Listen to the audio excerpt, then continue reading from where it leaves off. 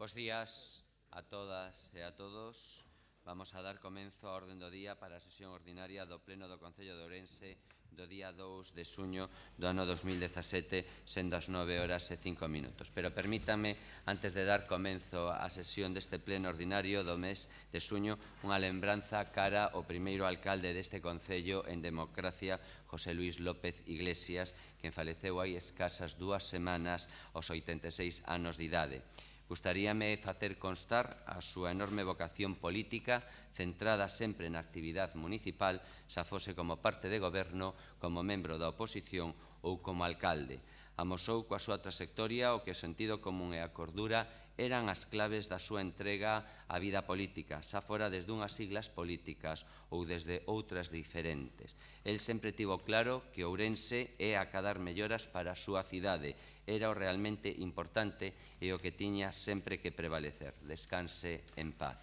Sin máis, damos comenzo ao punto primeiro, a aprobación da acta do Pleno da sesión ordinaria do día 5 de maio de 2017. Sí, denlle voz ao señor Tejerina.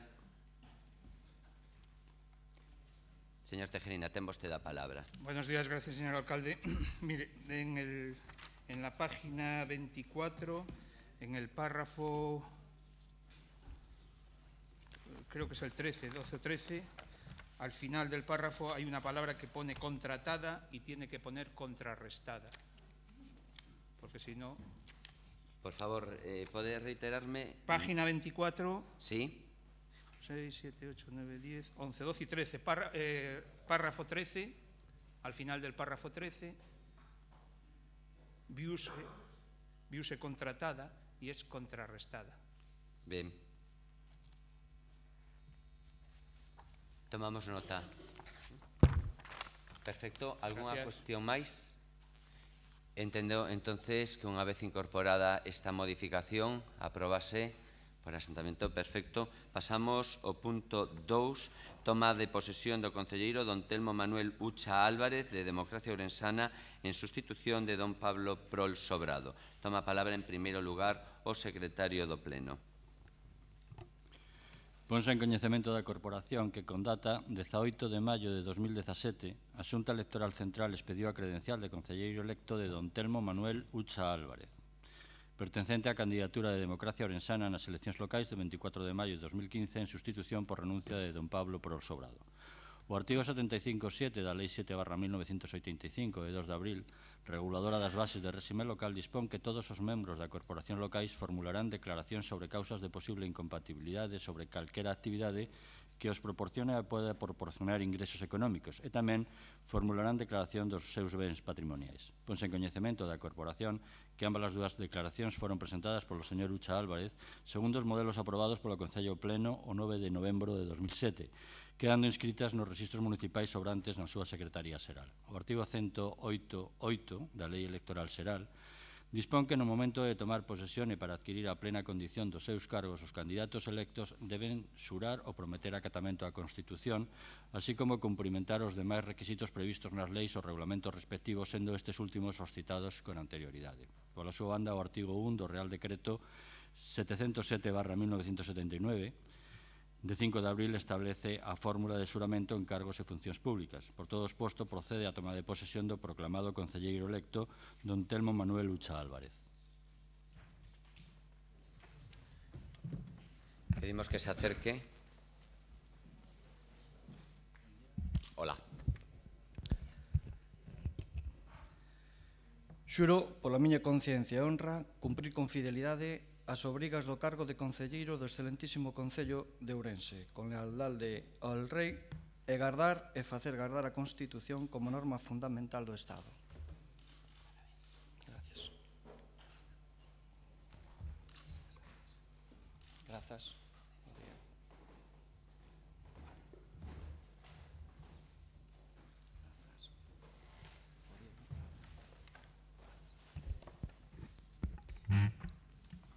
Damoslle a benvida ao novo concelleiro don Telmo Manuel e mentras fai un saúdo seguimos cos seguintes puntos da orden do día. Posta en coñecemento. Perdón? Bueno, pero mentras saluda, querida Inés. Si non, digo que o terceiro punto da orde do día posta en coñecemento das resolucións ditadas dende a data de celebración do último pleno, en especial dos seguintes. Refírame en especial o decreto número 3025, o decreto número 3018 e o decreto número 3452, dos que todos vostedes teñen a información correspondente. O cuarto punto da orde do día é a posta en coñecemento do informe de tesourería sobre o período medio de pago correspondente ao mes de abril, que pasa a ser de 19,75 días. Sin máis, pasamos á parte resolutiva e comenzamos por o informe anual da Comisión de Suxestións e Reclamacións. Doulle, en primeiro lugar, a palabra ao secretario do Pleno. Ditamen da Comisión de Suxestións e Reclamacións. Pola Presidencia dase conta do informe anual da Comisión Especial de Suxestións e Reclamacións. De conformidade co disposto no artigo 54 e seguintes do Regulamento Orgánico de Goberno e Organización do Pleno e a Comisión Especial de Suxestións e Reclamacións, a Comisión dase por enterada do informe elaborado polo negociado de participación cidadá correspondente ao ano 2016 e acorda por 4 votos a favor dos grupos municipais do Partido Popular e Ourense en Común e 3 abstencións dos grupos municipais de Democracia Ourensana e Grupo Municipal Socialista darlle traslado ao Pleno do Concello según dispón o artigo 54.4 do regulamento sinalado. Moitísimas grazas. Toma agora a palabra a concelleira dona Ana Fernández Morenza. Buenos días a todos y a todas. Con fecha 12 de mayo de 2016 se puso en conocimiento de los miembros de la Comisión de Reclamaciones y Sugerencias del Concello de Ourense el informe anual redactado por la Concellería de Participación Ciudadana correspondiente al año 2016. En el mismo se recoge que en el año 2016 solo se han presentado 2 reclamaciones, una a la Policía Local y otra a Gestión Tributaria, ambos resueltos en el 2016. Estos 2 expedientes se unieron a los 13 expedientes de años anteriores que todavía estaban sin resolver, de los cuales se han resuelto 7. Gracias. Muchísimas gracias. Si algún grupo quiere tomar la palabra, sí. Entonces, como hay varias peticións, empezamos, en este caso, seguindo a dinámica de sempre, e damoslle a palabra. Recordo que é unha posta en coñecemento, realmente aquí non hai votación, pero sí teñen dereito, por suposto, a tomar a palabra. Señor Doval. Gracias, señor alcalde. Bos días a todas e a todos. Simplemente matizar que esta comisión, entre os seus cometidos, está a defensa dos intereses da cidadanía ante a administración, que nestes 2 anos que levamos de legislatura, facendo unha reflexión crítica, nos leva á insatisfactoria situación actual, que parece que neste Concello non hai suxerencias nin reclamacións. Por eso que nos parece que está moi lonxe da realidade do que percibimos todos os días na rúa con queixas sistemáticas no día a día. De feito, noutro informe de participación cidadana do ano 2015 aparecen reflexadas 1.496 solicitudes de anomalías que se resolveron 613, o cual as 800 e pico que quedan pendientes non chegaron a esta comisión de reclamacións. Precisamos entonces que a cidadanía teña un amplio coñecemento desta comisión para que faga chegar a ela as súas reclamacións, como debe dirixirse a ela, que se trata nela, e cando se resolven os asuntos sea coñecedora do destino desa historia. Exemplo claro, que o sabemos todos e que vivimos todos os días, é as innumerables queixas que percibimos tanto de veciños como dos hoteleiros da historia das terrazas e veladores nesta cidade. Non sei por que a esta comisión non chega ninguna desas múltiples queixas, unhas por ocupación desmesurada da rúa, outras por competencia desleal, pero a verdade é que é un auténtico misterio esa ordenanza que, se digo, por poñer un exemplo, onde reiteradamente pedimos informes da Policía Local, dos bombeiros, pero, repito, é un misterio e posiblemente os propios concelleiros teñamos que recurrir á Comisión de Suxerencias e Reclamacións para que nos faciliten esta documentación. Simplemente a ciudadanía quer saber onde está esta norma, porque todo o mundo nos pregunta na rúa que pasa con ela. E iso é un pouco cometido desta comisión, que me parece que coincidimos todos en que non cumple o seu cometido. Nada máis. Bos días. Moitas grazas. Non, pois, señor Pérez Jácome. Un segundiño, perdón. Denlle voz ao señor Pérez Jácome, por favor. Ten vostede a palabra. Sí, muchas gracias. Bueno, básicamente el representante de Ourense Común dijo algo parecido a que nosotros dijimos en la moción que presentamos, porque había que cambiar esto, que esto no funcionaba. Hicimos una moción al respecto, en la que Ourense Común, por cierto, se abstuvo, no llegó a votar a favor. Entonces no sé ahora por qué dice esas palabras, pero me impresiona lo que acaba de decir el señor Doval. Es muy interesante, porque dice, no tenemos ni idea, dice el señor Doval, no tenemos ni idea de por qué la reclamación, lo que pasa, por ejemplo, con las terrazas y con muchas protestas que hace mucha gente, de muchos hosteleros, dice el señor Doval, no tenemos ni idea por qué no llega a la comisión. Ni siquiera él sabe cómo hay que hacer llegar esos papeles a la comisión. Si esos papeles no llegan a la comisión, es porque esas personas no han hecho esa segunda reclamación dirigida a la comisión para que llegue, que es lo que Democracia Ourensana dijo que había que anunciar, porque la población no está enterada de qué forma pueden llegar los papeles a nosotros. Es decir, ni siquiera lo sabe un concejal, lo cual demuestra también lo preparado que está para el cargo. Es decir, si ni siquiera un concejal sabe cómo hacer llegar los papeles a la comisión de sugerencias, ¿cómo lo va a saber la población? Si ni siquiera lo sabe una persona que se dedica a eso. Eso demuestra entonces que nuestra teoría es correcta, que dijimos, hay que cambiar el sistema porque la población no sabe que tiene un sistema para que nos lleguen a nosotros las reclamaciones ciudadanas, que es como una segunda instancia. Ni siquiera el señor Doval sabe cómo hay que hacerlo. Por eso no llegan ningunos papeles, porque la gente no lo sabe, ni siquiera lo sabe el concejal que acaba de meter ahora la pata de esa forma, pues imaginas, está claro que el sistema no funciona, por eso Democracia Ourensana dijo que había que cambiarlo. En cualquier caso, todas estas reclamaciones ciudadanas, lo volvemos a repetir, no se solucionará nunca este tema mientras no seamos capaces, aquí en el Concello, de manejarlo con una gestión eficiente. Es decir, si un funcionario no contesta y no hace su trabajo, tiene que ser sancionado. Mientras no tengamos valor, que el grupo de gobierno ni la oposición lo tiene, porque los funcionarios no le toques, no sea que, uy, eso es políticamente incorrecto. Mientras no hagamos eso, es imposible que el Concello funcione. Moitas grazas. Bueno, como antes comentaba, era un asunto pertinente, pero non para votar. Polo tanto, pasamos ao punto 5.2, expediente de modificación de créditos, modalidade, suplemento de crédito 1P/2017, aprobación provisional. Ten, en primeiro lugar, a palabra o secretario xeral do Pleno. Dictamen da Comisión de Pleno. De conformidade coa proposta da concelleira delegada de Facenda de 8 de maio de 2017, a Comisión de Pleno, por 3 votos a favor do Grupo Municipal do Partido Popular e 4 abstencións dos grupos municipais de Democracia Ourensana, Grupo Municipal Socialista e Ourense en Común, adopta o seguinte acordo. Dictaminar favorablemente e elevar ao Pleno a seguinte proposta. Primeiro, aprobar provisionalmente o expediente de modificación orzamentaria 1P/2017 utilizando a figura dos suplementos de créditos de acordo co seguinte contido. Créditos que se suplementan por importe de 6 millóns de euros para amortización de préstamos a longo plazo e B, financiamiento dos suplementos de crédito por la mesma cantidad con cargo al remanente de tesorería por gastos xerais.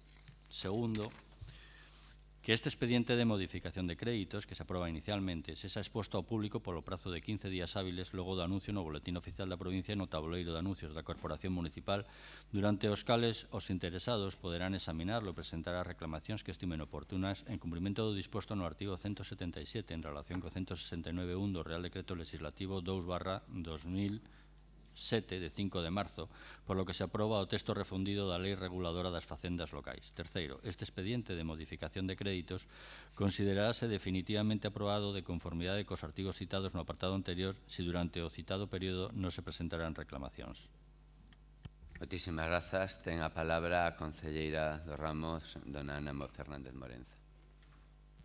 Buenos días de nuevo. Como ustedes saben, la ley exige que el superávit generado en el año 2016 se utilice para amortizar la deuda de los concellos. En el presente caso, con fecha 27 de abril, se aprobó en sesión ordinaria de Junta de Gobierno una modificación presupuestaria utilizando la figura de suplementos de crédito por importe de 6 millones de euros, con lo que se amortizarán todos los préstamos de este concello.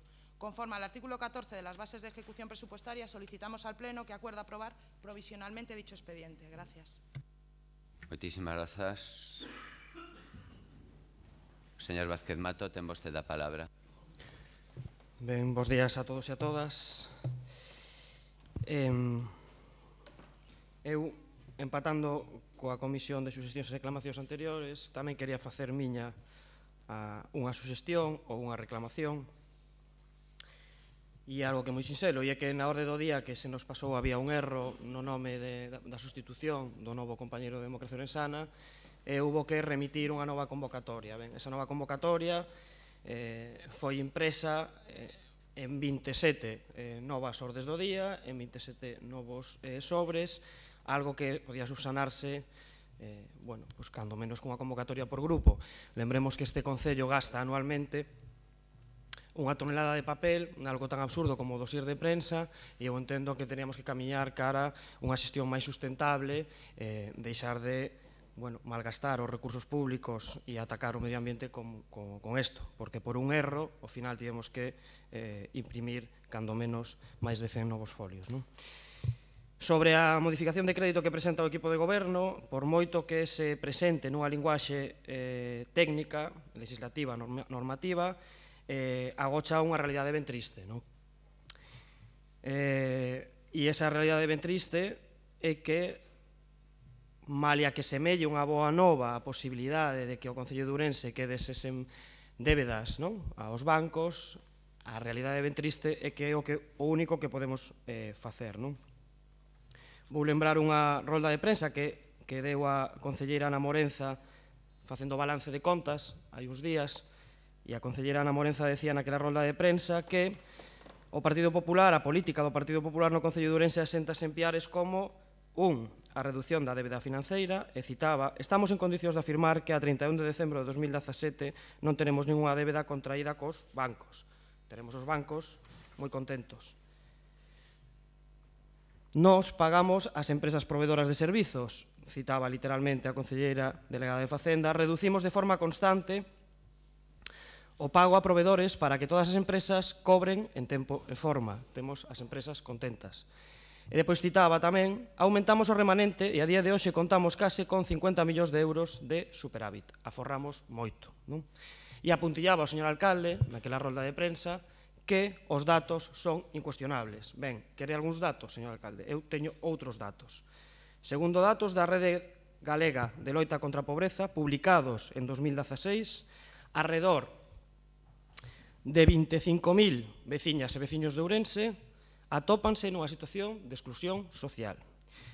Se estas persoas a día de hoxe soportan estas condicións, non é grazas ás administracións públicas, é grazas á rede familiar que ten e a determinados colectivos como Cáritas Diocesana de Ourense, que ten aumentado exponencialmente o servizo que presta, por exemplo, no comedor social nos últimos anos. Son datos da memoria de Cáritas Ourensana. Segundo datos do Instituto Nacional de Emprego, o Concello de Ourense conta actualmente cunha taxa de desemprego do 20%, de casi o 20%. Segundo datos do Instituto Nacional de Estatística, cada mes abandonan Ourense 60 mozos e mozas da miña xeración, un pouco arriba, un pouco abaixo, para procurar unha oportunidade no estranxeiro. Estes datos só falan daqueles que marchan de Ourense cara a outros países, sen contar aqueles que marchan cara a outras cidades do país ou do Estado. Entón, os datos, señor alcalde, sí que son incuestionables. Citaba vostede naquela entrevista: cadrar as contas é pensar nos veciños e nas veciñas de Ourense. Non. Cadrar as contas deixando a xente fora non ten mérito ningún e non é algo do que gabarse. Que este Concello teña unha débeda cero e vai a quedarse con débeda cero deixando a xente fora non é nada meritorio, porque non é positivo para Ourense. Os mozos siguen emigrando, sigue habendo tasas de desemprego moi elevadas, sigue habendo unha situación de exclusión social, polo tanto, o Concello está facendo deixadez de funcións. Coa súa xestión, señor alcalde, imos ter un Concello que págalle todas as débedas aos bancos, pero mantén unha presión fiscal que é de tempo precrise. Inda por riba, non só non facemos nada, non implementamos eses plans de emprego, non implementamos eses programas sociais, sino que inda por riba mantemos a presión fiscal propia dun tempo anterior. Vostedes critican en privado a Lei de Estabilidade Orzamentaria, pero militan nun partido que a impuxo a golpe de rodillo e manteñen a día de hoxe unha actitude sumisa, aínda cando vostedes mesmos saben que é unha verdadeira tolemia. É unha verdadeira tolemia obrigar a pagarlle aos bancos antes de cubrir as necesidades da propia veciñanza. Sobre a modificación de crédito que nos presentan, queren destinar 6 millóns de euros do remanente de tesorería ao pago de débedas. Moi ben. Vostedes gobernan e vostedes teñen esa competencia, pero nós non compartimos as súas prioridades. Moitas grazas. Moitísimas grazas. Ten a palabra o voceiro do Partido Socialista, denlle voz o señor Vázquez Barquero. Sí, bos días. A verdade é que isto daría perdón, para un debate bastante sustantivo, non, sobre a filosofía da cousa, pero únicamente me vou a quedar en facerlle unha matización, señor Don Martiño. Isto non é unha boa nova pos bancos, ao revés. O negocio bancario está precisamente en conceder préstamos e créditos e ter créditos e préstamos vivos, porque aí é onde pode gañar diñeiro. Vale? Non na amortización de préstamos, sobre todo cando o que amortiza é unha entidade solvente como é o Concello de Ourense. Polo tanto, a cuestión é inversa. É unha mala nova para os bancos, para as entidades financeiras. Eso por unha banda, en canto matiz. En canto ao trámite en sí, o que se pretende hoxe, que é aprobar unha modificación de crédito, bueno, eu teño a sensación de que efectivamente vais a aprobar a modificación de crédito e se vai amortizar o crédito, non vou a dicir instantaneamente, pero casi instantaneamente. Eu o que lle pediría a este goberno é que a mesma dilixencia que vai ter para amortizar eses préstamos, eses créditos vivos, a tivera tamén para a utilización doutras modificacións de crédito aprobadas neste salón de pleno. E fago referencia expresa a un plan de investimentos de 12 millóns de euros aprobado fai máis de 6 meses e que durme no limbo dos xustos. A dilixencia ten que ser en todos os casos, non exclusivamente neste caso. De calquer xeito, pois nós imos a votar a favor desta modificación. Moitas gracias pola súa atención. Moitas grazas, señor Vázquez Barquero. Señor Pérez Jácome, ten vostede a palabra. Muchas gracias. Ustedes conocen la expresión, los americanos llaman free will, ¿no? Lo que sería libre albedrío.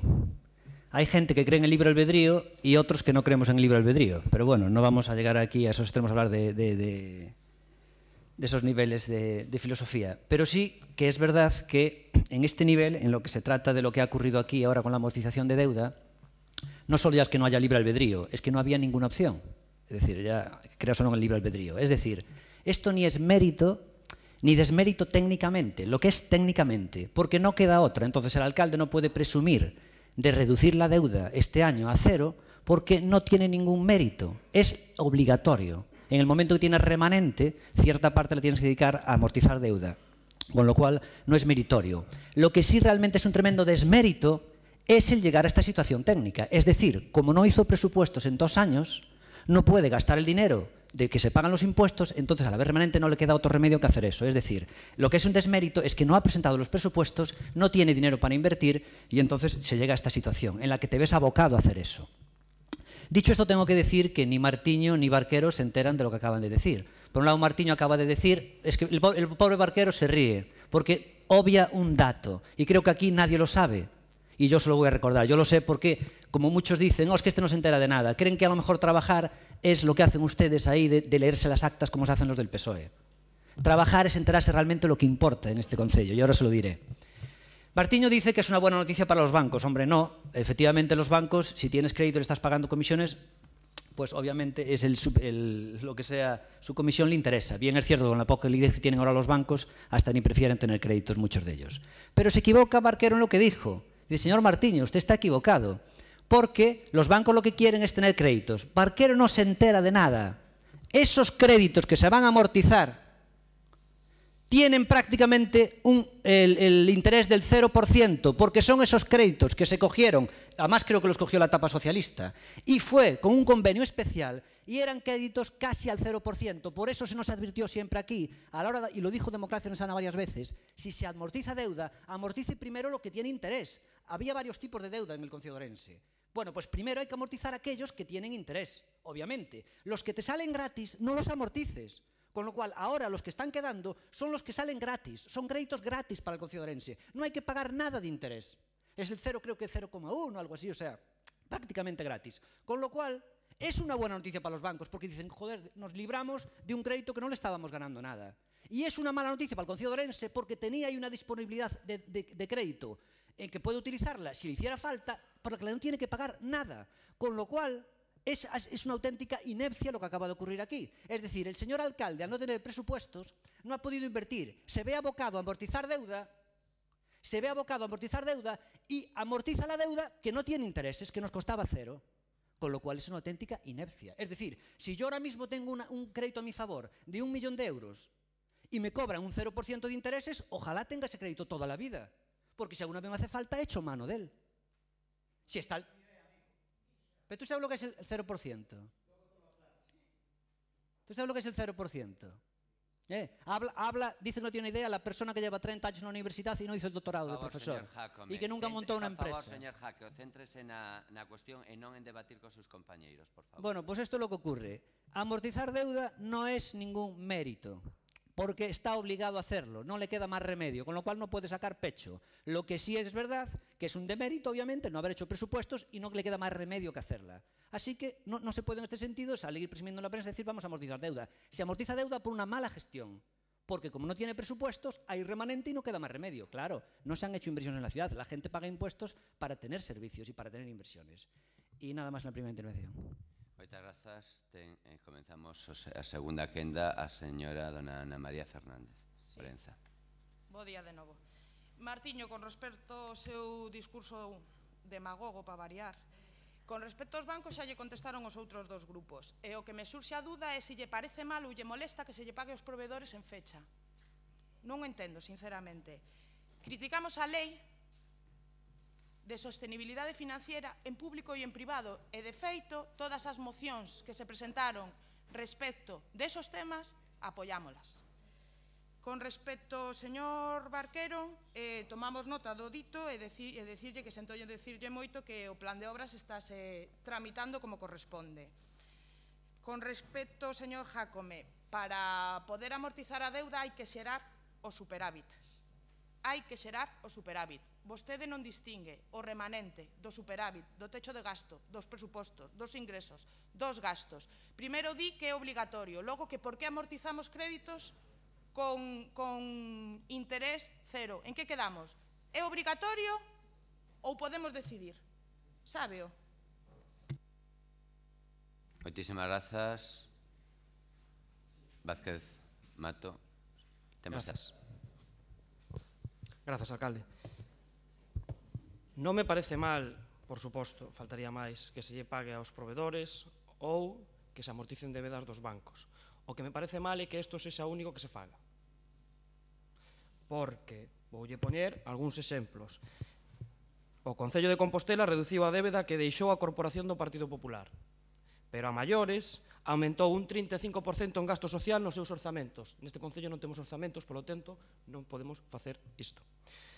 A cidade de Cádiz, o Concello de Cádiz, reduciu a débeda que deixou a Corporación do Partido Popular anterior, pero aumentou ata un 30% o plan para partidas de gasto social como o plan de garantía alimentaria.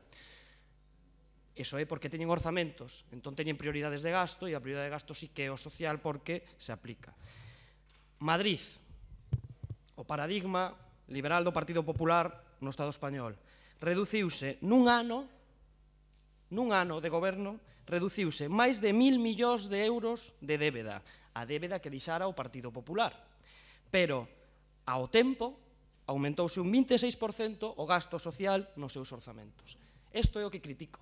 Non critico que se amortiza a débeda, o que critico é que é o único que se fai. Non me chame demagogo porque os datos son os datos, e os datos son os que pon o Instituto Nacional de Estadística, o Instituto Nacional de Emprego, Cáritas e a Rede Galega contra a Pobreza. Eses datos están en riba da mesa. O Concello de Ourense ten competencias suficientes como para garantir programas e, alo menos, reducir o impacto deses problemas. E unha última referencia ao señor Barquero, en canto a matiz. Vostedes aprobaron unha modificación dun artigo da Constitución que prioriza o pago das débedas a este tipo de inversións. Polo tanto, eu creo que é tempo para que o Partido Socialista tamén analice as súas prioridades. Moitas grazas. Moitas grazas, señor Vázquez Barquero, si así o entende. Sí, la verdad es que venir a este salón de plenos a recibir lecciones de quien no tiene ni idea es duro, es bastante duro. Permítame la licencia y voy a ver si soy capaz de mostrarle la luz a esta persona que tanto habla y poco hace.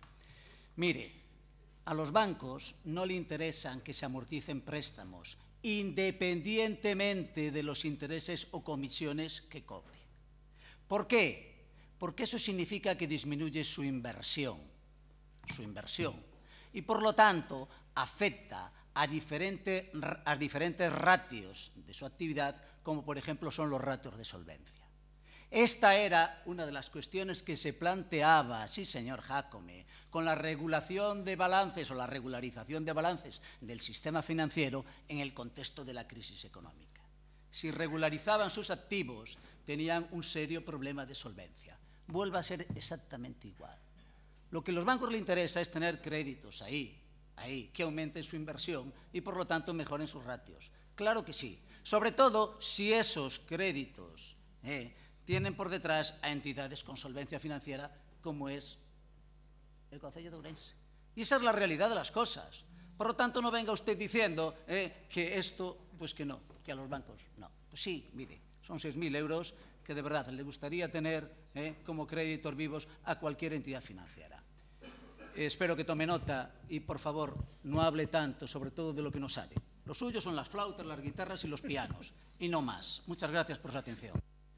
Muchas gracias, señor Vázquez Barquero. Ten vostede a palabra, señor Pérez Jácome. Sí, lo mío son las flautas, los pianos y las guitarras en las que genero más empleo que el que generas tú y que has generado en tu vida. Con las flautas, los pianos y las guitarras. Genero más empleo que el tuyo, ¿sabes? Y pago más impuestos que tú, ¿vale? Y hemos montado un partido político desde Ourense, que es el partido político, en una capital de provincia, el más grande de toda España, independiente, partido independiente. Donde otra gente, profesores universitarios como tú, lo intentaron, han fracasado, nosotros estamos aquí y hemos superado el PSOE. Tú has pasado de 21.000 votos a 10.000. Y Democracia Sana pasó de 1.700 votos hace 8 años, en el 2007, bueno, hace 10 años, a los 13.000 de ahora. Entonces, no sé de qué presumes, Barquero. Mira, yo desde luego no entiendo cómo en la Universidad de Ourense pueden tener una persona como tú dando clases, porque decir lo que acabas de decir es impresionante, que a los bancos le interesa tener créditos abiertos. Vamos a ver, le interesa tener créditos abiertos los que sean, obviamente, lucrativos. Mira, yo recuerdo cuando fue la estafa de Finsa, bueno, de Finsa era, o Finsa como se llamaba, en la que me decían que tenía una rentabilidad del 7%. Yo no soy profesor universitario, Barquero, pero a lo mejor a ti te pillaron y a mí no me pillaron. Y recuerdo que aquí le habían pillado con esos dinero a Sánchez Vidal, era uno de los afectados. Y Sánchez Vidal era un abogado y también decía, señor Jácome, usted es un ignorante, no tiene ni idea. Pero a mí no me pillaron con Afinsa y al señor Sánchez Vidal sí. Con esto no estoy diciendo, a miles de personas le pillaron. Simplemente quiero decir que, si Barquero dice que no tengo ni idea, pues le voy a decir lo que pensé yo en aquel momento. Cuando daba Afinsa una rentabilidad de un 7%, a mí dije, aquí hay gato encerrado, porque un crédito cuesta un 5%. Entonces, me interesa pedir un crédito del 5% e invertir en Afinsa y gano dinero. Es decir, no cuadraban las cuentas. Es decir, era que se notaba claramente que era una estafa, porque si te estaban dando garantizadamente una inversión superior a lo que valía un crédito, ahí había algo raro. Los bancos, fíjate hasta qué punto estás equivocado, que yo también me empecé a dar cuenta cuando algo no me cuadraba, con esto estoy diciendo que yo anticipara la crisis, simplemente dije yo, esto aquí no me cuadra. Los bancos estaban vendiendo todos sus activos, todos los locales, recuerda que el Banco de Santander, el Banco Bilbao, el Banco Popular, muchos bancos, vendían los locales donde estaban y pasaban a ser inquilinos pagando el 6%. Y dije yo, pero esto es de locos. Si resulta que un crédito te lo dan al 3%, ¿cómo es que entonces pierden y son inquilinos al 6%? Es absurdo. O sea, ¿cómo puedes tú ponerte a pagar un interés del 6% a tu, ¿cómo se dice?, a tu casero y después das créditos al 3%? Aquí algo raro, ¿qué ocurre? No había liquidez y estaban intentando cuadrar las cuentas. De hecho, si tuvimos la crisis económica que tuvimos bancaria, por todos estos ajustes contables, es que no me extraña que habría gente como Barquero a lo mejor dirigiendo esas cuentas. Porque estaba lleno de expertos mundiales y el banco era todo mentira, Yo creo que aquí hay que utilizar el sentido común. Es decir, si tú tienes un crédito, como tenía aquí el Concesiones al 0%, no interesa, sin duda, interesa tener siempre ese crédito si te cobran el 0%. Y Morenza, yo no sé si entiendes el castellano, dije antes claramente, una vez no hay opción, hay que amortizar deuda, no es decisión tuya, no es decisión vuestra, sí que lo era antes de, es decir, el no tener presupuestos, ahora que estamos abocados a invertir, amortizar hay que hacerlo, pero antes es donde había que evitarlo y no lo hicisteis. Muchas gracias, señor Pérez Jácome. Pasamos, por tanto, a votación. punto 5.2, expediente de modificación de créditos, modalidad de suplemento de créditos 1P/2017. Votos a favor. Votos en contra. Abstencións. Por tanto, queda aprobado por 23 votos a favor, 3 abstencións. Pasamos ao punto 5.3, aprobación do límite de gasto non financiero para o ano 2017. Ten a palabra o secretario de Pleno. Dictamen da Comisión de Pleno. De conformidade coa proposta da concelleira delegada de Facenda de 19 de maio de 2017, a Comisión de Pleno, por 3 votos a favor do Grupo Municipal do Partido Popular e 4 abstencións dos grupos municipais de Democracia Orensana, Grupo Municipal Socialista e Ourense en Común, adopta o seguinte acordo: dictaminar favorablemente e levar ao Pleno a seguinte proposta: aprobar o límite de gasto non financiero consolidado do Concello de Ourense e do seu organismo autónomo Consello Municipal de Deportes para o exercicio 2017 aos efectos de dar cumprimento ao artigo 30 da Lei Orgánica 2/2012 de 27 de abril de estabilidade orzamentaria e sostenibilidade financiera por un importe de 97.015.353 euros con 91 céntimos. Moitísimas grazas. Ten agora a palabra a señora Fernández Morenza. Buenos días de nuevo. A efectos de dar cumplimiento al artículo 30 de la Ley Orgánica 2/2012 de 27 de abril de estabilidad presupuestaria y sostenibilidad financiera, se trae a este Pleno la aprobación del límite de gasto no financiero consolidado del Concello de Ourense y de su organismo autónomo Consello Municipal de Deportes para el ejercicio 2017. El mismo asciende a un total de 97.015.353 euros con 91 céntimos. Este expediente ha sido tramitado conforme a ley, se ha redactado por el órgano de gestión presupuestaria y cuenta con el informe favorable de intervención, por lo que solicitamos su apoyo para la aprobación. Moitas grazas. Señor Vázquez Mato. Grazas, alcalde. A verdade é que o debate casi podría ser redundante, non? Porque, en certa medida, ten moito que ver coa modificación de crédito anterior. Ben, a nosa Administración Central obríganos a fixar un teito de gasto, un límite de gasto de 97 millóns de euros aproximadamente, non? Cando todos sabemos, e vímolo antes, que a nosa capacidade de gasto é moito máis superior e as nosas necesidades, como os datos apuntan, ainda que non nos gusten, son outras, non? Son perentorias e son urxentes. Ben, pero a Administración Central estános obrigando a fixar este teito de gasto. Fíxense o que fai a Administración Central. Datos do Ministerio de Facenda e Administracións Públicas do ano 2015. O Estado incumpriu o seu teito de gasto en 4.969 millóns de euros. O señor Montoro é o primeiro incumpridor do seu teito de gasto. O señor Montoro ten que redactarse cartas a sí mesmo dicíndolle: señor Montoro, vostede está incumplindo o teito de gasto. Pero ademais non só é o Estado, 15 comunidades autónomas incumpriron o teito de gasto, o límite de gasto. Vostedes, igual que nós, e agardo que máis grupos, saben perfectamente que isto é unha aberración e que vai contra toda lógica. Que o Concello de Ourense teña un remanente de 50 millóns de euros e non poda gastalo polos excesos da señora Barberá en Valencia ou polos excesos do seu partido político en Madrid é unha aberración. Pagamos xustos por pecadores e isto non pode ser. O teito de gasto, se fora nunha casa, fai que a casa sexa moito máis pequena, fai que a casa común baixe o teito e quepamos menos. Volvémolo a decir, cadrar as contas coa xente fora non ten mérito. Se facemos a casa máis pequena, pero deixamos a fora aos estudantes que non teñen traballo, que teñen que emigrar, aos parados, aos xubilados, xente que ten necesidades de programas sociais, entón non ten sentido ningún. Estamos cadrando as contas coa xente fora. Nós nesto non concordamos. Este teito de gasto permite pagar a débeda aos bancos, non sei se lle gusta ou non, eu outras cousas non penso nos bancos, eu penso na administración pública e as nosas necesidades e as nosas prioridades. Eu, se o banco se alegra ou non se alegra, a verdade é que importame ben pouco. Pero este teito de gasto non permite facer inversións nesas necesidades perentorias que ten este Concello, pero pola contra permite pagar esas débedas aos bancos e, como consecuencia, no seu borrador de orzamentos hai que rebaixar o gasto. E onde rebaixamos o gasto? Fíxense, no seu borrador de orzamentos, non é o noso. No seu borrador de orzamentos vostedes rebaixan o gasto 3 millóns de euros para o fomento do emprego. Nun concello con 20% de desemprego.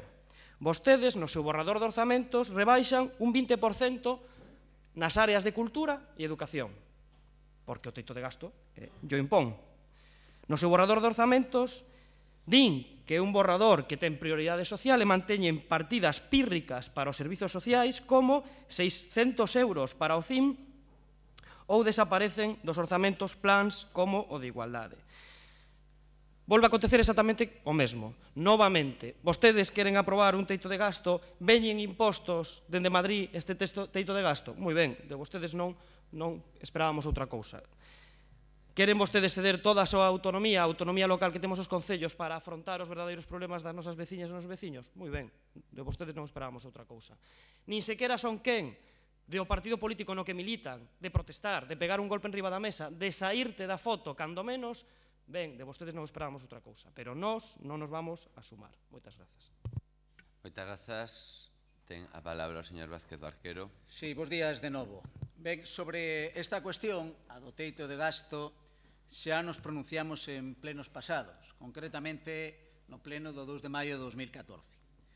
Considerábamos daquela que a aprobación do teito de gasto era unha obriga da Lei Orgánica de Estabilidade Orzamentaria e Sustentabilidade Financeira, unha lei, señor alcalde, do seu partido, do Partido Popular, unha lei aberrante, como xa dixemos en varias ocasións, unha lei que non ten en conta a situación financiera real das administracións públicas deste país, que non ten en conta o seu nivel ou a súa taxa de endebedamento, e non o ten en conta porque o único obxectivo de vostedes, dos redactores da lei, polo tanto, do Partido Popular, era e é disminuir a presencia do sector público das administracións públicas independentemente de cales sexan as necesidades reais do país. Independentemente da situación dos cidadáns, da capacidade real das administracións públicas para prestar axeitadamente os servicios que demandan os cidadáns e financialos convintemente. Nada deso lles importaba, señor alcalde, e nada deso lles importa. Tratábase e trátase, todavía hoxe, de recortar o gasto público e privatizar a economía e a sociedade na medida do posible. Hoxe vostedes traen a este pleno, igual que fixemos nós en maio do 2014, a aprobación do teito de gasto. Supoño, doña Ana, que por imperativo legal, non? Pero claro, o fan tendo en conta outros parámetros distintos aos que nós tiñamos en conta en maio do 2014. En primeiro lugar, vostedes hoxe, como levan feito ao longo do seu mandato en diferentes cuestións, amosan absoluta sumisión ao que din os xerarcas do seu partido, tanto o señor Montoro como o señor Rajoy. E, en segundo lugar, hoxe traen aquí a aprobación do teito de gasto baixo outros criterios de procedimento administrativo. É dicir, no ano 2014, máis alá da nosa proposta, o teito de gasto aprobouse antes de ter elaborado o borrador de orzamentos, antes de presentalo e antes de aprobar o proxecto de orzamentos, que é o proceso normal a seguir. Sin embargo, se vostedes fan ao revés, primeiro elaboraron o borrador de orzamentos, despois o presentaron en sociedade, despois o facilitaron á oposición para que negociaran por vostedes o contido. E hoxe traen aquí a aprobación do teito. Bueno, é dicir, novamente, a casa polo tellado. Como sempre, por certo, neste tema e en todos os temas. Por estes motivos, señor alcalde, doña Ana Morenza, o noso voto hoxe vai ser abstención. Moitas gracias pola súa atención. Moitas grazas, señor Vázquez Barquero. Ten a palabra, deña voz, a señor Pérez Jácome. Bueno, nosotros cuando hay un tema que es supramunicipal, pero es particular de Ourense, pues sí que traemos mociones, nos gusta intervenir y votar. Mucha gente no entiende esas diferencias. Cuando obviamente ya no es un tema que es particular de Ourense, pues normalmente ya nos consideramos que es absurdo el hacer abstenciones, perdón, el hacer instancias y mociones, porque es algo que no se puede debatir en estos foros. Pues esto de aquí es una ley estatal que nosotros en este tema, pues mandarles desde aquí recados al señor Montoro cuando es algo para toda España. Yo creo que para eso hay parlamentos y precisamente estos tres partidos tienen sus representantes en el Parlamento español para hacer esos mensajes. Estos partidos no, que en Marea le dieron la oportunidad 6 meses y al cabo de 6 meses lo mandaron para casa, ahora no tienen a nadie. En 6 meses perdieron el que tenía, válgame Dios.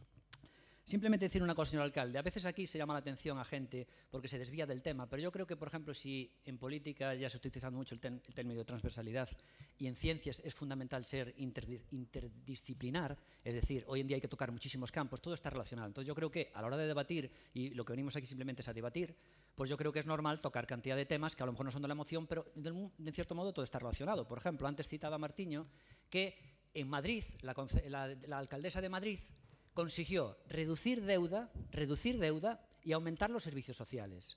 Pero vamos a ver, la política, obviamente la política es un juego que se juega con dinero que es limitado. En el momento que es limitado, priorizar es totalmente imprescindible, priorizar. De modo que, si efectivamente se puede hacer eso perfectamente, se puede llegar a cualquier concello del mundo y se puede reducir deuda y aumentar los servicios sociales, pero luego tienes que decir a qué se lo quitas, porque de algún sitio lo tuviste que quitar. Entonces, a veces tendrás que decir, esto es más importante que esto. Bueno, pues tendrás que decirlo, porque no es así por arte de magia. Se supone que todo es importante. Obviamente es el arte de priorizar.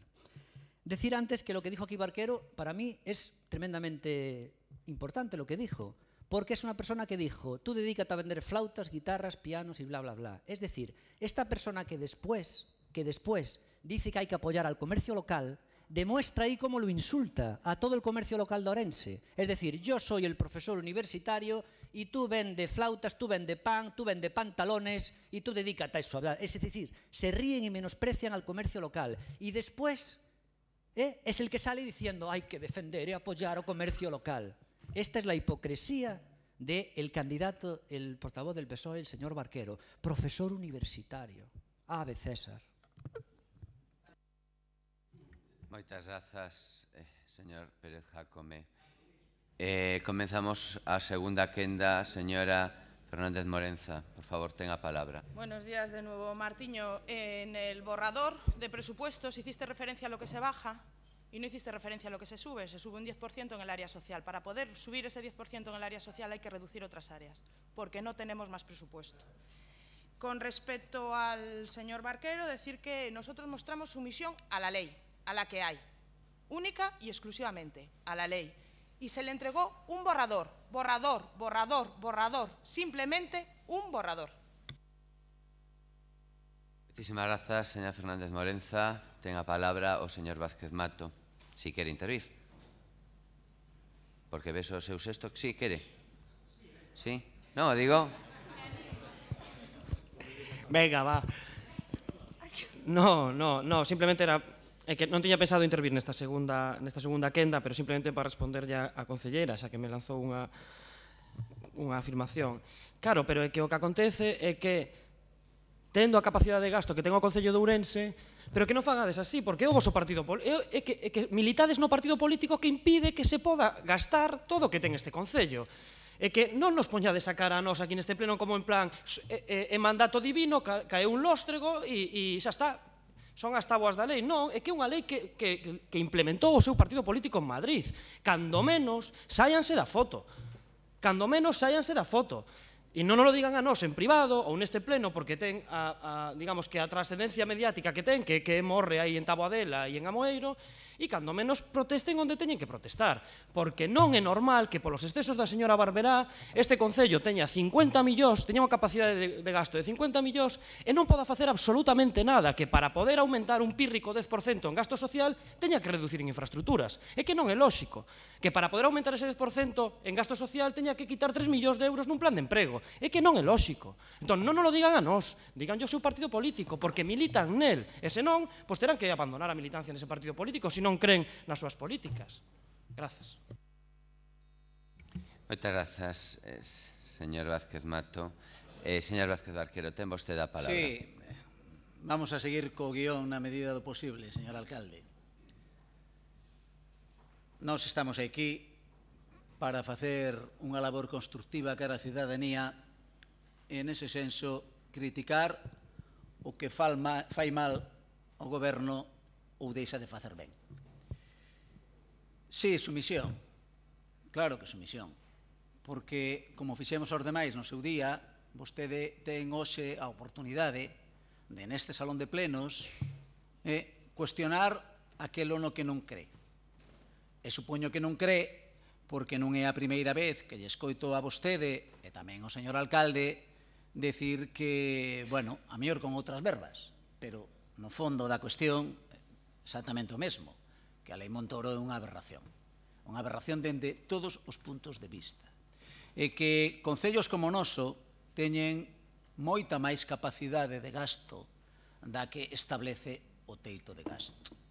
E, polo tanto, se houvese outra lei, se os xerarcas do seu partido fosen capaces, entre comillas os de capaces, de facer outra lei distinta a que fixeron, pois moi probablemente hoxe poderíamos tentar de solucionar moitos máis problemas, atender moitas máis necesidades dos cidadáns das que estamos a atender.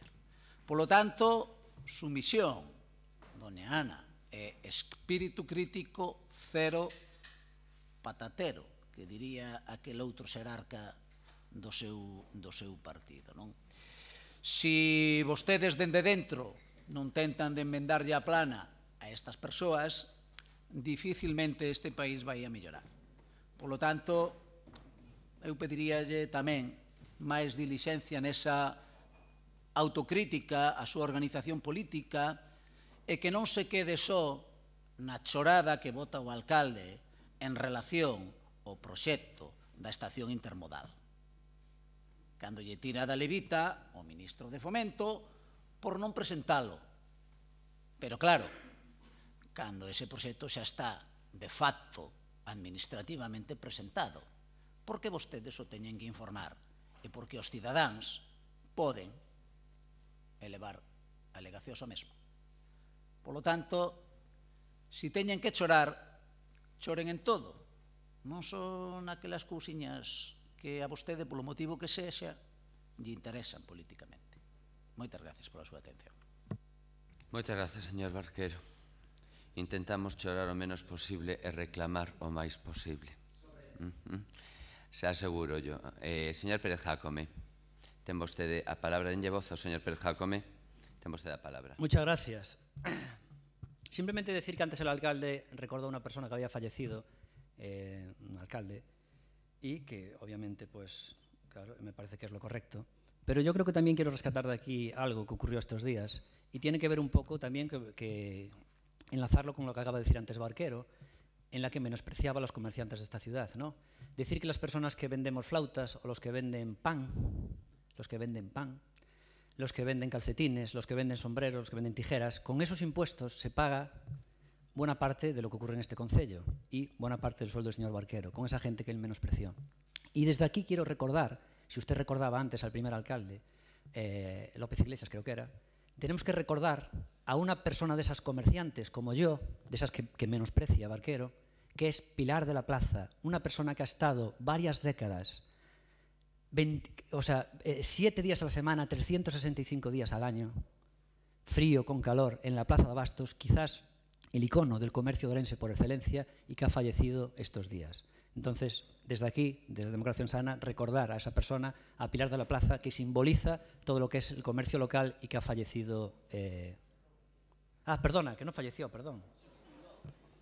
Perdón, que metí la gamba. Es que me confundí, metí la gamba. Lo que quiero, cerró la tienda y era un poco para recordar eso. Perdón, que metí la gamba. Me confundí. Exactamente, que cerró y que desde aquí una persona que es de las más veteranas del comercio local, mandarle ese saludo y ese recuerdo. Perdón por la metedura de pata. Non hai problema, señor Pérez Jácome. Non me toca a min defender ao señor Barquero, porque ademais despois vai me decir que é maiorciño para defenderse el, pero non creo que nas súas verbas tivera unha actitude en contra do comercio da nosa cidade. Con respecto a unome a esas palabras, e creo que todo o mundo se une a esas palabras, e vamos a mandar unha forte aperta, moitísimo ánimo e moitísima forza para loitar contra unha enfermidade, a doña Pilar. Polo tanto, que vai aí en nome de toda a corporación, porque sí é certo que un dos símbolos tamén do noso comercio e a donde íbamos a comprar o pan a certas horas donde non podíamos comprarlo en outros sitios. Creo que rematamos, porque xa me perdín, entonces pasaríamos a votación deste punto 5.3, aprobación do límite de gasto non financiero para o ano 2017. Votos a favor?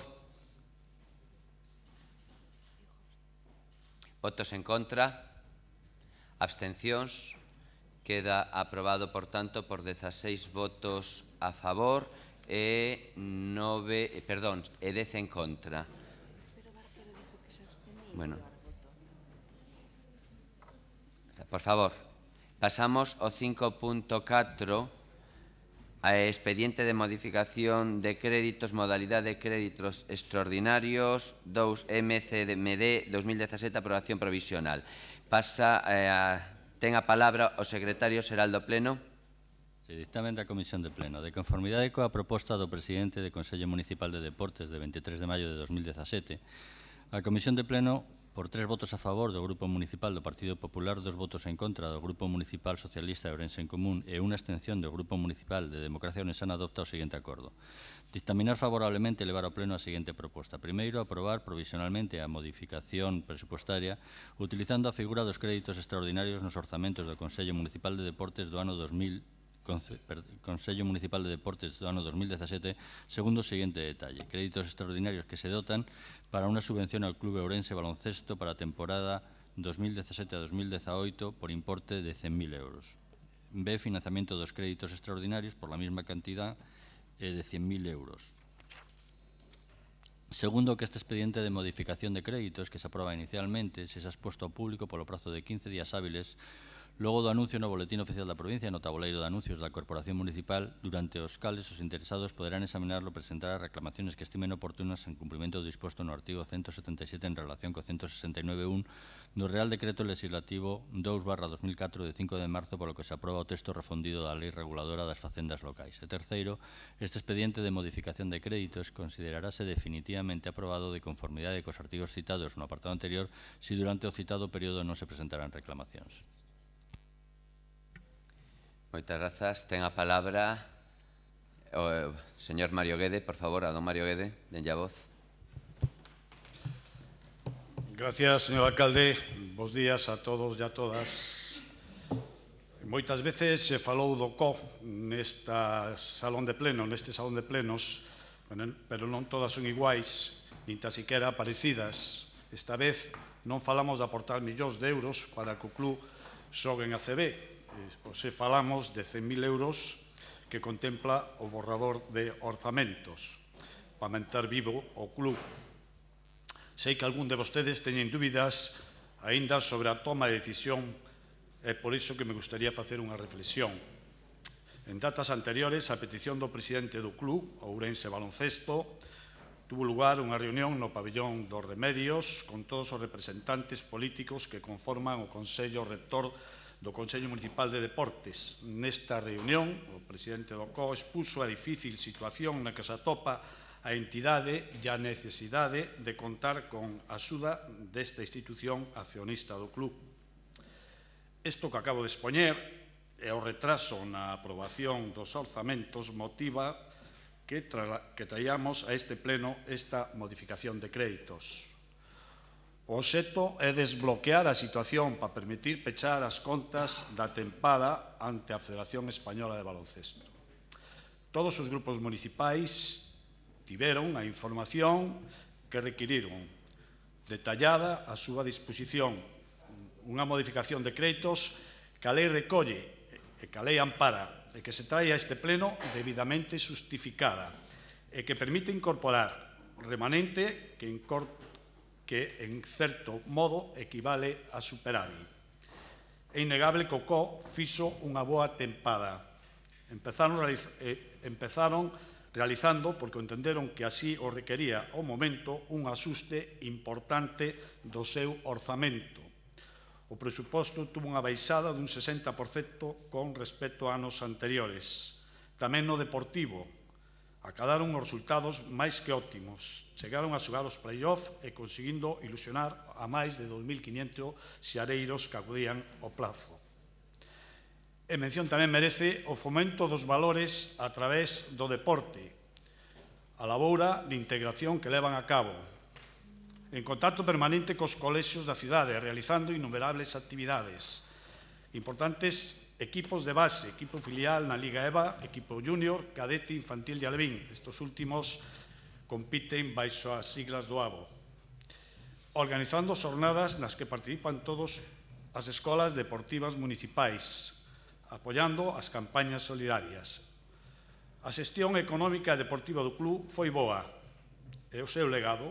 O Club Ourense Baloncesto, fundado no ano 1986, alcanzou o máximo nivel no ascenso á Liga CB, na que permaneceu 11 tempadas.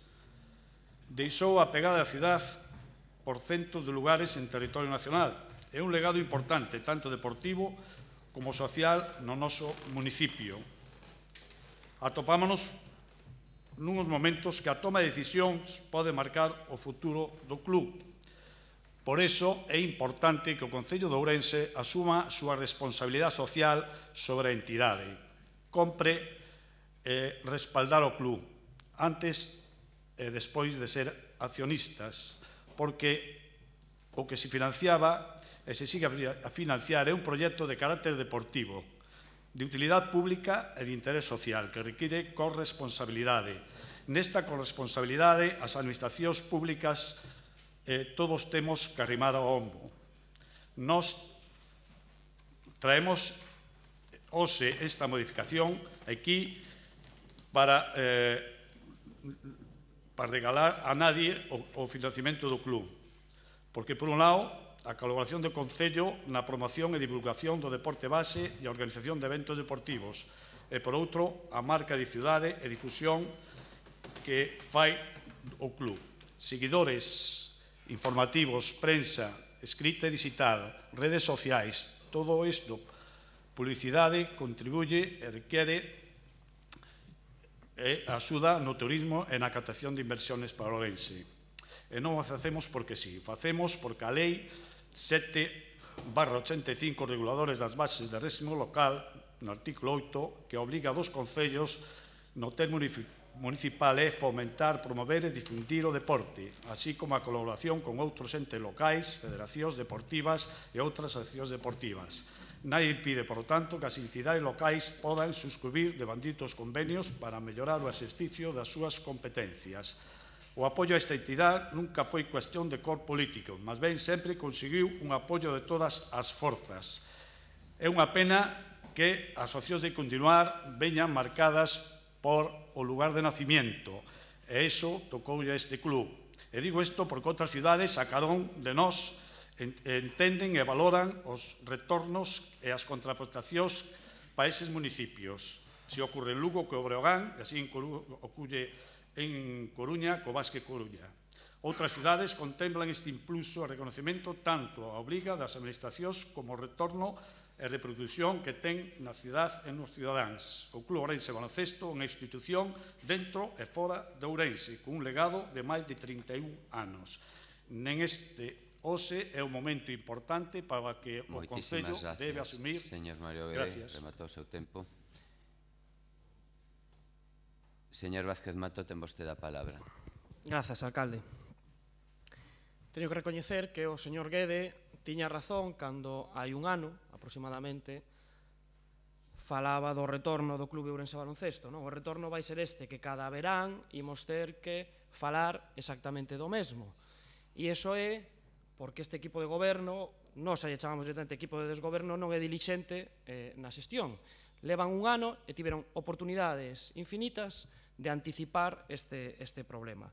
Fíxense, vimos de falar nas anteriores mocións, fixar o teito de gasto, establecer prioridades, non?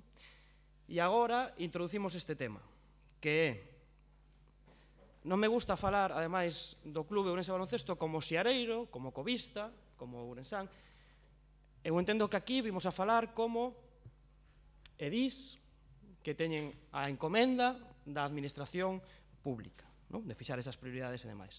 Entón, o tema que se trae directamente aquí é aprobar unha subvención nominativa para unha sociedade anónima deportiva porque ten problemas contables.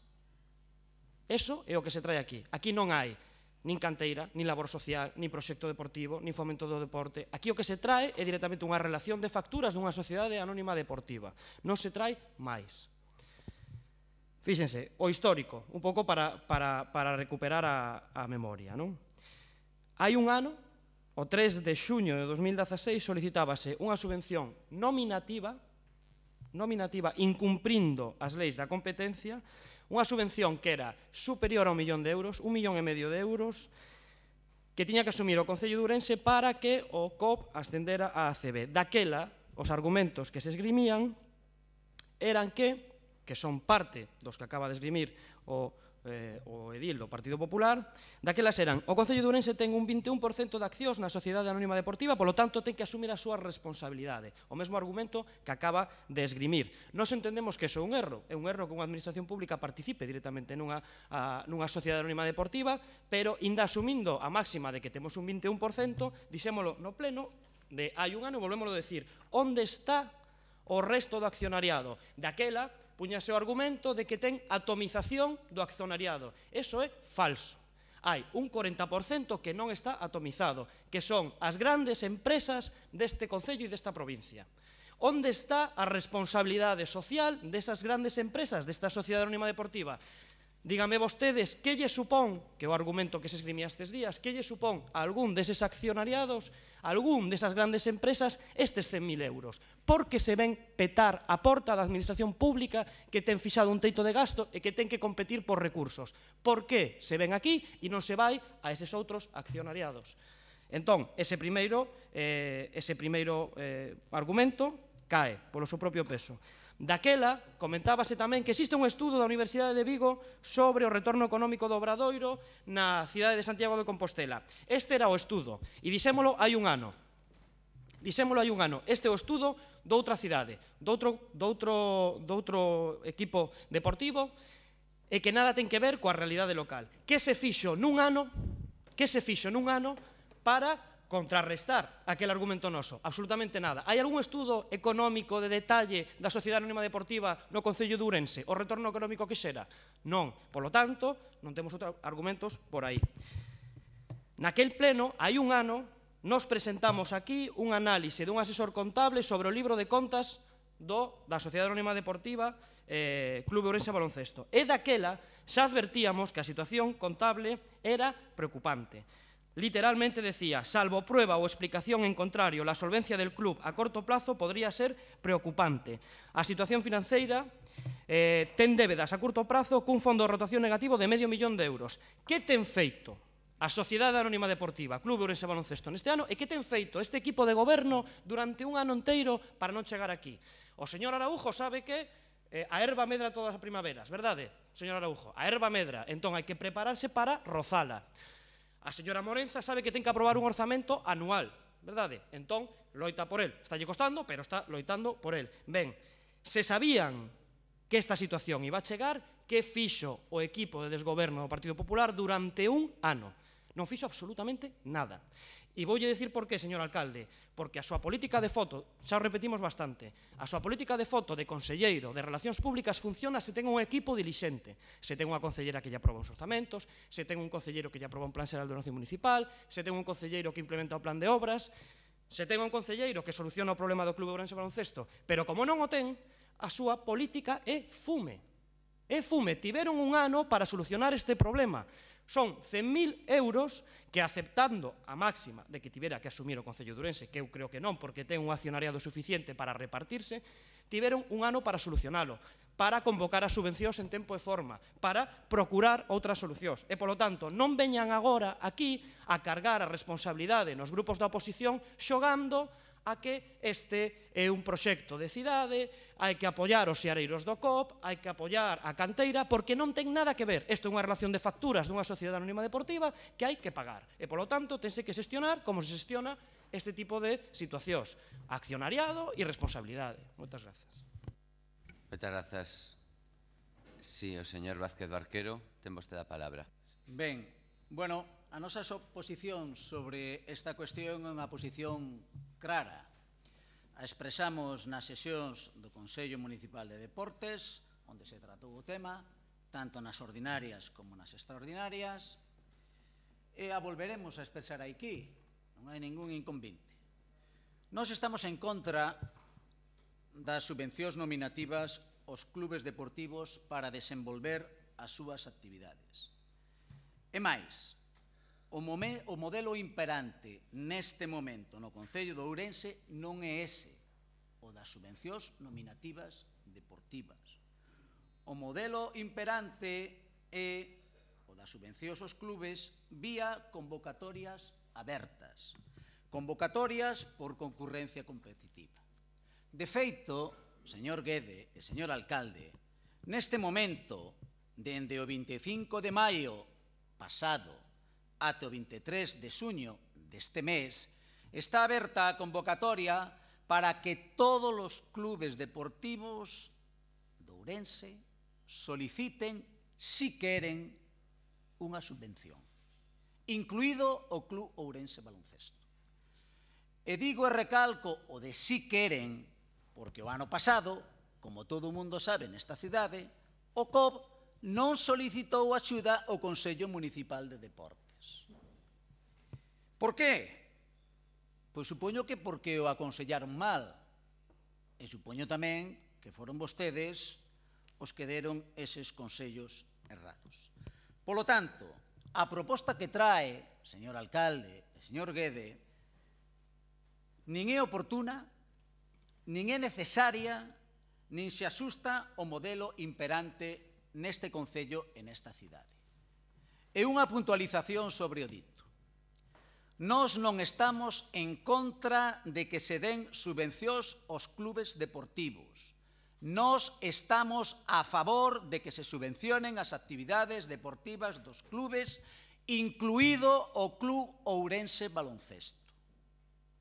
Nós do que estamos en contra é de que o Partido Popular pretenda rachar co modelo vixente e o faga sin causa xustificada. Polo tanto, deixen de decir, como din continuamente, que nós estamos en contra do COP. Nós non estamos en contra do COP, nin de ningún clube. O que pasa é que teñen que seguir o procedimento establecido e que vostedes intentan subvertir. Polo tanto, a nosa posición e o noso voto neste punto vai ser en contra. Moitas grazas, señor Vázquez Barquero. Ten a palabra o señor Pérez Jácome. Ten a palabra. Sí, gracias. Antes dije lo de interdisciplinar. Y antes lo digo, antes de meterlo la pata, lo digo por el tema antes que metí la gamba, por el tema de que Pilar se había jubilado y cometí el fallo. Me hace gracia porque resulta que una de las últimas veces que hablé con ella ahí en la plaza había dicho que era votante nuestra, Democracia Orensana. Y que ahora sea yo el que mete ese gambazo sobre eso, no me lo va a perdonar. Pero supongo que fue un lapsus freudiano por como aquella canción que dice algo, ¿saben aquello que dice algo se muere en el alma cuando un amigo se va? Pues eso, se me ve que tomé las palabras literalmente, ¿no? Entonces fue un gambazo. Bueno, decir de este tema, antes de nada, que el señor Guede, para convencernos, nos leyó un papel. Decirle que todos sabemos leer, pues entonces que nos dé el papel y que lo leemos nosotros. Creo que la palabra parlamento viene de hablar. Entonces, oye, una persona que no es capaz de hablar, de comunicar, no sé hasta qué punto, puede hacer otras cosas en políticas, pero venir precisamente aquí a un sitio en el que realmente viene a leernos, pues mira, para eso nos das el papel y ya lo leemos nosotros. El Concello de Ourense si realmente es el culpable de prácticamente todo lo que ocurre aquí, y el señor alcalde me hace gracia estos días porque yo creo que el señor alcalde, lo dije el otro día en una rueda de prensa, se debió perder el capítulo en el que Barrio Sésamo hablaba de la democracia. El capítulo en que Barrio Sésamo hablaba de la democracia pues explicaba claramente lo que es el grupo de gobierno y la oposición. Entonces yo creo que el señor alcalde, lo digo en plan irónico, no sé si Barrios se tuvo aquel capítulo, pero creo que el señor alcalde no tiene claro cuál es la labor de la oposición. O sea, lo que quiere son unos palmeros que le digan a todo que sí, Boana. O sea, él no sabe lo que es la oposición. Se ve que tiene dentro de él realmente un tic totalmente dictatorial. Y debe pensar que ganó por mayoría absoluta. No se da cuenta que tiene que llegar a acuerdos con la oposición. Entonces tengo que decir que quiere ciertas cosas que ni es capaz de hacerlas. Quería la banda de música y tardó 2 años en quitar el pliego, un pliego correcto. Queriendo la banda de música, nosotros no la queremos, queriendo la banda de música. Queriendo hacer muchas cosas no las hace. Y queriendo salvar al club Ourense Baloncesto, oye, la Diputación, que desde luego no es ejemplo de hacer las cosas bien, saca las subvenciones competitivas a 1 ya de enero, para que los clubes tengan dinero a 1 de enero. Aquí todavía se acaban de sacar ahora, tardaron 5 meses y pico, y todavía se van a conceder en junio, con lo cual el Club Ourense Baloncesto llega tarde y no podrá disponer de ese dinero. ¿Por qué? Debido a la negligencia del señor alcalde. Eso no significa que nosotros estemos a favor de que se le dé ese dinero. Nosotros preferimos que obviamente no existan esas partidas. Nosotros entendemos que no existen las partidas. Perdón, por otro lado. Nosotros entendemos nosotros queremos que no deben existir esas partidas, pero usted las quiere y ni así sabe hacerlas. Si usted está a favor de darle dinero al Club Ourense Baloncesto, pues tendrá que hacer lo correcto para dárselo a tiempo. Entonces, es culpa, obviamente, del grupo de gobierno. Porque podía dárselo de esa forma y ni siquiera eso sabe hacerlo. Dicho esto, tengo que decir que no hay nada nuevo bajo el sol. Es decir, aquí lo que estamos en tema de el baloncesto, lo mismo ocurrió con el Club Deportivo Ourense. ¿Y qué es? Es el juguete roto del señor Baltar. Antes del padre y ahora del hijo. El Club Deportivo Ourense era el juguete roto de Baltar padre. Y así acabó el Club Deportivo Ourense. Y el Club Ourense Baloncesto es el juguete roto de Baltar hijo. Porque antes dijo ahí el señor Guede, hablaba de que el equipo, había hablado de la trayectoria del equipo y todo eso. Hablaba de que tiraba mucho por el turismo y por la economía de esta ciudad. Perdona. Si tanto es así, se tenía que haber notado los años que estuvo en ACB. Y Ourense no dejó de descender en las últimas 2 décadas, tanto el equipo en ACB como no. Así que tu teoría se cae por sí sola. Pero tenemos que recordar aquí algo que la gente a lo mejor no sabe. El equipo estaba en ACB y entró de presidente J.M. Baltar, el hijo de, que adora al sobrino de, al señor Kennedy. Bueno, este señor entró de presidente cuando el club estaba en la ACB, José Manuel Baltar. Aquel año fichó a 5 entrenadores, ni Florentino Pérez, fichó a 5 entrenadores, fichó a 17 jugadores, extranjeros, creo que fichó a 12 o 15, una animalada. 12 o 15 extranjeros hicieron rotación ese año. Fue un auténtico desastre. La gente que está llegada al club todavía recuerda la fiesta que hicieron en Mallorca. Todavía se recuerda esa fiesta, que a ver si nos pasan las facturas, de todo lo que pasó por aquellas habitaciones. Bueno, pues descendió el equipo, y el equipo no volvió a subir a ACB. Lo descendió de presidente José Manuel Baltar. Pero es que en los últimos años la plaga de José Manuel Baltar no desaparece del Club Ourense Baloncesto. No desaparece, porque el último presidente, con todo respeto al señor Gavilanes, era hijo del alcalde, creo que es de Xunqueira de Ambía, de Xunqueira de Ambía, del Partido Popular. Su madre era la presidenta también de otro club subvencionado, que era el del pabellón femenino, y que resulta que al parecer tenía ahí un dinero de unos transportes que tenía ahí, que no sé qué, era hijo de... Oye, ya sabemos cómo acabó la etapa del señor Gavilanes. Ahora entra otra persona, que tendrá toda la buena fe del mundo, pero que también es un hombre de Baltar. Resulta que también es hijo del alcalde de Maside. Bueno, de ex alcalde de Maside, hijo de... Y resulta que ha estado en la línea, en la diana de Democracia Orensana hace poco, porque era propietario de esas empresas que reciben el 80% de todas las obras de la Diputación. ¡Qué casualidad! ¡Qué casualidad! Siempre está la mano de J.M. Baltar detrás del club, de cada desgracia del Club Ourense Baloncesto. La mano de J.M. Baltar. Y siempre descendiendo, desde que no va a parar hasta hundir el club. Lo descendió del ACB. Ahora meta Delfines de presidente del Club Ourense Baloncesto y no va a parar hasta que hunda el Club Ourense Baloncesto. Ese es el auténtico plaga y el auténtico problema del Club Ourense Baloncesto. Gracias, señor Pérez Jácome. Comenzamos unha segunda quenda. Señor Mario Guede, ten vostede a palabra. Bueno, haciéndole caso al señor Jácome, voy a dejar los apuntes, los dejo, para que usted esté contento. Yo por lo menos defiendo como concejal de deportes, los temas de deportes. En su grupo, los temas de deportes no los defiende el que viene al Consejo Rector. Parece ser que tiene que ser usted el que tenga siempre el protagonismo. Y voy a decirle, primero al señor Martiño, por orden de intervención, que creo que tiene que saber escuchar. A veces no se escucha a sí mismo, pero no escucha a los demás. Y aquí no estamos hablando de nada más que el Club Ourense Baloncesto durante estos 30 años ha recibido subvenciones de este ayuntamiento, antes y después de ser accionista. Y por eso, en el momento de ser accionistas, en la época siendo alcalde Veiga Pombo y concejal Pepe Perla, consideraron oportuno, los que estaban en el mando, comprar acciones del club, en participaciones aproximadas a la subvención que le estaban dando en esos momentos. Y ahí están las acciones. Y cuando esas acciones tengan valor, tenga usted por seguro que si yo estoy de concejal, las pondremos a la venta. Pero hoy no tienen valor ninguno y lo primero que tenemos que poner es al club en valor. Y usted nos habla aquí de Cádiz, de Madrid, de Santiago, pero no nos habla de Coruña.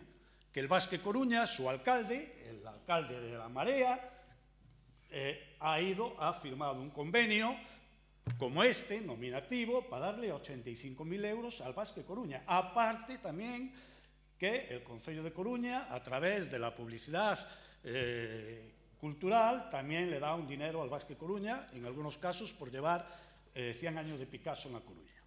Por lo tanto, centrémonos en el tema. Aquí lo único que estamos pidiendo es que en el presupuesto de orzamentos, en el borrador que le hemos entregado del Consello Municipal de Deportes, va una partida de 100.000 euros por todo lo que yo expliqué antes, por eso lo leo, para que tengan claridad en que el dinero no se le regala al COP, va en unas contraprestaciones y va en un convenio.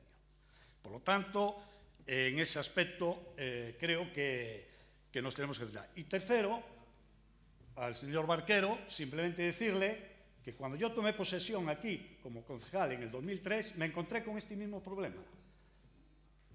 En aquel momento teníamos mayoría, pero el que estaba ahí sentado en su sitio, lo primero que me dijo es: hay que arrimar el hombro y lo tenemos que arrimar entre todos y todos tenemos que salvar al club. Y 14 años después, el club estuvo ahí, tuvo sus más, tuvo sus menos, pero siempre estuvo al lado de nuestra ciudad. Por lo tanto, yo lo que os pido aquí simplemente es que apoyéis al COP en este difícil momento. Nada más y muchas gracias. Moitas grazas. Ten a palabra o señor Vázquez Mato. Grazas. Ao señor Guede, é que este non é un tema de deportes. Aquí este é un tema de Facenda. Vostedes están pedindo que lle asignemos unha cantidade para pagar esta relación de débedas. Esta relación de débedas. Débedas do COP con Facenda, 74.000 euros, coa Seguridade Social, 59.000 euros. Isto é o que están. Eu non estou falando aquí nin de fomento do deporte, nin de... Eu estou falando de prioridade do gasto e de débedas. Por lo tanto, por iso falo eu. Para seguir, fala vostede de Coruña. Falemos de Coruña, non teño ningún problema en falar de Coruña. Tentaría, se tiveramos moito tempo, de explicarlle o que é o municipalismo e a construción asamblearia e a autonomía local, pero como entendo que este non é o foro, falolle do que fixeron en Coruña. Na Coruña asinouse un convenio para o fomento de actividades deportivas. O ano pasado, cando menos, tiveron a vergoña de presentar un estudo de impacto relacionado co Obradoiro, pero que este ano directamente o que presentan son facturas. E que a mí xa me parece unha verdadeira vergoña. Presentan facturas que ten que asumir íntegramente o Concello de Ourense, que ten un 21% do accionariado do total. De verdade, é unha sinvergonzonería por parte da sociedade anónima.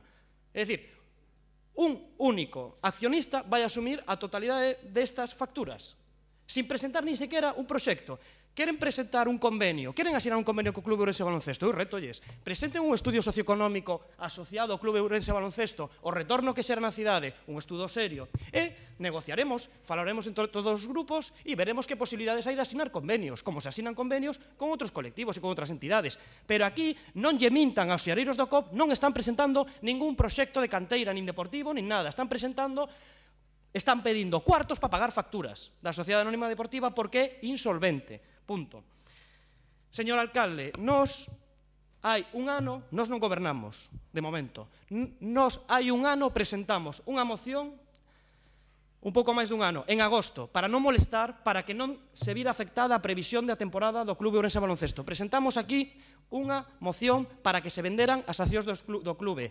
Unha moción que foi aprobada por todos os grupos da oposición. O que pedíamos era que se iniciaran os estudios económicos e xurídicos necesarios. Que fixo con respecto a eso? Está ben que as accións hasta que se revaloricen non se podan vender, pero que fixo nesta previsión? Non fixo absolutamente nada. Nos preguntámoslle en novembro, rogámoslle en novembro, preguntámoslle en xaneiro, preguntámoslle a súa previsión e o señor alcalde respondeu con fume, que é a súa forma de gobernar. A previsión desta alcaldía é estar cerca do clube como institución de Ourense que é, formando parte da nosa historia, do pasado e presente, o que implica que temos unha responsabilidade para que siga formando parte do futuro. Pero que fixo? Non fixo nada. Moitas grazas, señor. Inténtase desculpar do que o seu non o COP. Señor Vázquez Barquero. Sí, en castellano porque creo que no entienden lo que les estoy diciendo. Señor Guede, no me entiende. Se lo voy a decir en castellano. Estamos a favor de que se concedan subvenciones al deporte, a la actividad y a la práctica deportiva, a los clubes deportivos. Estamos a favor, a todos, sin exclusión, pero que las reglas del juego sean las mismas para todos. No para un club unas reglas y para el resto otras reglas. Es en contra de lo que estamos. Claro que sí. Que hay que arrimar el hombro, como decía usted, que le comentó a alguien en el 2003. Por supuesto, pero no solo en este caso, en todos los casos. Y utilizando el modelo vigente, el que está aprobado. No otra cosa. No una entelequia que ustedes se inventan en estos momentos porque interesa. Y no voy a hablar de los motivos por los que les interesa. En consecuencia, esa es nuestra posición. Es más, las referencias que ustedes sistemáticamente hacen a otras ciudades no vienen al caso, porque este modelo vigente en la actualidad, en este concello y en esta ciudad, lo implantamos nosotros, en un gobierno bipartito. ¿Vale? Por lo tanto, nosotros somos consecuentes con ese modelo que establecimos en esta ciudad. No con otra cosa. Y si en otras ciudades hay otros modelos, emplazamos a otras ciudades a que sigan el modelo que establecimos nosotros en Ourense. Por lo tanto, arrimar el hombro sí, pero con las mismas reglas del juego para todos. Todavía no nos han explicado por qué al COP hay que aplicar unas reglas del juego y al resto otras. Usted habla, por ejemplo, de que somos socios. Hombre, eso contribuye a mi argumento. Porque, claro, por un lado financiamos vía accionariado y por otro lado establecemos un trato de favor con una entidad de la cual somos socios. Incumplimos el modelo 2 veces. Es más, la ética en ese caso pues cojea un poquito. Hacemos el trato de favor con aquel que es partícipe con nosotros en una sociedad. Es como si usted ahora me dice que, claro, que puesto que usted trabaja aquí, hay que contratar a su mujer, o a su sobrino, o a su primo. Pues no, tendrán las mismas reglas del juego que los demás, independientemente de que usted trabaje aquí. Pues independientemente de que nosotros seamos accionistas del Club Ourense Baloncesto, las reglas del juego tienen que ser las mismas. Porque entonces estaríamos haciendo un trato de favor con el próximo, con el propio. Muchas gracias por su atención. Muchas gracias, señor Vázquez Barquero. Ten para acabar esta segunda quenda o señor Pérez Jaume. Gracias. Señor Mario Guede, usted es como Domingo. Habla mejor que lee. Entonces debería hablar, la segunda intervención muy bien, habla mejor que lee, igual que Domingo. Se empeñan en leer cuando realmente hablan mejor, no lo entiendo. Pero mira, como dice el refrán galego, vai falar de merda que máis cagado está. Dixo que porque non falaba aquí, es un refrán galego. Dixo Domingo, de si no se implica en temas deportivos, usted lo sabe muy bien por las juntas deportivas, por las juntas diarias que hacen todas las semanas. Se alargan casi media hora, 45 minutos de más, todos los jueves, por todos los temas que lleva él. Entonces, decir que no se implican temas deportivos cuando es la persona que las actas son todo él, lo que habla, todo lo que dice es él, Pues no sé, creo que está mal. Decir un tema que me puede decir, me están llamando ahora aquí por WhatsApp diversas empresas de Orense, señor Guede y señor alcalde, si me pueden ayudar, me están mandando varios WhatsApps empresas de Orense que tienen problemas con ciertas facturas que las tienen que pagar, ¿cómo tienen que hacer para que se las paguen, igual que el Club Orense Baloncesto? ¿Cómo hacemos para pagarle esas facturas a las empresas de Orense que tienen problemas? ¿Cómo los ayudamos? Igual que quieren ayudar al Club Orense Baloncesto, ¿qué hacemos con las empresas de Orense que tienen problemas para pagar las facturas? ¿También los ayudamos? ¿Por qué? Son comerciantes. Usted me hablaba del tema de interés social y que no podemos dejar que desaparezca, cosas así que siempre hablan. Y digo yo, ¿qué pasó entonces con el Cine Xesteira? Que tenía muchísimos más adeptos que el Club Orense Baloncesto, miles de personas. Se fue a la quiebra y se fue a la quiebra. ¿Qué pasó con la heladería Laibense? ¿Qué pasó con la heladería El Cortijo? ¿Qué pasó con la pastelería Ramos? Oiga, ¿por qué tenemos que ayudar al Club Orense Baloncesto porque tiene 1.000, 2.000 aficionados, pagarle sus facturas y no a cantidad de empresas o sociedades que también tienen un gran interés social para toda la ciudad? Es tremendamente injusto e incoherente. Nuestra postura está más que conocida. Decir que el Club Orense Baloncesto, la gente que va al Club Orense Baloncesto, que de luego es admirable, la afición que tienen, pagan 7 euros por entrada. 7 euros menos que el cine. Claro, oye, Orense no le puede costear un espectáculo que ellos no costean. No lo puede hacer, ¿no? Entonces, oye, sinceramente, si quieres un espectáculo que es muy caro, habrá que tener dinero para pagar el espectáculo. Si no, pues habrá que... No todo el mundo puede tener lo que quiera, porque lo importante en la vida es cubrir lo fundamental. Para eso están los impuestos, para cubrir lo fundamental. Respecto a lo que hace Orense Común y PSOE, es claramente seguidismo de democracia orensana. ¿Por qué? Porque hace años nunca hubo un partido que estuviera en esto con democracia orensana, de que se atreviera a decir que no al Club Orense Baloncesto. En España no lo había. Es más, en Marea, como bien dice Guede, en Coruña sigue apoyando esta forma al Club Orense Baloncesto. Y el PSOE, el partido del que este hombre es, en Lugo, le ha dado 100 y pico mil euros el Breogán. En concurrencia no competitiva. Con lo cual aquí que tenemos ideología bipolar, esquizofrénica. Soy del PSOE, pero opino del PSOE distinto en lo que me conviene. No, o estamos o no estamos. Martiño pone de ejemplo muchas veces aquí en Marea, pero para el COP no lo pongo, ahí no me conviene. No, mira, incoherente Martiño, incoherencia en común, por favor. Y me quedan 7 segundos, pero no me va a dar tiempo porque se me olvidó una cosa. No, 3, 2, no me da tiempo a recordar lo que iba a decir. Muchas gracias, señor Pérez Jacome. Pasamos, por tanto, directamente a votación do que a aprobación do... Sí, o expediente de modificación de crédito, modalidade de créditos extraordinarios 2M/CMD/2017. Votos a favor? Votos en contra? Queda, por tanto, rexeitado o punto 5.4 por 10 votos a favor e 16 votos en contra. Pasamos ao 5.5, moción do Grupo Municipal de Democracia Orensana relativa ao cambio de placas numéricas dos edificios e a colocación de placas identificativas cos nomes de cada rúa. Ten a palabra o señor Ojea. Denlle voz ao señor Ojea, por favor. Ten vostede a palabra. Esta é unha moción directamente relacionada coa xente da rúa ou coa xente na rúa. En inglés dicen así tamén, man in the street, el hombre en la calle, el hombre de la calle. Vamos a falar de algo cotidiano, como son as placas identificativas dos números das casas.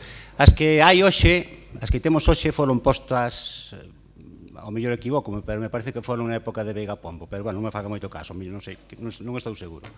Son unhas placas, como todos vostedes saben, pequeniñas, dun metal marrón, unha aleación, e o número está significado mediante un vaciado en relieve na propia chapa. O problema que teñen esas placas é, por un lado, que o número é moi pequeno, máis pequeno do que tiñan os edificios tal como os deixaba o constructor, e que o número non ten contraste ao ser un mero relieve envaciado da placa, é do mismo color o fondo que a forma, entonces non se percibe ben. Iso causa algúns problemas. Primeiro, que non se ven suficientemente desde a rúa cando se pasa en coche ou en moto, e, sobre todo, non se ven moi ben de noite. Aos que vivimos na cidade, ou aos que, ao mellor, non nos resulta moi importante eso, non nos damos conta dos problemas que eso pode causar a algúns colectivos. Vou empezar a poñer algúns exemplos. Por exemplo, os taxistas que teñen que levar a unha persona a unha determinada altura, a unha determinada dirección, habitualmente, sobre todo de noite, vense obligados a ir parando de noite, pois vense obligados mesmo a baixar do vehículo, a aproximarse, a veces teñen que ir a unha velocidade anormalmente reducida para poderse ir fixando, cos correspondientes molestias, cos correspondientes problemas a veces de entorpecemento do tráfico, de seguridade. Se sabemos que un conductor ten que atender a unha multiplicidade de estímulos e os números, as placas, as señales, cuanto máis grandes sean e canto máis legibles a simple vista, pois máis facilmente poden controlar os conductores toda esa gran cantidad de estímulos e así xenerar unha maior seguridade na condución. Hai outro problema, sobre todo de noite, e é que saben que hai moitos repartidores de produtos para levar, comida para levar, pizzas, kebabs, etc., que se reparten en moto e moitas veces os rapaces, digo rapaces porque habitualmente son rapaces, non por outra cousa, que van nas motos, súbense á acera, circulan pola acera, a veces durante bastantes metros, para ir mirando os números donde lles piden o produto, porque desde a rúa, o sea, desde a calzada non se ve, non? Ese é un problema que genera bastantes situacións de seguridade, porque ao circular unha moto, ademais de xeito sistemático pola acera, pois por este motivo, unha persoa que camiña ou que salga bruscamente dun edificio pode ser arrollado, etc. Tamén é un problema para os turistas que buscan, ou os visitantes da cidade, que buscan unha determinada dirección e non poden velo con claridade. E mesmo unha cousa curiosa que se me plantexou tamén en algún momento, as persoas que antes de visitar a nosa cidade planean o viaxe desde outro lugar, a veces buscan a dirección desde Google Earth ou desde estas aplicacións que hai agora en internet, e vostedes mesmos poden comprobar se viaxan, se entran en Google Earth e se moven pola rúa por esas fotografías que fai a empresa, que non é elexible o número desde esas fotografías. Entonces, pensamos que deberían cambiarse, deberían facerse os números máis grandes, tampouco debemos olvidar que a poboación, pois por desgracia da nosa cidade cada vez é máis envellecida e cada vez ve peor, os números deberán ser máis grandes, lexibles desde a calzada, incluso circulando a unha certa velocidade, que se pode ver con claridade desde os vehículos, e con un diseño tal que o contraste de color entre o fondo e a forma que sea suficientemente claro, digamos negro sobre blanco, ou etc. Nesa cuestión xa non nos metemos. E por outro lado, a parte dos números, está tamén o nome das placas das rúas. Pensamos que na cidade non hai suficientes, hai moitas rúas que non hai. Pois mire, mesmo na rúa na que vivo eu, sei como se chama porque levo ali toda a vida vivindo, pero o outro día fixeime que en ningún lugar da rúa está o nome da placa, non? Hai moitas rúas que non teñen o nome e algunhas o teñen en algún punto determinado, pero non en suficientes puntos donde un visitante non tuvera a oportunidade de perderse. De momento nada máis, gracias. Moitas grazas. Ten a palabra o señor Doval, denlle voz. Señor Doval, ten vostede a palabra. Gracias, señor alcalde.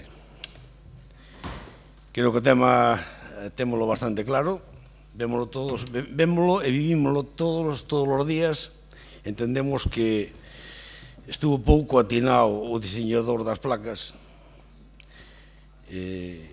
tanto das numéricas como das de rúa. Por iso que concordamos na falta de uniformidade nas placas e nas dos nomes das rúas. Penso que o que fai falta é non podemos deixar a subjetividade de outro iluminado, de outro diseñador para que faga as placas, debemos que establecer unha norma, como aquí se fixou as normas para o escudo do Ourense, ou os colores, ou demais.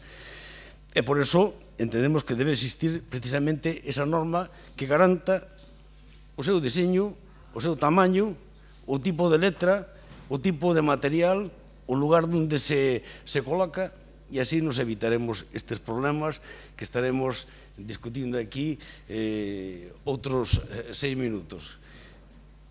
De todos os xeitos, que non nos valga tampouco o color e o tamaño das placas para circular por as aceras ou para parar no medio da rúa para mirar o número. É dicir, eu cando teño ese problema terei que aparcar e ir a mirar, pero que non sea disculpa para circular polas aceras, porque entonces infringimos outras normas diferentes. Por eso que entendemos que a súa moción é unha proposta a medio plazo, non vamos a poñernos a cambiar as placas de toda a cidade, pero sí, digamos que progresivamente ilas cambiando, empezando polo centro da cidade e terminando no rural, non por menosprecio rural, senón que este problema no perímetro rural ten moita menos incidencia. Todos sabemos onde vivimos cada un e non precisamos siquiera nin un dos números. En ese senso, vai a nosa emenda a esta moción, que simplemente trata de matizar a súa solicitude e ter un espírito constructivo, por eso que dun xeito ou outro votaremos a favor da súa moción. Nada máis. Moitas grazas. Señora Ageitos, ten vostede a palabra. Buenos días, señor alcalde. Buenos días a todos y a todas. Sí que es cierto, señor Ojea, que nosotros estamos con ustedes, con el señor Doval, en que actualmente las placas no son tan significativas como tendrían que ser. Pero tenemos que empezar por el principio, en el sentido de que tenemos que empezar, no, como siempre decimos, la casa por el tejado. En el Concello de Ourense existe unha ordenanza municipal reguladora da publicidade exterior mediante cartéis, cartelerías ou valos publicitarios del año 1997 que expresa y que expresamente excluye la rotulación de los inmuebles en su artículo 33. Lo que deberíamos de hacer desde el Concello es redactar una ordenanza, como hay en otras ciudades municipales, reguladora de la identificación y rotulación de los inmuebles y de las vías públicas del Concello de Ourense. Nosotros sí que apoyaríamos su moción, pero siempre teniendo en cuenta la enmienda de Ourense en Común, porque sí que es necesario llevar una guía y establecer unas características.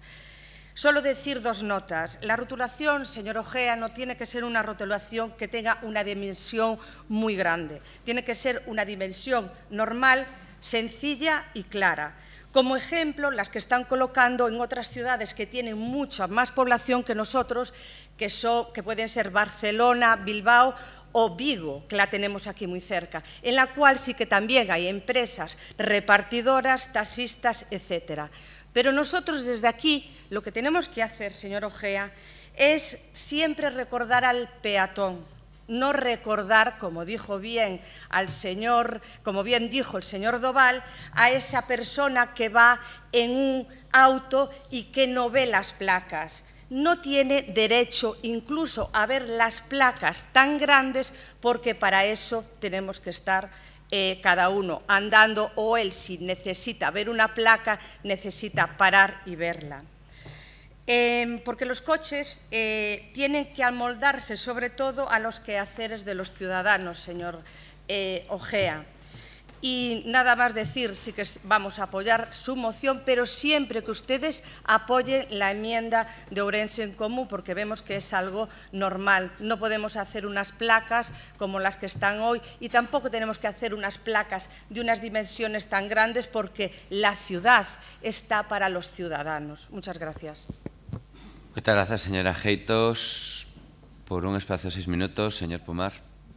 Buenos días, gracias alcalde. Buenos días a todas y a todos. Bueno, yo creo que en esta moción estamos, creo que todos los grupos políticos en la misma dirección, pero bueno, tenemos que trasladar una información que es bueno que tanto todos los grupos políticos como todos los ciudadanos sepan, ¿no?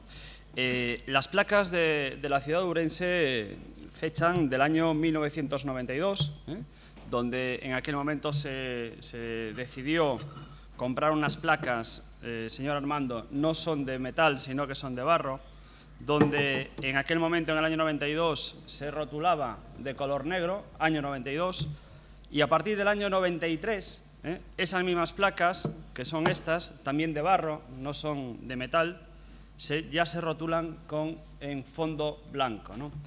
Placas compradas en su momento, hace 24 años, como dije anteriormente, por un concejal de esta corporación, Salgueiro Tizón, que tenía las competencias de régimen interior en aquel momento, y que desde aquellas son las placas que se dan a cualquier ciudadano o a cualquier propietario que viene al Departamento de Estadística a dar de alta una propiedad y que el ayuntamiento no está obligado, como no hay ninguna ordenanza, como bien decía nuestra compañera Juana Geitos, donde se pueda obligar a un ciudadano qué tipo de rótulo tiene que poner en su casa, si él voluntariamente pide la placa y la hay, se le da, de lo que hay comprado en su momento en el año 92, que fue cuando se adquirió estas placas. Entonces, lo que tenemos que trabajar es, si todos estamos de acuerdo, y ya adelanto que estamos de acuerdo con la enmienda que presentó el grupo Ourense en Común, pues tenemos que trabajar en regular pues qué forma y cómo, si cobramos o no cobramos al propietario que viene a recoger la placa, porque el coste de esta placa son 6 euros de cada una, son de barro, 6 euros rotuladas, es el coste de cada placa. Entonces, son decisiones que tenemos que tomar, pero claro, no es para hablar aquí en una sesión plenaria de temas que son más bien técnicos, ¿no? Y también me gustaría que, otro dato, hablamos de otras grandes ciudades, que sepan que otras grandes ciudades, como puede ser el caso de Coruña, como puede ser el caso de Vigo, el caso de Santiago, tampoco está regulado el tipo de placa que hay que poner en cada calle o en cada edificio. Entonces, bueno, yo esta es la información que os quería trasladar, que estamos a favor de trabajar en este sentido, pero, ojo, nosotros a día de hoy, con todas las placas que están en la ciudad con fondo negro que distan del año 92, lo único que podríamos hacer en aquel momento que vemos que no están bien rotuladas, pues con una brigada municipal, pues intentar pintar el fondo en blanco. Pero yo creo que eso no es solucionar el problema, yo creo que hay que atajarlo de otra manera, y es mirar un modelo de ordenanza. Me vale la ordenanza que comentó Juana Geito, a lo mejor con un anexo y con una tipografía que tengamos que decidir, que lo podemos hablar entre todos los grupos y trabajar en ese sentido. Muchas gracias. Moitas grazas. Comeza a segunda quenda, 3 minutos, señor Doval, si así o estima, si o quere. Non, perdón, non. O sinto. Señor Ojea, ten vostede primeiro. O sinto, señor. Hola de novo. Bueno, non vamos a aceptar a emenda de Ourense en Común, non por nada. Parecenos ben, é a súa maneira de traballar. Nos pedimos, para nós vale que a placa sexa suficientemente grande e suficientemente contrastada. A partir de aí, xa sei que a dinámica de Ourense en Común sería votalo absolutamente todo, votarían hasta o diseño, votarían o color. Pareceme ben porque é a súa dinámica. No noso xeito de ver as cousas, eso deixaríamos xa en maus da responsabilidade dos que gobernan. O sea, para nós valdría, en principio, que a placa sexa grande, que se vexa claramente, e que, está engadido aí na nosa moción, que sexa dun material pois duradeiro, non? Eu non coñecía o material do que estaba feito, pensei que era de metal, porque a verdad que nunca había collido ningún alamao e non me fixaba tampouco. Parece ser que é de barro. Bueno, entonces, nos confiaríamos, nese caso, no sentido común do goberno, de que fai uns números canónicos, un diseño canónico do número, un tamaño suficientemente grande. Non me sorprende que Ourense en Común faga esa emenda, me parece ben, é a súa maneira de ver as cousas, que se vota absolutamente todo, pero neste caso concreto estas cuestións nos consideramos as secundarias. Sabemos que a xente gustalle moito ter unha capacidade de elegir, saben moi ben os expertos en merchandising, non? Os expertos en mercadotecnia no punto de venta, non? Que a xente, bueno, os supermercados e todo, sempre lle gusta ter algo no que decidir, entonces a veces danlle esa oportunidade de decidir entre cousas secundarias para que satisfagan esa necesidade, esa ilusión de que deciden, e ao mellor, pois eso failles perder fuelle a hora de decidir en cousas máis importantes, non? Non a vamos a aceptar, pero, bueno, xa vexo que van a aceptar todos vostedes, o sea que tampouco ten maior problema. Pola nosa conta, xa digo, valdrían tranquilamente con que sexan grandes e con que se vexan e que sean de material duradero. A partir de aí confiamos no sentido común do equipo de goberno que as poña, imagino que nos van por con un tipo gótico ou con un tipo de letra extravagante. Eso xa dámolo por suposto e confiámolo ao sentido común dos técnicos que diseñaran as placas. Nada máis. Moitas grazas. Agora sí, señor Doval. Pois non tiña pensado usar o meu turno, pero agora vou non usar porque evidentemente non esperaba menos de Democracia Ourensana. Eu non sei onde leeron que tiñemos que votar, que non votar, pero bueno, caemos na mesma historia. Queremos unhas placas grandes e visibles. É dicir, grandes e visibles como é, con luces de neón ou é de metro 80 por metro 80, é dicir, ao final deixamos todo en maus do diseñador de turno cando o único que propoñemos é que se establezca unha norma uniforme para toda a cidade, nada máis.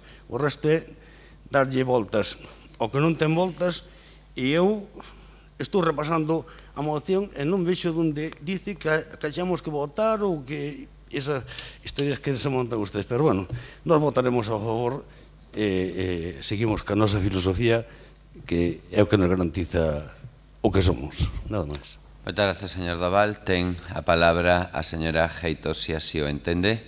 Sí. Non, un segundiño, perdón, todavía que a veces fallo hoy. Gracias, señor alcalde, outra vez.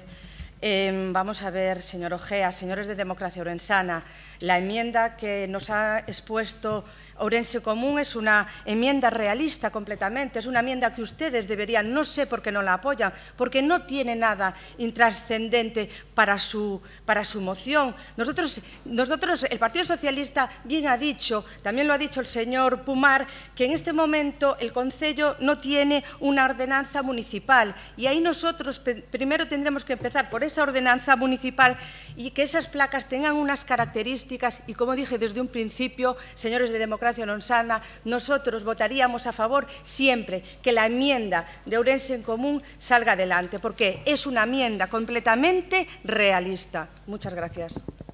Moitas grazas, señora Ageitos. Para rematar, si así o estima, sí, señor Pumar, ten vostede a palabra. Gracias, alcalde.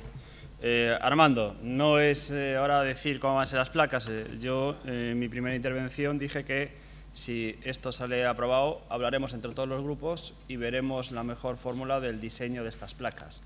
Pero también me gustaría tener otra apreciación. A veces es fácil presentar una moción porque me parece una moción constructiva en este caso, pero también hay que saber los datos. A día de hoy tenemos en Ourense 1.340 calles, donde como mínimo 2 placas cada una son 2.680 placas de nombre de cada calle. Y placas de números de edificios tenemos en la ciudad 15.412 edificios. 15.412. ¿Qué quiero decir con esto? Que haremos lo que tengamos que hacer administrativamente hablando, pero esto también va a tener un coste económico si queremos cambiar el modelo que tenemos. Y nos gustará en ese momento que ese coste económico lo apoyen en este pleno Democracia Ourensana. Muchas gracias. Moitas grazas. Pasamos, por tanto, a votación. Presentouse unha emenda, votaríamos primeiro a emenda. En caso de que non saia, pasaríamos entonces a votar a moción tal cual. Tal cual votamos a emenda xa directamente. Votos a favor? Votos en contra? Queda, por tanto, aceptada a emenda, era unha emenda de sustitución, polo tanto, pasa e queda aprobada nos termos en que se plantexou a emenda por 19 votos a favor e 7 votos en contra. Pasamos ao 5.6, moción do Grupo Municipal de Ourense en Común, presentada para consensuar a modificación do artigo 41 das bases de execución do orzamento. Ten a palabra, supoño que o señor Vázquez Mato. 6 minutos ten vostede. Un segundo. 6 minutos ten, vale, señor Vázquez Mato? Ten a palabra. Grazas, alcalde. Supoño vostede ben. Traemos aquí unha iniciativa, unha proposta ao pleno que en certa medida xa foi esbozada, cando menos, nunha xunta de área de Facenda, cando detectamos que había unha serie de déficits a hora de presentar a contabilidade dos diferentes grupos. A día de onte, eu consultei a día de onte, un de xuño de 2017, na web do Concello de Ourense, aparece recollida a contabilidade dos diferentes grupos. Por algunha extraña razón, supoño que será un erro ou que sexa, a de Democracia Ourensana deste ano 2016 non está, está a de 2015. Se nos analizamos a contabilidade dos grupos que aparece recollida na web, vemos, por unha banda, por unha vez, e sin que sirva de precedentes, Ourense en Común adaptou, cando chegamos en 2015, o modelo, o formulario que presentaba o Partido Popular para detallar as contas, por unha vez, e sin que sirva de precedentes, adaptamos a contabilidade do Partido Popular. O formulario, vale? Porque entendíamos que, bueno, que de todos os que a lo menos tiñamos coñecemento naquel momento, como nos acabamos de chegar e era a primeira vez que nos enfrontábamos a isto, parecíanos o máis completo, non? Desgranaba por unha banda ingresos, por outra banda gastos de funcionamento, gastos de reparación e mantemento, de traballo político, e aí aparecía detallado persoal, cuotas, prestacións, arrendamentos, material de suministros, gastos realizado por outras empresas, estudios de traballos técnicos e demais. Entón entendíamos que era un bo formulario para adaptalo. Os outros grupos, con toda a lealdade e con que o regulamento lles permite, presentan outros modelos. Este é o caso do Partido Socialista e este é o caso de Democracia Ourensana. Ben, é evidente, ou alo menos nos pensamos, que todo este proceso de rendición de contas da contabilidade dos grupos municipais é cando menos moi mellorable no que é o propio proceso, é dicir, de algo tan sinxelo como que os 4 grupos nos poñamos de acordo en que formulario de rendición de contas temos que presentar, e despois que conceptos aparecen recollidos, para que non haya suspicacias, cal é o protocolo, é dicir, no momento en que vai a intervención os servizos xerais de informática o colgan directamente ou non, para que digan, hai un grupo que non está presentando a súa contabilidade e iso pode dar xogo político. Nos entendemos que neste caso en concreto, e alo menos nun período de desconfianza de cara ás institucións, entendemos que non é o máis acertado, sino que debería estar todo ben protocolarizado, e entón o que propoñemos aquí é unha moción, insisto, certamente xa consensuada co resto de grupos nunha xunta de área e que ten un espírito constructivo, de feito, aberta ao diálogo, porque o resultado do que se pide no acordo nin sequera é un modelo de formulario, senón que o que pedimos é falar. A día de hoxe, as dotacións económicas que recibimos os diferentes grupos están reguladas, como ben tedes na moción, segundo o artigo 27 do Regulamento Orgánico de Organización de Goberno e Organización do Pleno da Comisión Especial de Suxestións e Reclamacións do Concello de Ourense, e no artigo 41 das bases de execución do orzamento, que dispón, no actual exercicio 2017, dispón o que tedes aí redactado, que non vou pasar a analizar porque a lectura está para ler. O que si me gustaría referenciar é facer en público unha certa defensa das asignacións aos grupos municipais, aínda que o señor alcalde, cando chegou en 2015, quería cercenar o dereito dos grupos da oposición a recibir esta partida, sendo incluso contrario a rebaixar o seu propio salario. Pretendía minorar as partidas que iban cara aos grupos da oposición e non minorar o seu propio salario. E, en certa medida, Isto supón cercenar a capacidade de fiscalización que os diferentes grupos temos para o goberno. Por que? Bueno, pois porque grupos como nós non temos outra fonte de ingresos directa. Hai algúns grupos, e nesto sí que o Partido Popular non é meritorio, hai uns grupos que teñen outro tipo de financiación, a día de hoxe tan de actualidade na prensa, pero nós non o temos. Entón, cando temos que solicitar un informe contable para analizar as contas do Club Ourense Baloncesto, temos que pagarlle a un asesor. Cando temos que pagarlle a un urbanista para que nos analice as emendas que o señor Cudeiro quere meterlle ao Plan Xeral de Ordenación Municipal, temos que pagarlle. Entón, para facer unha labor digna de oposición, necesitamos recursos. E eses recursos entendo que teñen que vir dende a propia administración local, non? Entón, asumindo que esta asignación mensual é indispensable, sí que é certo que existen déficits de, insisto, de transparencia no protocolo e demais.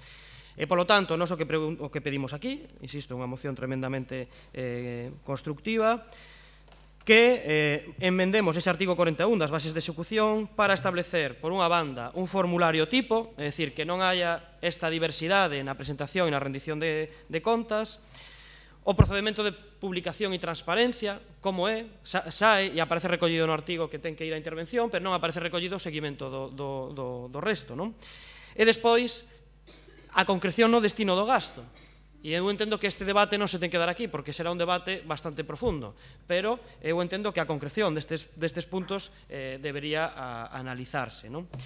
E por iso o que pedimos é unha xunta de portavoces para que consensuemos entre todos modificar este artigo. Moitas gracias. Moitas grazas. Ten a palabra o señor Vázquez Barquero. Ten 6 minutos. Sí, ben, imos ver. A verdade, don Martiño, que non entendemos moi ben o que se pretende con esta moción. O título fala de transparencia na contabilidade dos grupos. Eso parécenos ben, non? Pero claro, cando un lee a exposición de motivos, bueno, aí xa hai que facer outras consideracións, non? Porque vostedes plantexan a necesidade de establecer un formulario tipo contable, un procedimento de publicación e transparencia e a concreción do destino do gasto. Entón, claro, atendendo sobre todo a última das cuestións, nós temos a sensación de que en realidade o que vostedes pretenden é chegar onde non chega a lei. É acotar e limitar o que a lei nin acota nin limita. Porque o resto, en realidade, é trivial, don Martiño. Estandarización, nin que fose un feito o de publicar ou de facilitar a información tan complexo como para ter que estandarizar. Publicitar, xa se publicita, non?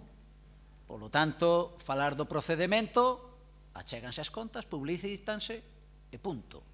Eu penso que o quid da cuestión está no último apartado, na exposición de motivos, non? Ver, ao final, que é o que se fai ou se deixa de facer cos recursos que se destinan aos grupos municipais. E eu penso que, ou todos pensamos que a lei é moi clara. A lei establece o que non se pode facer. A partir de aí, o campo está aberto. Entón, nós, en principio, ímonos abster neste punto, excepto que ao longo das intervencións pois clarexen máis a cuestión, expliquen máis polo miúdo, e ao final vexamos que é unha moción necesaria, non? Porque, repito, transparentes, absolutamente transparentes, vale?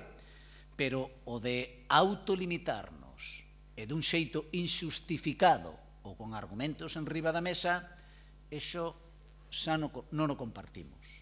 Eso é o que non compartimos. É porque non vemos a necesidade desa autolimitación. Agora, se vostedes o que pretenden é, a través desta vía, fiscalizar o que fan outros grupos políticos nesta casa, eu penso que hai ferramentas axeitadas para facer esa fiscalización. Vale? De feito, todos xa coñecemos máis dun proceso de fiscalización que se abriu nos últimos anos. Por lo tanto, en principio, se non hai máis información, ímonos abster. Se vostedes o explican mellor, tal vez cambiemos de criterio, pero sobre todo o que nos interesa saber é cal é o motivo real para traer aquí esta moción. Moitas gracias pola súa atención. Moitas grazas, señor Vázquez Barquero. Señor Pérez Jácome. Hola. Me dicen que no me arrime mucho el micro, es por deformación profesional. Como los micros dinámicos en las orquestas, hay que pegar la voz. Bueno, pues antes de decir que ya recuerdo lo que era. Era que si la gente quiere ayudar al Club Ourense Baloncesto hay un mecanismo. Le hacen falta 100.000 euros urgentes, Guede. Entonces yo te pido que, por favor, pongamos en marcha una campaña para ayudar al Club Ourense Baloncesto, por favor, que se anuncie desde el Concello Ourense, se ponga en marcha una campaña que es muy fácil. Son 10.000 orensanos, 10 euros. Y esos son 100.000. Yo pongo 100 euros. Mi grupo sabe que también pone dinero. Yo pongo 100. Hay que poner 10. Yo pongo un poco más para que vean que me mojo. Entonces son 10.000 ciudadanos por 10 euros. Son 100.000. Con eso ya se educa el Ourense Baloncesto. Si la gente tanto quiere el Club Ourense Baloncesto, pondrá los 10 euros. Lo dijo ahí muy bien Barquero, sin que sirva de precedente. Tuvo una buena intervención en esta moción. Y lo dijo muy bien al principio y al final también. Pero sobre todo al principio dije, non entendemos moi ben que é o que busca Ourense en Común con esta moción. Claro, él se llama la atención lo que busca. Lo que busca es muy claro. Quieren que Democracia Orensana, quieren comunicarle a toda la ciudad orense que Democracia Orensana gasta el dinero en un programa de televisión. Quieren ir a por Democracia Orensana. Pero eso ya lo hemos dicho nosotros siempre. Principalmente el dinero de los fondos políticos, que utilizan cada uno sus recursos. Unos hacen publicidad, el PSOE hace buzoneo, gasta buzoneo y lo gasta en las calles de Orense, se recibe de vez en cuando lo que se manda el grupo municipal del PSOE. El PP tenía un programa y creo que lo sigue teniendo en algunas radios. El PP gasta el dinero en medios de comunicación. Democracia Orensana hasta hace poco compraba una franja horaria en una empresa de Coruña, es en la cual trabaja Aurea Televisión, y este año pues hemos hecho fondos al partido. Decir que me hace gracia la incoherencia de Ourense en Común, porque cuando llevan una moción Democracia Orensana en la que dicen esto no es vital para Ourense, no es urgente, se levantan del pleno y se van. ¿Qué pasaría si ahora nosotros nos levantamos del pleno y nos vamos? Y decimos, no, es que esto no es urgente para Ourense, el pensión es más importante, los presupuestos son más importantes. Ellos se levantaron y se fueron del pleno. Cuando traen una moción que no les gusta, nosotros por supuesto no vamos a hacer eso. Pero ponen aquí que esto hay que hacerlo con carácter de urgencia. Hay que hacerlo con carácter de urgencia esto, ¿eh? Y ahí realmente tiene razón Barquero, y yo creo que es no tener ni idea de lo que es la competencia. Y unos partidos políticos son competencia. Yo soy la única persona de estos 27 de aquí que no he presentado todavía, creo que en el 2016, mis cuentas patrimoniales. Y no lo hago por un poco por rebeldía y por el rollo de que estoy esperando a ver que me sancionen. Lo haré en cualquier momento porque no tengo nada que ocultar ni nada, ¿no? Pero se presta mucho, obviamente, al tema de la demagogia. Lo mismo ocurre con esto, es decir, los partidos políticos tienen una asignación pública para que gasten y esta asignación pública tiene que ajustarse a la ley. No se puede gastar en lo que te dé la gana. Bueno, ahí la ley es así. Yo realmente ahí discrepo. Yo creo que la gente tendría derecho, los partidos políticos, a gastarse todo el dinero, si quieren, en alcohol.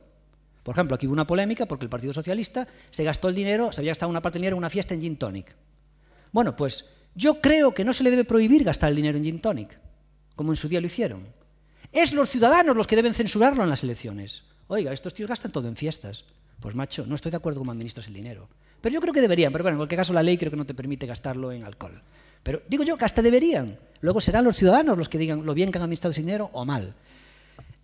Uno de los motivos que quiere Ourense en Común es que se ponga todo sobre la mesa. Y eso no se puede hacer por una cuestión de tácticas. Es decir, ninguna empresa sería de locos que una empresa le tuviera que poner públicas sus facturas. Esa empresa las tiene que poner en disposición de Hacienda.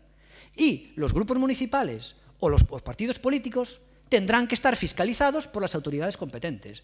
Pero no poner sus facturas para que la vea todo el mundo. ¿Por qué? Porque, por ejemplo, yo, a lo mejor, Democracia Orensana, el PSOE o el señor alcalde y el PP, quien sea, no queremos que los demás vean quiénes son nuestros proveedores. ¿Por qué? Porque son proveedores a lo mejor tácticos, que nos ha costado años contactar con ellos. Entonces no me apetece que tú lo veas.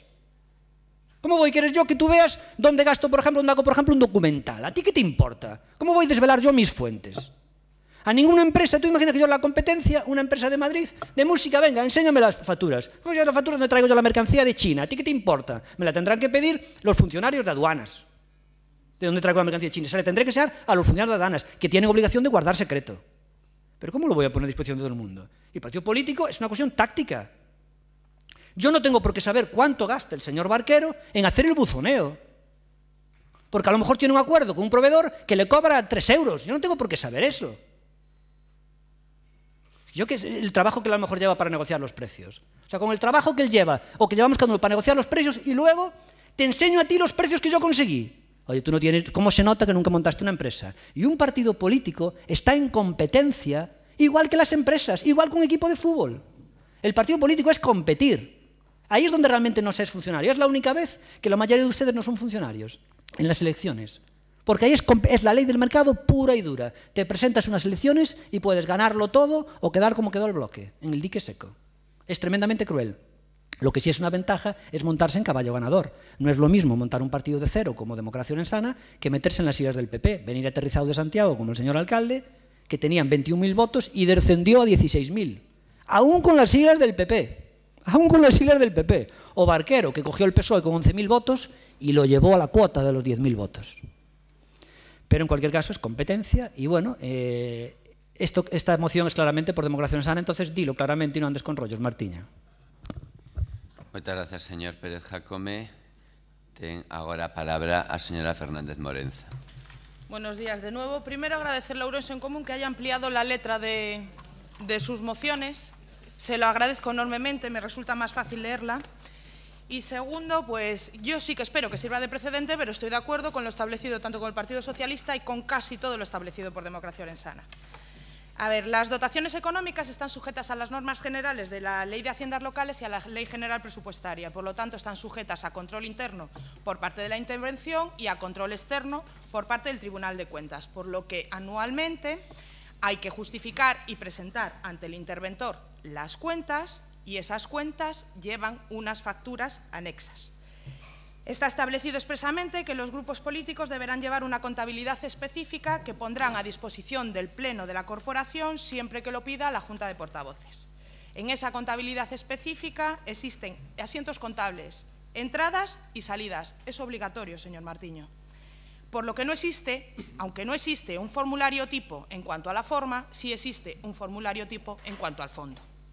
Con respecto a la transparencia, ya se lo dijo el señor Barquero, hay que publicar esas cuentas en la página web y existe un acuerdo plenario del año 2012 que sigue en vigor donde se obliga a esa publicación de las dotaciones a los grupos políticos en la web. Con respecto al último punto, pues me genera las mismas dudas que le genera al PSOE con qué quieren decir con concreción del destino de gasto. La ley establece taxativamente en qué no se puede gastar el dinero que va a los grupos políticos. Más bien parece que aquí ustedes quieren ser más papistas que papa y yendo con la concreción del destino del gasto, lo que pretenden más bien es establecer más limitaciones de la que establece la propia ley. Es más, hoy creo que corrobora el Faro de Vigo mi opinión cuando dice Ourense Común pide que la declaración de los gastos de los grupos sea decorosa. Pues me fui a buscar sinónimos de decoro. Decencia, honor, honorabilidad, respetabilidad, nobleza, dignidad, honra, estimación, respeto, reverencia. Doy por hecho, por lo que dijo en su primera intervención, que no nos incluye, puesto que copió nuestro formulario y nuestra manera de presentar las cuentas. Pero también doy por hecho que da por hecho que el resto de los grupos de la oposición no tienen ni esa decencia ni esa honorabilidad, que solo la tienen ustedes. Nosotros estamos, en principio, en contra de la modificación de este artículo de las bases de ejecución y si siguen queriendo modificarlo, pues presenten la enmienda correspondiente cuando el presupuesto se presente. Muchas gracias. Moitas gracias, señora Fernández Morenza. Comenzamos a segunda quenda, señor Vázquez Mato. Un dos meus grupos favoritos chamase Hechos contra el Decoro. E recoméndolle que escoiten porque está moi ben. A que nos referimos cando falamos de concreción do gasto, Barquero? Ben, pois, entre outras cousas, na vosa declaración, que está pendurada na web, que non apareza un concepto que é o que teñen acceso os veciños e as veciñas de Ourense que poña outros servicios 17.500 euros. Eso é concreción do gasto. Porque a lei establece en que podemos e non podemos gastar. No, mellor dito, en que non podemos gastar, Pero eu entendo que as veciñas e os veciños de Ourense, ou alo menos é a nosa filosofía política, vostedes igual non o comparten, pero eu entendo que cada veciño e cada veciña de Ourense debería ter acceso a cada euro que gasta un grupo municipal do horario público, porque neso consiste a transparencia e por eso ten que estar accesible na web e por eso hai que diseñar un modelo, consensuar un modelo que sexa o máis completo posible. Sobre democracia ourensana, eu non quería entrar, porque eu entendo que, ademais, o responsable desto é o equipo de goberno, pero di o seu portavoz, queren ir a por democracia ourensana. Non. Queremos mellorar este concello, non queremos destruílo. Queremos mellorar isto. Nós estamos aquí para construir, para ser alternativa de goberno real, non para destruílo absolutamente todo. E falamos de urxencia precisamente por eso, porque aquí hai un grupo político que está incumplindo a lei. Aquí hai un grupo político que está incumplindo a lei e que agora mesmo estáse mexando por riba da lei. Este señor acaba de mexar por riba da lei de transparencia, dicindo que está vacilando ao Estado e estamos nun salón noble. Este señor acaba de decir que mexa por riba da lei de transparencia, que non vai ou que non presentou a toda agora a súa declaración de bens porque non lle apetece, porque quere xogar co Estado. Entón, por eso decimos que é urxente, porque isto non se pode consentir. Señor Jácome, eu non llevo a falar da miña vida laboral, pero eu, dende os 18 anos, non parei de traballar. De repartidor, de limpacoches, de encargado nunha pizzería, de repoñedor. E montei unha empresa. A mí non me veña dando leccións quen herda empresas. Pero dígolle unha cousa, aquí, e díxenllelo no pasado, aquí a veciñanza de Ourense non son os seus clientes, son os seus xefes, e débese a eles. Moitas grazas. Moitas grazas. Un segundiño, señor Vázquez Barquero, agora. Bueno, agora non, perdón, que puseron... Agora. Agora que? Agora sí. Ah, vale. Bueno, ben. Don Gonzalo, le felicito por la idea. Campaña a favor del COP.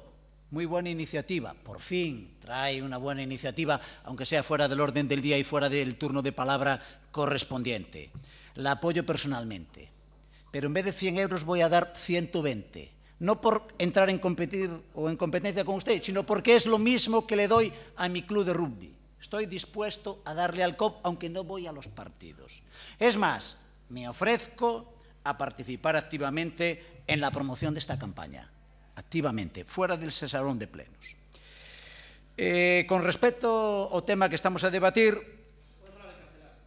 non é por respostarlle a él que... Bueno, a lei permite claramente todo o que non proíbe expresamente. Pero claro, hai outras leis que complementan esta lei. E ao mellor, algo de que vostede quere investigar, indagar ou clarexar, xa se pode albiscar nesa vía. Hai unha cuestión que é evidente. Os propios concelleiros do grupo son persoal ao servicio da corporación e, polo tanto, non poden percibir cantidades destas asignacións. Pero, ademais, tamén é evidente que a asignación municipal ao grupo non se pode transferir á conta do partido político. Porque hai por aí tamén outra lei que é a lei de subvencións aos partidos políticos que complementan. E abundando na información, tampouco estas asignacións económicas provenientes do Concello poderán financiar nin a fundacións nin a entidades vinculadas ao partido político que, como dixen antes, están sometidas ao réximen de fiscalización e control destes partidos. O que si detecto é unha ansia fiscalizadora dos demais pola súa parte. Nós non entramos na web para ver en que vostedes gastan o diñeiro, e vostedes si entran na web para ver en que gastamos nós o diñeiro. Vale. Cando menos, eso é curioso. Tampouco entramos a ver en que gasta o diñeiro a democracia ourensana. Non é o noso cometido. Aí está o interventor, aí está o Consello de Contas e aí está a Fiscalía. E non é a primeira vez que a Fiscalía interésase por as contas dos grupos políticos desta casa. Polo tanto, a súa ansia fiscalizadora refórzame na posición que eu traía en primeira instancia, que as ternos. Para fiscalizar as nosas contas xa están outros, non vostedes. Moitas gracias pola súa atención. Moitas grazas. Señor Pérez Jacome, ten agora a palabra. Muchas gracias. Y yo, como se suele decir en el póker, que el barquero acaba de decir, yo daba 100 euros para apoyar al Club Orense Baloncesto en esa campaña, que hacen 100.000, yo dije que daba 100 euros y barquero lo sube a 120. Desde aquí, como se dice en el póker, subo mi apuesta, mi aportación, lapsus freudiano, a 1.000 euros. Yo doy 1.000 euros para el Club Orense Baloncesto. No, para el Club Orense. Ese es otro tema. Traéis una moción del Rubi y veremos cuánto se le puede dar. De momento, yo subo mi apuesta a 1.000 euros. O sea que esa campaña del Club Orense Baloncesto, que se ponga en marcha ya, que ya solo le restan 98.880, porque él da 120. Pues nada máis, decir que Ourense Común está aquí para construir e mellorar este concello, solo nas mocións que traen eles. Cando traen outros as mocións, márchanse e deixan o baleiro. Só as que traen eles, ou non se presentan. Cando pedimos aquí a dimisión do alcalde por inacción, aí non se presentan e falan na Plaza Maior. Só están para mellorar o concello nas que presentan eles, e os demás temos que estar aquí. Teñen unha jeta e un morro. Yo recuerdo aquí que el Ourense Común es el bagazo del BNG y básicamente la misma historia, solo que peor. Y recuerdo una reunión que tuvimos de este mismo tema sobre aportación de grupos y es donde se ve a la gente que es enferma de burocracia y estaba el del bloque, Soboza Medina, y traía ya él la chuleta y decía, entonces, yo propongo que el dinero se gaste 1/3 en alquileres de locales, 1/3, traía ya todo el tío diseñado. O sea, lo que él hacía en el bloque quería que los demás lo gastáramos como él lo hace en el bloque. Era increíble. Podéis gastar 1/3 en alquiler local, pero ¿a ti qué te importa lo que gastamos? Gastamos el 99% en alquiler local, o nada. Como Ourense Común, que empezó dando las asambleas en la calle muy bien. Y el tío ya traía todo estudiado. Son enfermos de la burocracia. Mira, Martiño, a mí me hace gracia, y con todo el respeto, hay una película en Estados Unidos que yo ya me había dado cuenta de este detalle, cachondo, y luego lo vi en una película. Y era un tipo que le dicen, ¿y tú qué has hecho en la vida? Y entonces el tipo dice, para presumir 30 trabajos en los que había estado, ¿no? Y esto lo hacía la del bloque. La del bloque, no, la que se presentó por Ourense, no sé quién es la que se presentó por Ourense. Del bloque para la Xunta. Entonces dice, teño 30 anos, estuve en 30 empresas traballando e agora estou no paro. Dixo algo así. E yo, lo dijo, salió en la prensa, había estado en 20 y pico empresas, la del bloque, trabajando, e agora estaba en el paro. Dice, levo traballando desde moza, teño unha carreira, estuve en 20 y pico empresas, tive en 20 y pico traballos, estou no paro.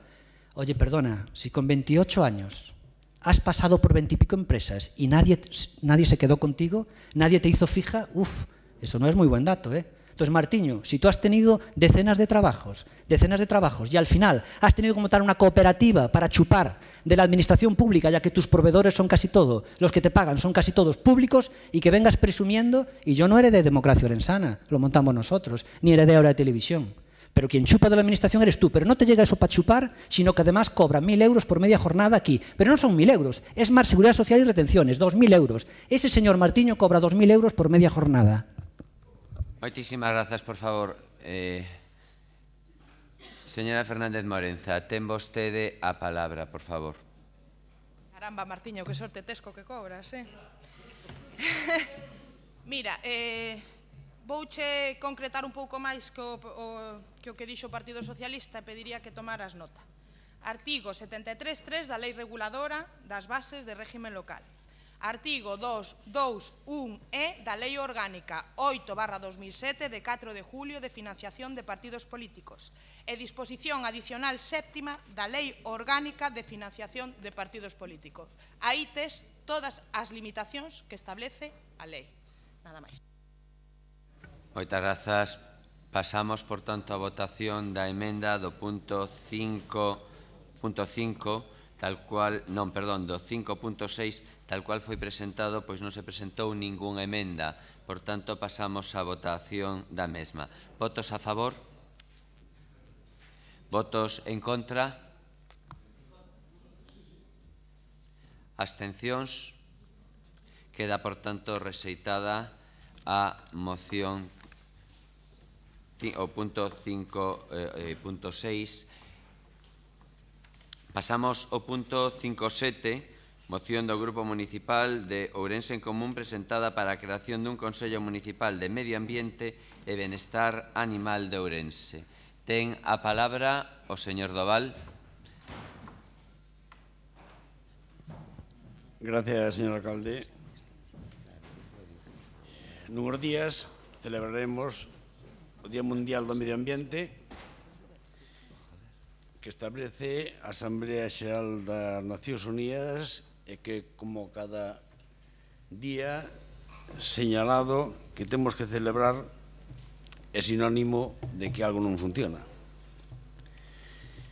Trátase con este día de sensibilizar a población mundial en temas medioambientais e levar a cabo accións que promovan os cambio de hábitos nas persoas para que se convirtan en axentes activos no desenvolvemento e sostenibilidade, porque o medio ambiente é responsabilidade de todas.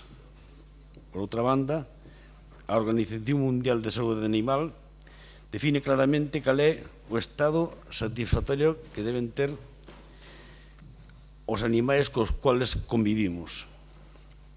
Tanto nun como noutro caso, trátase de corresponsabilidade compartida entre as administracións públicas e a ciudadanía, establecendo obrigas para os poderes públicos que deben garantir un medio ambiente saudable e para as persoas que teñen obriga de colaborar na súa conservación.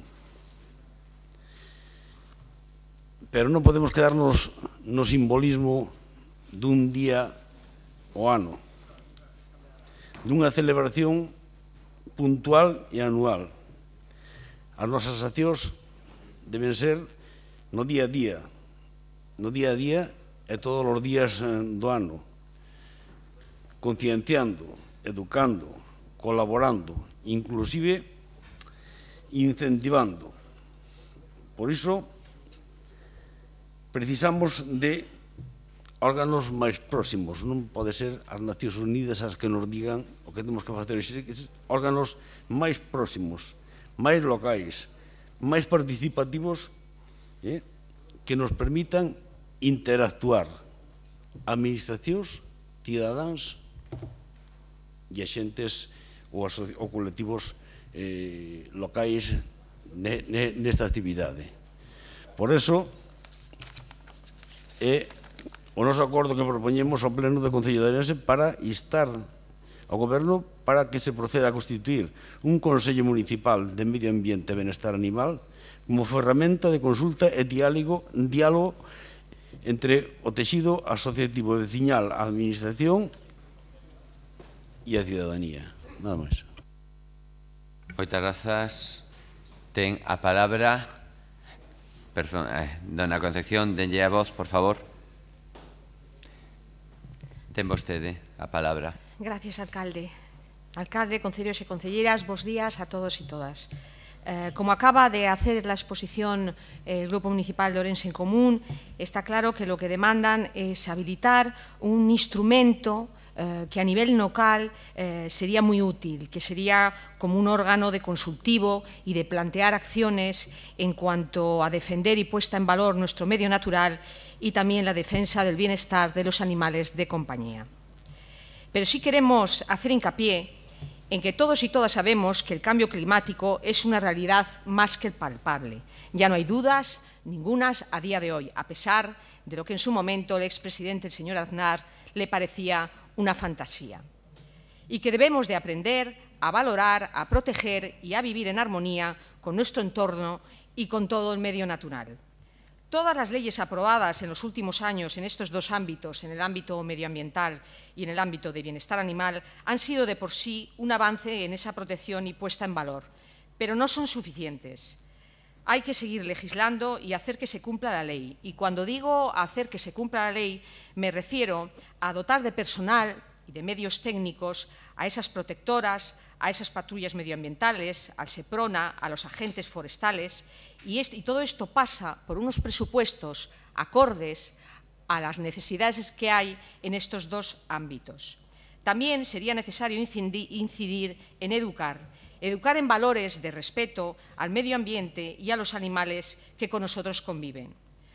Porque al final lo más importante es ser capaz de cambiar la mentalidad y de desaprender lo mucho negativo aprendido durante años, incluso una vez que hemos comprendido con la razón la necesidad de este cambio.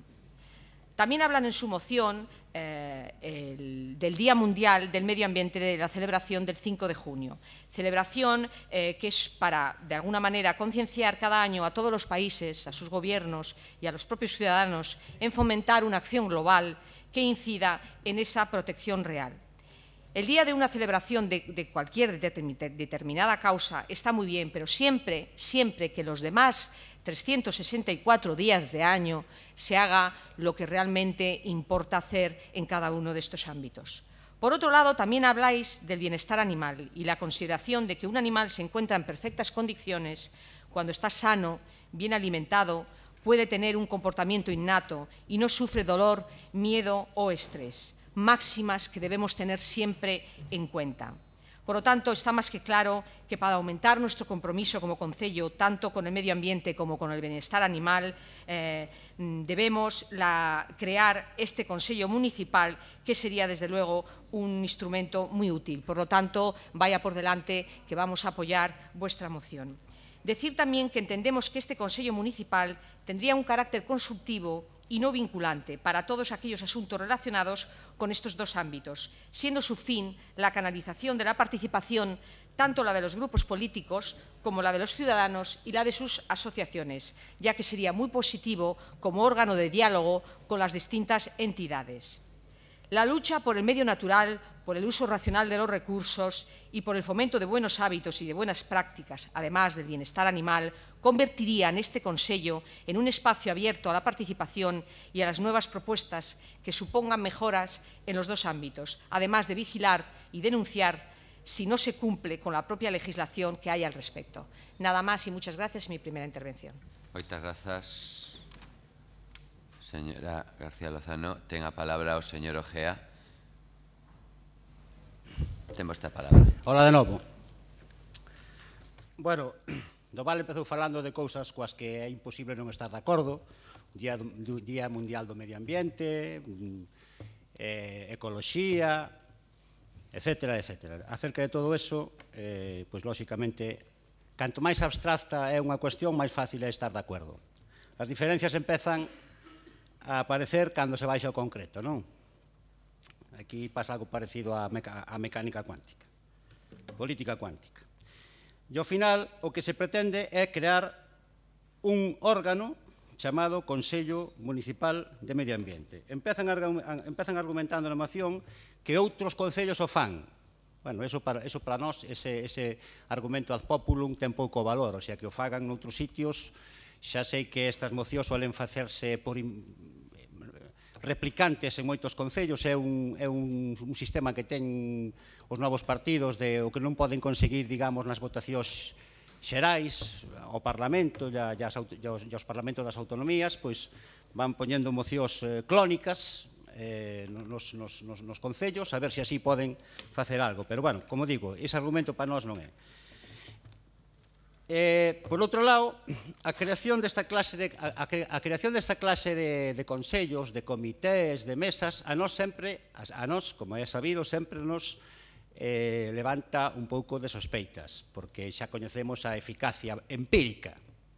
Unha cousa é a teoría, outra cousa é o que pasa, non? Xa coñecemos o que pasa con estas mesas, con estes comités, con estas comisións e con estes consellos, e como, bueno, somos abonados ao método científico que dice que unha vez visto o que pasa, o sea, unha vez visto o que sucede na realidade empírica, pois, bueno, desconfiamos. Pero, neste caso concreto, ainda desconfiamos máis, porque fala de que nese pleno, o sea, nese consello, chegarían mesmo a estar, fala de, bueno, de representantes das institucións públicas, asociacións ecoloxistas, etc., e chega a falar de persoas a nivel individual concienciadas. Eu non sei onde dan o título de persona concienciada en materia de ecoloxía e, sobre todo, de bienestar animal. Mire, a cuestión de bienestar animal é unha cuestión científica moi complexa. E aquí voume permitir Busquei na miña biblioteca un libro que lín fai moitísimos anos, tampouco tantos, un dos libros máis bonitos que lín na miña vida era de Konrad Lorenz, o famoso Anillo del Rei Salomón. Konrad Lorenz foi un premio Nobel no 73, se non me equivoco, de medicina, porque foi o que fundou a ciencia da etoloxía, do comportamento animal comparado. Era a época dos grandes etólogos, Lorenz, Carty, Desmond Morris, etc., todos aqueles. Entón, vou ler aquí unha frase solo que dice, do libro dice: cuando uno presta atención a las reacciones del público que visita un parque zoológico, advierte el despilfarro de una piedad sentimental en la conmiseración que despiertan animales que se encuentran perfectamente, mientras que casi nadie se da cuenta del verdadero sufrimiento que también existe en la mayor parte de los jardines zoológicos. Konrad Lorenz. ¿Qué significa esto? Que para saber se un animal está ben ou está mal, ou se sufre ou se non sufre, hai que ser un experto. Esa é unha cuestión científica. Mire, desde o primeiro momento en que falamos de animais en xeral, xa estamos antropomorfizando o asunto. Porque cando falamos de personas e animales, estamos nunha visión antropocéntrica da realidade. O sea, estamos dicíndonos por un lado e todos os demais por outro. O sea, desde vacas, zorros, platelmintos e paxaros, non. Hai que ser un experto, porque non é nada fácil. Konrad Lorenz, neste texto que acabo de ler, dice que a xente moitas veces pensa que un animal sufre cando non sufre, e pensa que non sufre cando sufre. Por qué? Porque proyectamos o noso xeito de ver o mundo, o que dicen os expertos, antropomorfizamos o animal. E para non facer eso, que é dificilísimo, hai que ser un experto. Hai que ser un... Bueno, por eso as leyes das que se falaban antes fan os expertos, zoólogos, etólogos e tal. Entón, a esa mesa ou a ese comité ou como se chame, non pode vir calquera, por moito amor e por moita conmiseración que pense que ten por os animais. Porque unha cousa o que esa persoa pensa e outra cousa é que ten que saber de verdad, porque as boas intencións non bastan. Mire, hoxe hai un mercado, o mercado das mascotas, que empeza a mover xa moito diñeiro, e que está guiado por empresas. Ese mercado trata de implementar unha visión do animal que lle conveña aos seus intereses. E que ao mellor non é unha visión científica. O sea, moitas das revistas que se editan, de cousas que se editan para os que teñen mascotas, que é un concepto distinto do animal, é o animal xoguete, o animal cosificado, o animal convertido en obxecto de ocio. No pasado utilizábamos os animales para o traballo, agora usámonos para o ocio, pero, o sea, tanto de unha maneira como de outra os estamos alienando. Aí teríamos un debate bonito. Ese lobby está intentando meter unha imaxe acientífica do que é o animal, o benestar animal polo que lle convén de vender determinados produtos e de fomentar determinados hábitos. Quero dicir que nese pleno ou nese comité non pode estar calquera, como di aquí a moción, calquer ciudadano concienciado. Teñen que estar profesionais e expertos. Deixo por seguinte intervención. Ten a palabra a señora Godoy Gómez Franqueira. Gracias. Bos días a todos e a todas. O primeiro por alusións previas, cando que irades, señores de Ourense en Común, nos xuntamos e lles explico que nos novos orzamentos, precisamente a partida destinada á igualdade non se ve minorada, sino en todo o contrario. Pero, bueno, cando queiran, os explico. Ben, respecto a esta moción, decir que a posta en marcha dun Consello Municipal de Medio Ambiente e Benestar Animal, en principio é unha proposta, bueno, pois sí, interesante, porque xunta a dúas áreas afíns xa dun xeito práctico. Tamén é interesante porque o constitúen, según a seu diseño, cunha ferramenta que suma participación cidadán, asociacións e grupos políticos. Perfecto.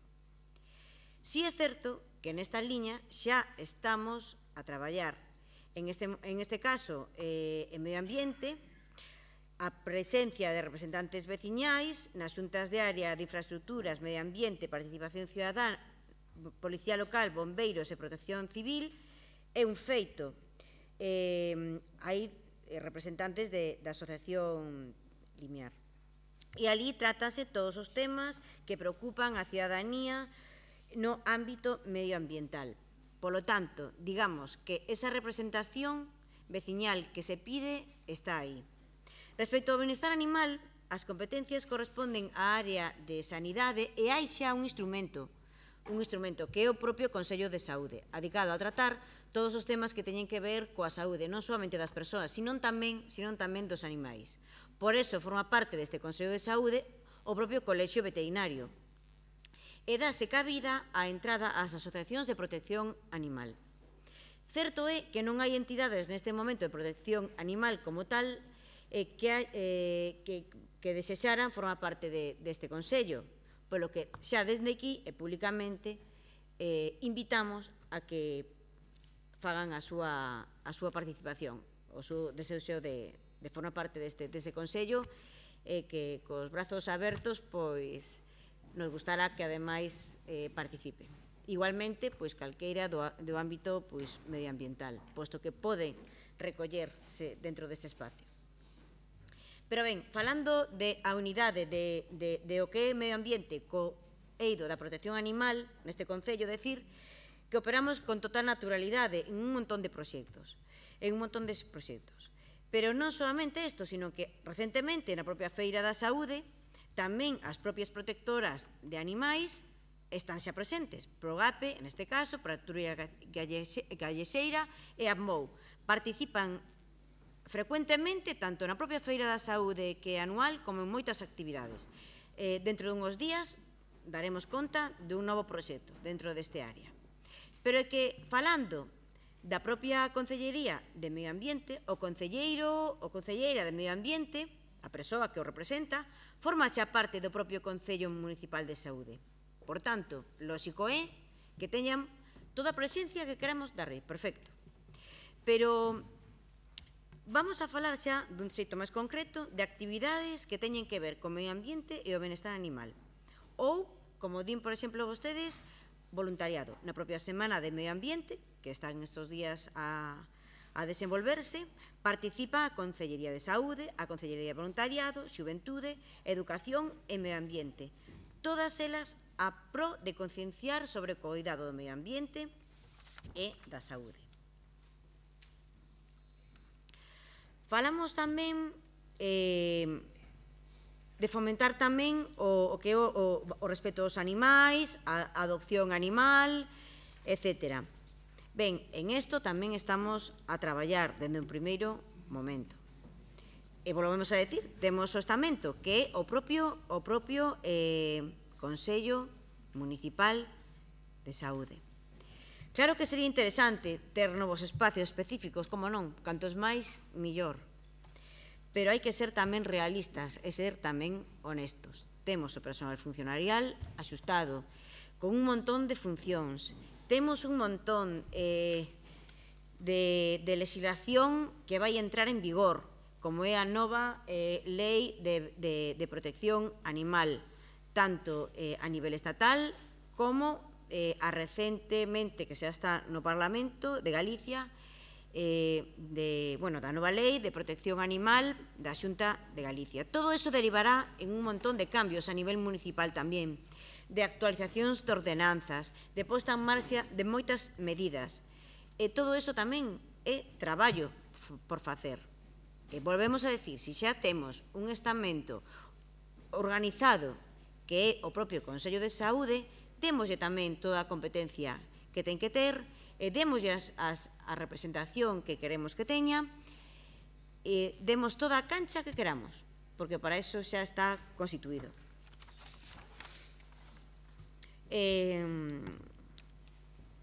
Polo momento, en esta primeira intervención, pensamos que é suficiente dar conta da propia actividade do Consello, e deixaré para a segunda intervención algunhas matizacións.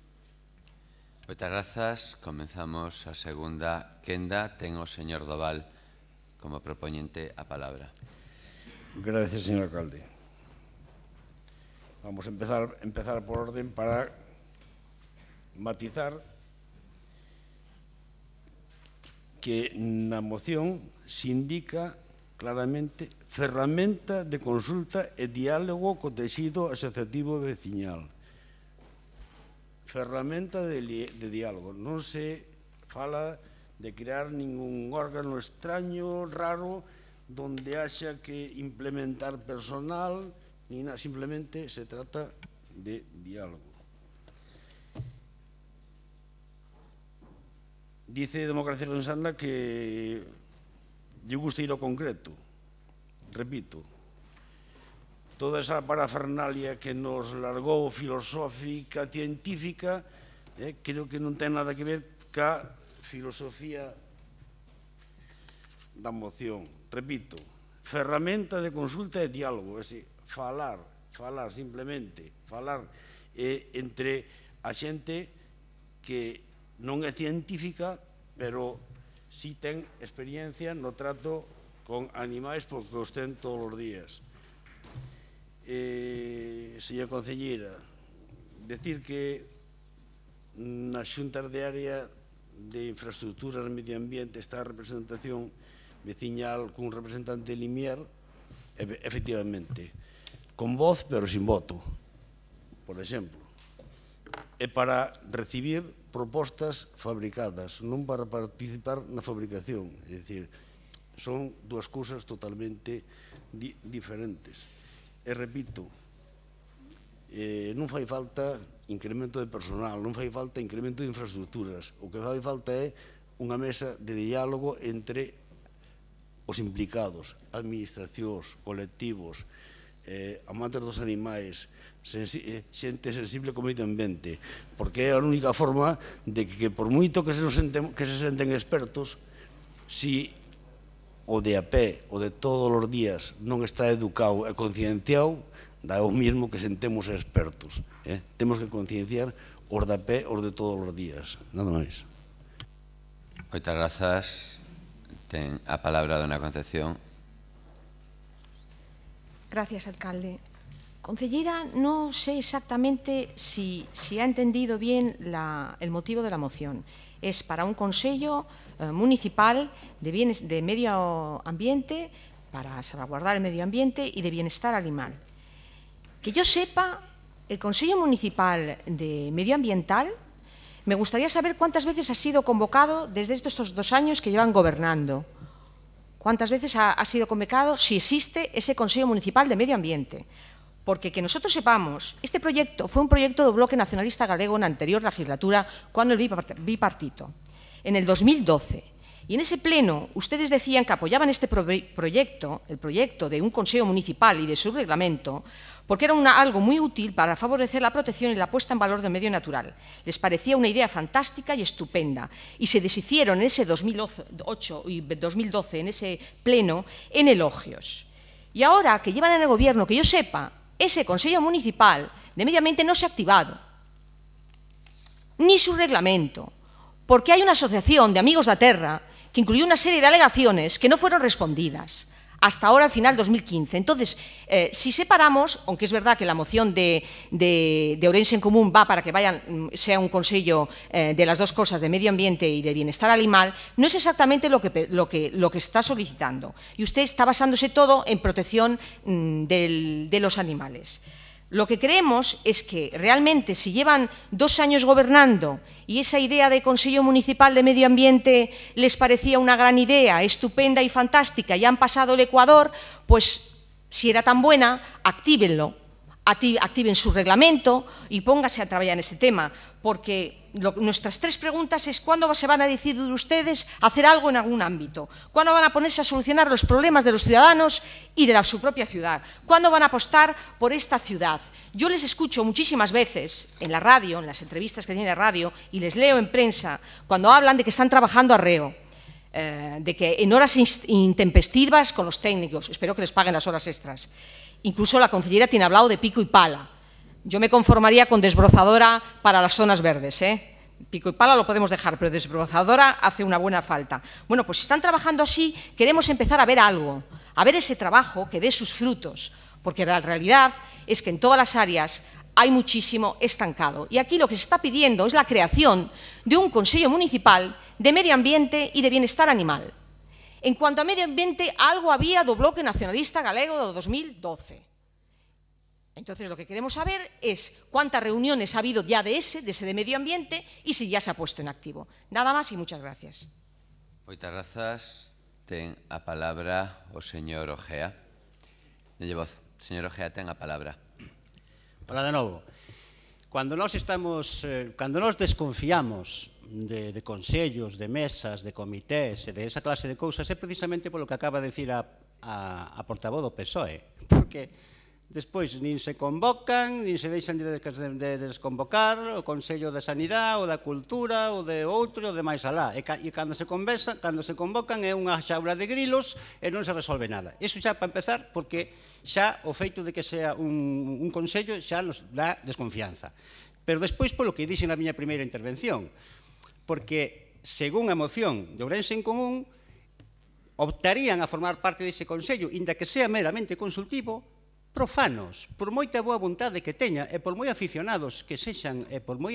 Mire, eu de neno pasaba os braos na aldea. Vivín con vacas, con burros, con chivas, con ovellas, iba aos nidos dos pitorreis, con ozos paxaros todos. Meu pai era granxeiro. Aficionei moito a esos animais. Metinlle o vicio dos animais a un irmão que hoxe é biólogo. E eu non me considero digno de formar parte dese consello, porque non teño nin idea. O sea, con toda a afición que pode ter e con todo tal, ese consello tería un consello consultivo tal. Pois o que terían que estar representantes das institucións públicas pertinentes en autoridades colexios veterinarios, a universidade, a facultade de etoloxía, de zooloxía. E despois, o que di o señor Doval de falar ca xente, calquer ciudadano pode vir aquí, calquera asociación de amigos dos animais ou dos cabalos ou tal, e falar e aportar sin necesidade dese consello, de asistencia de máis burocracia, que no fondo non é máis que crear máis burocracia, e aportar as súas ideas e facer as súas peticións. Basta con que veñan aquí, imagino que a concelleira estará receptiva a recibir no seu despacho a calquer tipo tal. Do resto, o que hai son unhas leis que deben ser feitas basándose nos criterios técnicos dos expertos no tema, que é un tema complexo, moi complicado, e despois un cumprimento estricto das leis. O outro día condenaron a un señor por afogar unhos gatos. Moi ben, porque incumpliu a lei sabrá como hai que sacrificar un animal ou como non hai que sacrificalo, entón ese señor que afogou unhos gatos, creo que lle caiu pena de cárcel, ou, bueno, non lembro o que vi no periódico, pero, bueno, etc. Quer dizer, aquí, por exemplo, nos apoiamos no seu momento a creación dunha patrulla medioambiental, que podría mirar, entre outras cousas, estas mismas da Policía Local. Pero, claro, unha patrulla medioambiental con persoal formado, con personal que teña estudiado e que conozca perfectamente a legislación. Iso é a maneira que se ten que funcionar. E non facer un comité xa pola súa propia esencia inútil ou ineficaz e despois encima abrir a porta a verdadeiros profanos que o único que ten son boas intencións, pero nada máis. Moitísimas grazas, señor Ojea. Ten os 3 últimos minutos a señora Godoy. Gracias. Ben, señor Ojea, vexo que compartimos un pasado. Eu tamén tiven a miña niñez nunha pequena aldea e tamén nunha granxa. A verdade foi fantástico e, sin dúbida, aprendín moitas cousas importantes da vida. Ben, con respecto ao que estamos, decir que, efectivamente, o que temos que ter é consellos que estén vivos e non estar a formar un montón de consellos e consellos e consellos e consellos e que, ao final, vayan sempre, pois, 4 entidades que realmente, pois, implican, pois, a mellor o resto, pois, non teñan, pois, a mellor, pois, tanta implicación ou tanto interese ou que a mellor incluso nós non lle demos tanto contido. Eu penso que temos o instrumento, que é o propio Consello de Saúde, démoslle sentido para que continúe, aperturemos, por suposto, a que todas as asociacións que queiran chamen a porta sexa unha porta aberta. Decir que, por exemplo, en voluntariado, estamos en este momento a deseñar un programa de voluntariado, por exemplo, con unha asociación medioambiental importante da cidade, e que, dende logo, pois, benvidos toda a representación que supoña axudar a cidade e construir. O que queremos decir que, concretamente, en este momento, en España, en febreiro, aderiuse o Convenio Europeo de Protección de Animais e Compañía, que temos unha lei nova de protección animal que está a piques de porse en marcha, que hai moito traballo por diante que facer e que quizá non é o momento máis adecuado para pôr en marcha outras cousas máis alá do que xa temos e que, eso sí, estamos todos de acordo que ten que ter pois forza e representación. Entón, imos a votar en contra, imos a votar non porque non pensemos que pode ser interesante a medio plazo por este tipo de estruturas en marcha. Claro que sí, por que non? Pero non agora, hai moito por facer todavía e moito todavía por fixar ben, simplemente por eso. Gracias. Moitas grazas. Pasamos, por tanto, a votación. Non se presentou ningunha emenda, por tanto, votamos tal cual foi presentada polo Grupo Municipal de Ourense en Común. Votos a favor? Votos en contra? Abstencións? Queda, por tanto, rexeitada por 17 votos en contra e 9 a favor. Pasamos ao seguinte punto da orde do día, o 5.8, moción do Grupo Municipal de Democracia Orensana relativa á retirada das delegacións de competencias feitas en favor do concelleiro don Jorge Pumar Tesouro. Ten a palabra o señor Pérez Jácome. Recorde que ten 6 minutos. Ten vostede a palabra. 6 minutos non llegan a nada. Como se meten 15 millóns de euros en 6 minutos, señor alcalde? 15 millóns de euros que ha perdido el Concello de Ourense e la Diputación, ¿cómo se meten en 6 minutos? Máxime cuando tendría que decir antes, que a la gente no entienda, que en la moción de antes que votamos en contra de Ourense en Común, a ver si la gente va a creer que nosotros tenemos que ocultar algo. Ya he dicho que nosotros en el 2016 los gastos fueron para el partido, no sé, pues el dinero fue para el partido. Y decir también que me ha llamado la atención ahora, después de los apuntes aquí científicos que dio Armando Gea, como le responde Ourense en Común, que dice, despois de tanta parafernalia, eso como si está un mariñeiro que quere ir no barco, e lle ven un tipo, Colón, pois, por exemplo, mira que la tierra é redonda, bueno, tanta parafernalia, aquí vamos o grano, hai que coller o barco. Increíble. No olvidemos que Doval foi a persona que votou en contra de traer unha pista cubierta de atletismo para Expo Ourense, porque decía, que nesa pista cubierta non se pode lanzar a jabalina, que fora un momentazo del pleno. Bueno, como se ponen 15 millones de euros en todos minutos? Hay que diferenciar una cosa. Esta semana la Diputación Democracia Orensana desvelaba, siempre es Democracia Orensana quien desvela prácticamente todos los casos de corrupción y estafas o malversaciones, y otra vez volvía a ser Democracia Orensana quien destapaba que la Diputación de Ourense le regalaba 2.700.000 de euros a la región por comprar un archivo que realmente ya tiene, porque está en la biblioteca y donde además la ley te permite consultarlo. Para nosotros creemos que lo vamos a abortar judicialmente. No olvidemos que el alcalde de Ourense salió a la palestra defendiendo la operación de José Manuel Baltar, apoyando que se gastaran 2.700.000 de euros en la región. Hai que ter cuidado que non falen mal dun, verdad, na región, verdad, alcalde? Hai que cuidar os amiguiños, inda que sexa a costa de despilfarrar os cuartos públicos. 2.700.000 euros tirados a la basura. Y ahí está el alcalde de Ourense defendiendo a J.M. Baltar, la persona que ha hundido el Club Ourense Baloncesto y que sigue trayendo aquí las cuentas para que le paguemos. Bueno, pues mucha gente le hirió mucho más lo que hizo la Diputación gastando 2.700.000 euros que perdiendo 15 de subvención. Porque quieras o no, en la mente humana duele más perder que dejar de ganar. Porque claro, en esta operación Europa que daba 15 millones de euros, Ourense ha perdido esa subvención de 15 millones de euros. Entonces da la sensación de que dejar de ganar 15 millones de euros no es tan grave como lo que hizo la Diputación. Pero realmente sí lo es más grave, por una razón. Porque se iba a utilizar ese dinero, esos 15 millones de euros, para proyectos que se van a hacer de todas. Con lo cual tendremos que tomar los recursos de los que ya hay. Con lo cual es perder 15 millones de euros. Para que la gente lo entienda, la Unión Europea pues sacaba unas subvenciones millonarias. En esas subvenciones millonarias se arrastran ya en lo que es este proyecto de antes de que el alcalde llegara aquí a la ciudad de Ourense. Entonces, ¿él qué hizo? Como él llegó en junio de 2015 y esto ya estaba en marcha, dijo, yo no tengo nada que ver. Sí tienes que ver, porque eres responsable. Porque otros proyectos bien que los echaste para atrás, como por ejemplo la estación que trae aquí el PSOE de Foster. Llegaste y te desentendiste de esa estación. O sea, eso de ahí me desentiendo. Lo que traía el PSOE, fuera.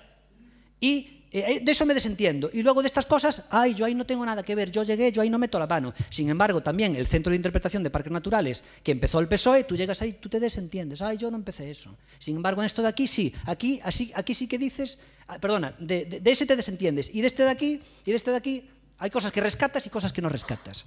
Y entonces, lo de la estación bien que metiste la mano, y en este no quieres meter mano. La historia es la siguiente. El Concello pudo ir por su cuenta y el Concello al final prefirió ir con la Diputación. Allí metimos a tu hombre fuerte, que hace de agente doble, el señor Pumar, que trabaja de agente doble entre el Concello de Ourense y la Diputación. Y esta persona es la que salía haciendo publicidad en todos los sitios. Estamos a punto de conseguir 15 millones de euros. Estamos a punto. Es la que hacía publicidad. O sea, que lo que no se puede decir es estar para las buenas. ¿Cómo se dice? Estar para las maduras, para las verdes y las maduras. No. O sea, yo, cuando es para decir que vamos a conseguir 15 millones de euros, saco aquí, venga, fotos para aquí. Sale el alcalde, sale Pumar, sale Baltar, presumiendo. En el momento que no conceden los 15 millones de euros, desaparecen todos de la foto. Oye, un poquito menos de morro. Que han tirado... No se ría, hombre, que son 15 millones de euros. ¿Cómo te atreves a reírte? Me fílmalo, por favor. Hai que tener jeta. Reírse cando se pierden 15 millones de euros. Perdón, non só interferir, pero que vostede minta ou que diga que eu estou rindo e que vostede non está ben ou non está ben.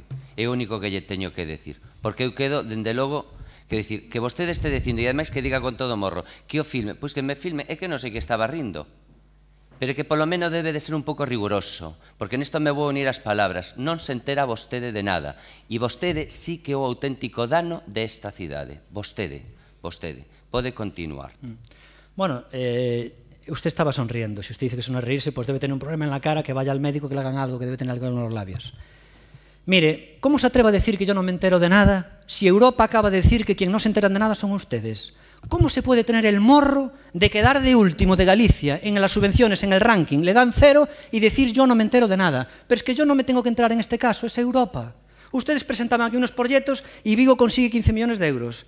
Coruña consigue 15 millones de euros. Pontevedra 10, Lugo 10, Santiago 10. Vamos ya con las villas. Redondela 5, Pontoareas 5, Lalín 5, A Estrada 5, Ribeira 5, Villagarcía 5, Marín 5, Culleredo 3,1, Ferrol 10, Ames 5, Arteixo 5 millones de euros y Ourense consigue 0.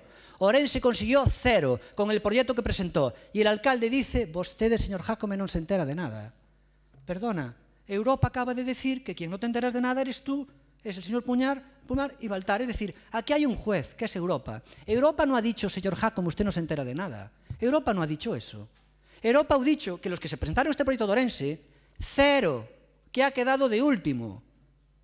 Hay que tener moro que Europa, que actúa de baremo, de juez, dice Ourense 0 y el alcalde dice vostede, señor Jácome, non se entera de nada. Es como un tipo que en el equipo de fútbol, el de entrenador, queda de último en la liga y le dicen, ya has quedado de último, non te enteras de nada. Hombre, estoy viendo la clasificación. Has quedado de último. ¿Cómo decir que no se entera de nada al que lee la clasificación? Oye, que solo leí la clasificación, no mates al mensajero. Es que realmente flipo, Rematou, non? Moitísimas grazas, señor Pérez Jácome. Ten a palabra agora un segundiño, señor Vázquez Mato. Ten vostede a palabra. Ben, grazas, alcalde. Eu, por alusións, un par de referencias á moción anterior e anterior. En primeiro lugar, decía o señor Armando Gea que para que un cidadán participe nun foro temático, animal, natural, facenda, patrimonio, ten que ser especialista no mesmo. Eu pregúntome entón que facemos todos os que estamos aquí. E pregúntome entón se os señores de Democracia Ourensana non creen na democracia e que todo decidan os técnicos, porque eso era o que se solicitaba. E despois, eu non son moito de entrar no persoal, nin de defenderme no persoal, pero como houve unha alusión á miña persoa, e o señor alcalde non fixo uso do regulamento para chamar a atención, tereime que defender eu. Eu, dende os 18 aos 23 anos, traballei de repoñedor, de camareiro, de repartidor, de moitísimas cousas, para pagarme a universidade. E un carné de conducir e outras cousas, porque non todos somos fillos de, nin todos herdamos empresas. Inmediatamente despois de licenciarme, posgrados, másteres e demais, empecé a traballar de autónomo. Inmediatamente despois a dar clase na universidade. Inmediatamente despois creei unha cooperativa. Entón, leccións persoais de ti, 0. cero, leccións persoais de ti, cero. E despois, deixa de crear fango, a túa máquina do fango, e soltar mentiras. Teño aquí a miña nómina e eu non teño ningún problema en facela pública. Aquí tes a miña nómina dos 2.000 euros que dis que cobro. Total bruto, se queres algún día explicamos, pero total bruto 1.195,35, total líquido 900 euros. E non esquezas que Ourense en Común cede parte do seu salario en doazóns, que non se fan públicas, polo tanto, nós non cobramos nin 800 euros, amigo, que son menos de 3 veces o salario mínimo interprofesional. Entón, leccións de moralidade de quen agocha o que ingresa, cero. Así que eu rétote aquí para que fagas cumprir a lei e para que este señor faga público o que ingresa vía Concello e o que ingresa vía Deputación. Eu rétote aquí públicamente a que fagas como nós e o poñas en riba da mesa. A ver quen cobra e a ver quen traballa máis. Porque podo che garantir que esta media xornada é unha cuarta parte do que traballamos. Indo á moción. O 7 de xaneiro de 2016, é dicir, medio ano despois de que o señor alcalde tomara posesión do seu cargo, asínase en castelán, señor alcalde, en castelán, dúas administracións, o Concello de Ourense e a Deputación, que teñen a encomenda de garantir e de fomentar o uso da lingua galega, insisto, asinan en castelán un convenio polo que nace este proxecto do programa Conecta Ourense. Ben, nese convenio defínense as consideracións e as responsabilidades que ten o Concello e a Deputación. Aí aparece nomeado que proxectos se van a implementar, a parte especial e singular que se lle dá ao Concello de Ourense polo seu carácter de cidade de máis de 100.000 habitantes, en diferente grado ao resto de concellos periféricos, e, polo tanto, ese convenio establece unha responsabilidade directa do equipo de goberno ao programa que se presenta a esta convocatoria. Entón, existen responsabilidades por parte deste equipo de goberno municipal sobre a perda dos 15 millóns de euros do programa EDUSI? Por suposto. Fíxense, e se non, que me responda o señor Pumar na segunda intervención. Por que tomouse a determinación de presentar un proxecto coa Deputación de Ourense cando o propio Concello de Ourense ten competencias suficientes como para haber presentado un proxecto propio? E, de feito, outras cidades así o fixeron e outras cidades recibiron os fondos. A estrategia DUSI fundamentase en que os concellos definan que modelo queren para a súa localidade e que isto se defina mediante un proceso participativo. Eu pregunto, cal foi o proceso participativo? E pregunto ao señor alcalde cal é o modelo de cidade. Porque nós, nesa media xornada, lemos todo o que temos, nos analizamos o programa e aquí non hai modelo de cidade. Aquí hai unha serie de puntos comuns, pero non hai modelo de cidade, non hai unha estrategia de cidade, tanto na primeira convocatoria como na segunda. E non nos veña agora de porque vostedes non colaboraron. Quere colaboración? A día de hoxe hai un programa de mobilidade no que os grupos estamos nos sentando e estamos diseñando un modelo de cidade. Por que non fixo eso antes? Por que non chamou aos grupos alrededor dunha mesa para colaborar? Entón, non socialice cara aquí e asuma a súa parte de responsabilidade. En base a que se decidiron os proxectos a implementar? A min gustaríame saber que bases de criterios houbo para decidir este sí e este non. E despois, como é posible, porque isto é o máis grave de todo, como é posible que cando concurren a primeira convocatoria e dinlle os erros que teñen no proxecto non se subsanen? Eso é imposible. Eso quere decir que non se subsanaron os erros. E, de feito, presentouse un proxecto moi deficiente. En definitiva, hai unha responsabilidade por parte do equipo de goberno, hai falta de licencia na xestión, nos entendemos que o responsable político desto sería o señor alcalde, pero é evidente que hai un responsable directo, neste caso, que é o señor Pumar. Democracia Ourensana solicita a retirada de competencias, nós solicitamos a dimisión.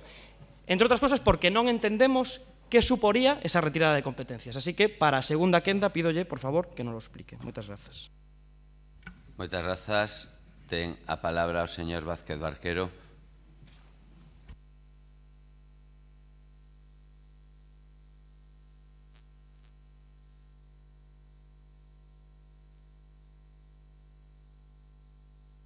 Coñecer, señor Pumar, que todo acontecido en torno ao proxecto DUSI, como lle gusta a vostede falar ou facer referencia ao mesmo, é bastante sorprendente, cando menos, por non utilizar outros termos.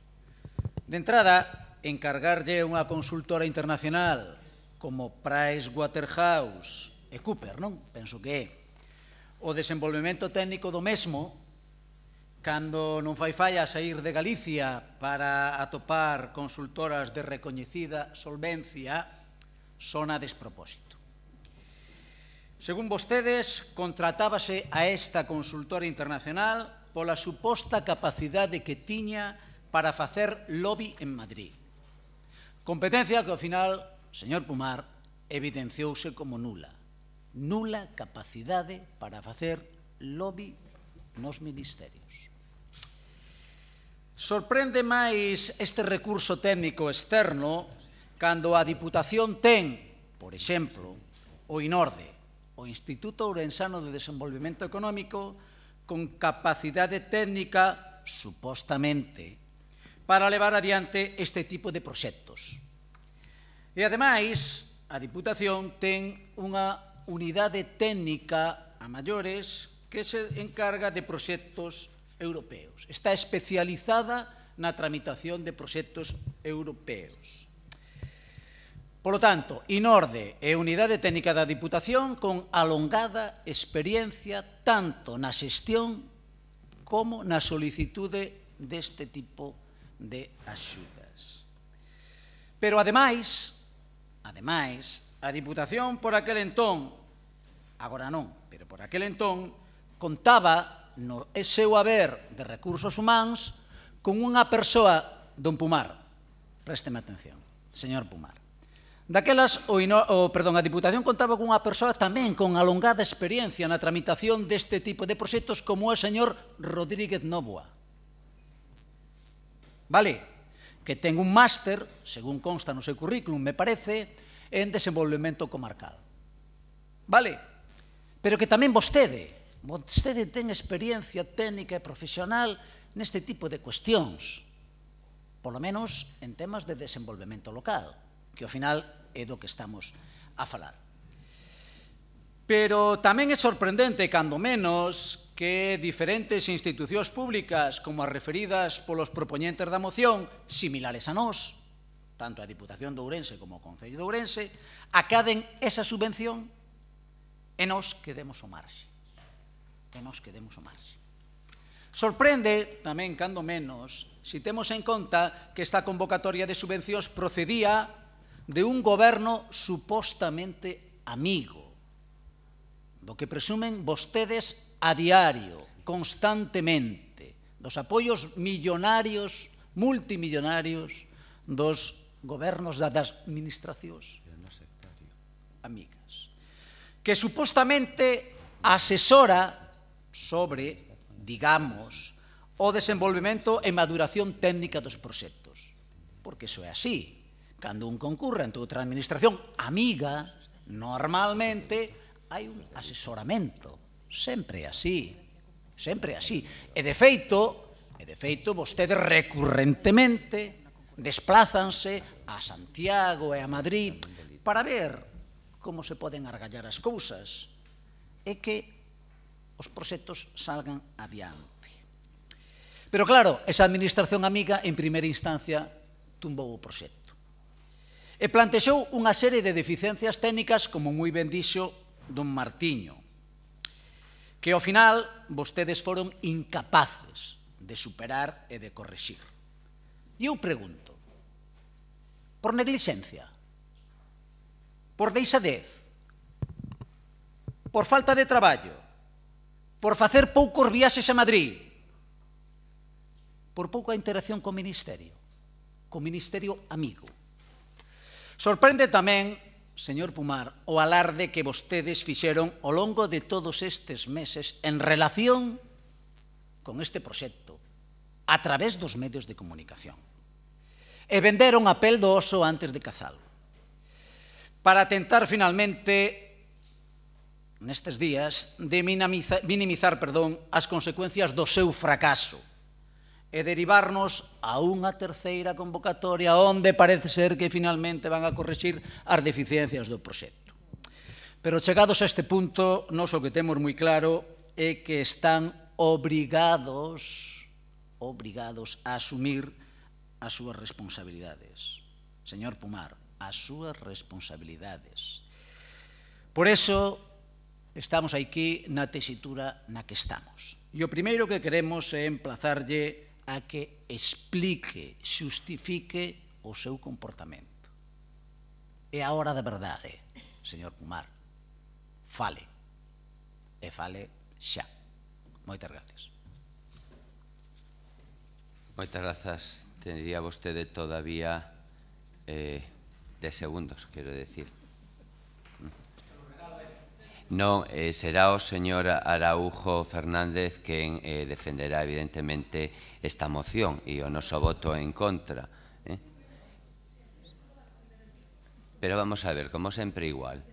É que vostedes ven que algún acusado, en este caso, o normal é que o defenda un compañeiro, porque ademais eso é a sensación e o que temos, que todo o grupo estamos a defender o vou facer do noso compañeiro Pomar, e por iso calquera de nós, incluso o alcalde, podería defender e dar explicacións neste caso. Por lo tanto, entendemos que o señor Araújo, que en este caso como portavoz do grupo, vai a defender esta moción. Gracias, señor alcalde. Bueno, teño que decir que xa me vou acostumbrando, pero que me costou un pouco adaptarme ao discurso tan vehemente que fai sempre o señor Barquero. Algúnas veces terá razón, outras non, pero he de recoñecer que me costa, non? Bueno, antes de nada, decirlle ao cámara de Aurea Televisión que procure facer milagros enfocándome aquí ao director Jácome, a Germán, que levanos acompañándonos aquí no salón de plenos, que por favor me quite ben, e senón que yo pregunto ao seu director. Convén facer unha composición de lugar sobre as cousas para un adecuado enfoque. E dicirlles que o 27 de xaneiro de 2015, gobernando o Partido Socialista, no Concello de Ourense, ten lugar a primeira reunión na Deputación e Concello de Ourense para o deseño e posta en marcha dunha estrategia provincial para a captación de fondos europeos, onde a Deputación de Ourense se presta como entidade coordinadora para a presentación de proxectos. Eu rescatei unha foto dun desos encontros, desos primeiros encontros, e aquí está vostede, señor Barquero. Sí, bueno, vostede. Vostede, señor Barquero, está o presidente da Deputación, o responsable da Deputación de temas termales, o responsable do INORDE e a responsable municipal de cuestións de proxectos europeos. Digo que isto de algún xeito ven a contestar a pregunta unha das preguntas que fixo o señor Martiño. Xa antes de outra cousa, eu agradecería á Deputación o seu ofrecemento para dita labor e pola súa visión para unha planificación de accións e proxectos, porque claro, de supoñer que un proxecto desta dimensión e calquera outro que pretenda a obtención de fondos europeos non se prepara a partir da publicación, non? Sino que hai que facer un inmenso traballo previo. A elaboración dun plan estratégico da área metropolitana de Ourense solamente no que afecta a este concello ten vinculación con diversas concellerías, non é unha actuación individual para unha cuestión simple, senón que é un proxecto transversal de certa complexidade. Eu teño que dicirlle que nós chegamos no mes de xuño, 5 meses despois destas fotografías, cando entramos a gobernar estivemos durante moitos días, moitas tardes, traballando de forma transversal as diferentes concellerías precisamente para esta convocatoria que duxe do 13 de xaneiro de 2016 para que se poidera presentar o proxecto por parte da Deputación. Teño que dicirlle, señor Barquero, que non nos atopamos ningún traballo feito por parte do anterior goberno. Se o proxecto se presentou en xaneiro de 2016, houberon 16 plenos e 64 xuntas de área onde non se preguntou por detalles do proxecto por parte de ninguén. Vostede, señor Jácome, nin preguntou, nin suxeriu, nin aportou nada, solamente dixo e reiterou que a estrategia era un auténtico bluff. Foi a súa aportación. Pois mire, presentámonos a unha convocatoria dun proceso administrativo do que vostede parece que descoñece en concurrencia competitiva, sobre un aprobado en 50 puntos para que os proxectos poidan ser viables acadamos 64,25 puntos. E que consultado o expediente administrativo, este pasado luns no Ministerio, porque xa o fixo a Diputación, entidade promotora, quedamos a 0,50 puntos do corte dos proxectos finalmente aprobados. Pois eso é a concurrencia competitiva, que non nos presentamos solos, e que os demais tamén puntúan. Hai casos diferentes, como do Concello da Coruña, que non obtiveron puntuación suficiente na primeira convocatoria. Levaron os proxectos rediseñados ao Pleno, que se aprobou por maioría co voto favorable de dos concelleiros do Partido Popular, algo do que poden ir vostedes tomando nota, porque non só poden poñerse de acordo para asfixiar a cidade, presentáronse a segunda convocatoria e neste caso aprobarono. A pregunta que lles fago é, se fose no Concello de Ourense, quen presenta unha modificación do proxecto para melloralo? Vostedes, visto o que pasou hoxe aquí co Club Ourense Baloncesto e con outras moitas cousas, vostedes aprobaríano para levar adiante unha estrategia de cidade máis alá da actual legislatura ou seguirían dicindo, señor Jácome, que é un bluff? Podemos avanzar un pouco máis. Se viñera aprobado este proxecto, aprobarían vostedes unha modificación orzamentaria en pleno para realizar a aportación que lle corresponde ao Concello de Ourense? Miren, seguimos pensando que o proxecto contén unha estrategia de gran valor para a cidade de Ourense e a súa área metropolitana. Que se fixo un bo traballo e que o partido aínda non terminou. Porque, en primeiro lugar, estamos no período de alegacións e estáse a estudiar a súa presentación. E, en segundo lugar, porque pode haber unha terceira convocatoria polo que o traballo, unha vez consultado cos técnicos, xa está feito.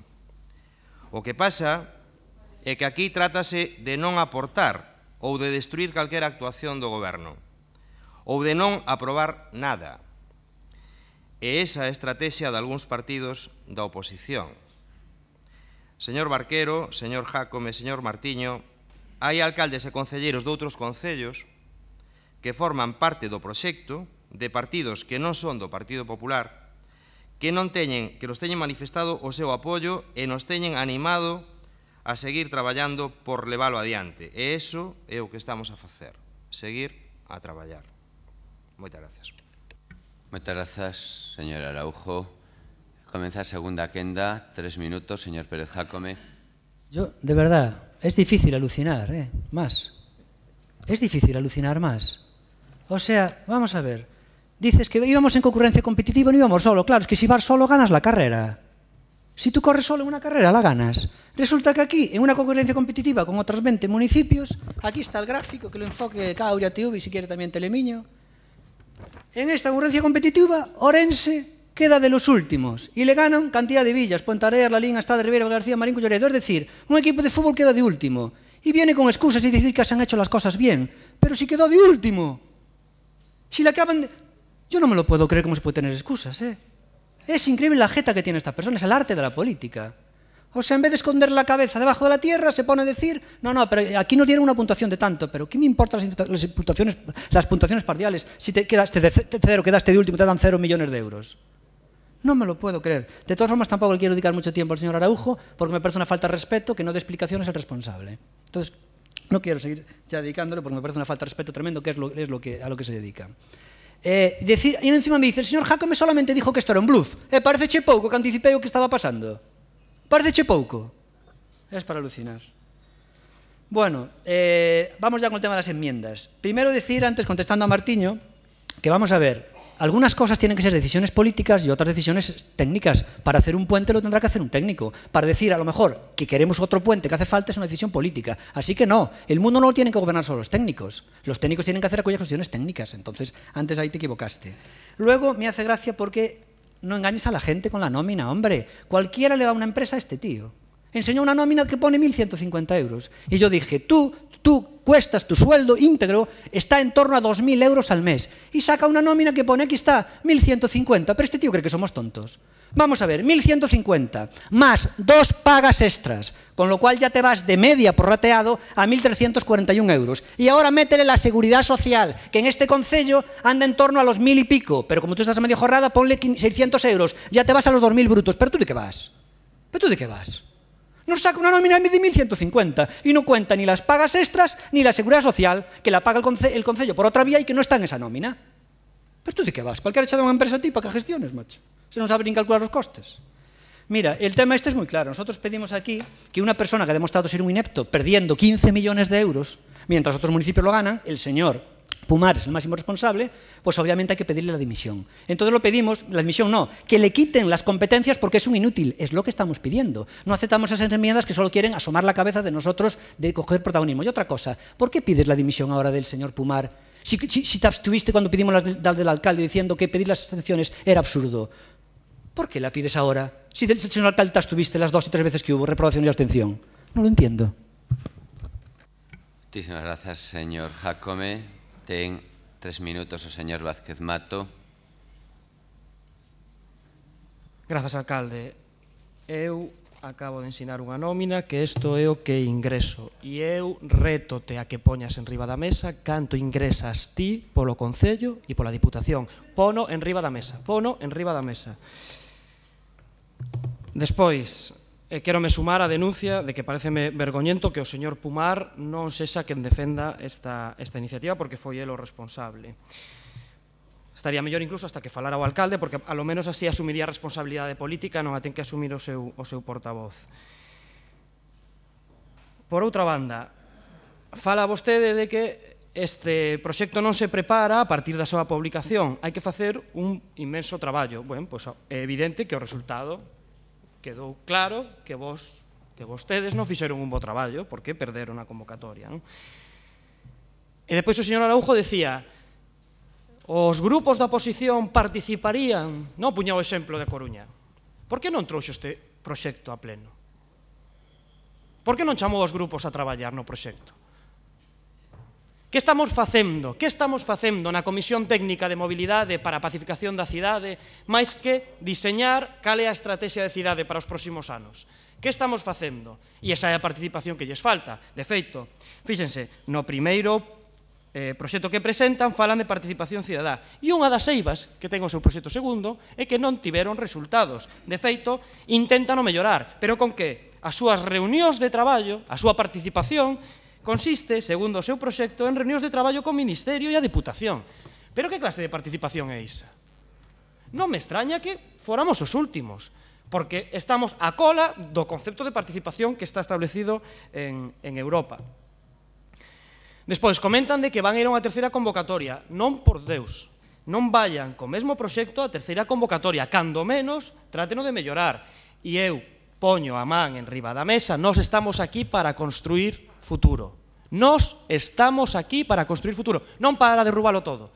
Non para derrubalo todo. Nós estamos aquí para construir futuro. Para derrubalo hai outros partidos. Chámenos, sentémonos na mesa, integre este proxecto dentro da Comisión Técnica de Mobilidade, diseñemos en conxunto unha estrategia de cidade para o futuro, goberno Partido Popular, goberno PSOE, Ourense en Común. Diseñemos de forma conxunta unha cidade. Pero para eso ten que sentarnos. Porque o que non pode ser é que agora resulta, manda truco, que a culpa é dos grupos da oposición porque non participamos no proxecto. Despois, señor Jácome, fíxese, vostede non foi quen de decirme en que consiste a retirada da delegación de competencias. Non o dixestes, non. Este señor que quedaría aquí cobrando e sin traballar, non? Pois nós pedimos a dimisión porque é a primeira vez que hai unha responsabilidade directa en riba da mesa, a perda de 15 millóns de euros. Moitas grazas, señor Vázquez Mato. Ten a palabra o señor Vázquez Barquero, 3 minutos, recorde. Quere que se apague? Non, bueno, si ten un problema, non. Señor Vázquez Barquero. Tiramos pa diante. Sin vehemencia. Vale, que non é esa a cuestión. Home, a verdade é que é moi loable que vostede defenda o seu compañeiro. Pero eu entendo sinceramente que aquí quen ten que falar dos temas é quen os leva.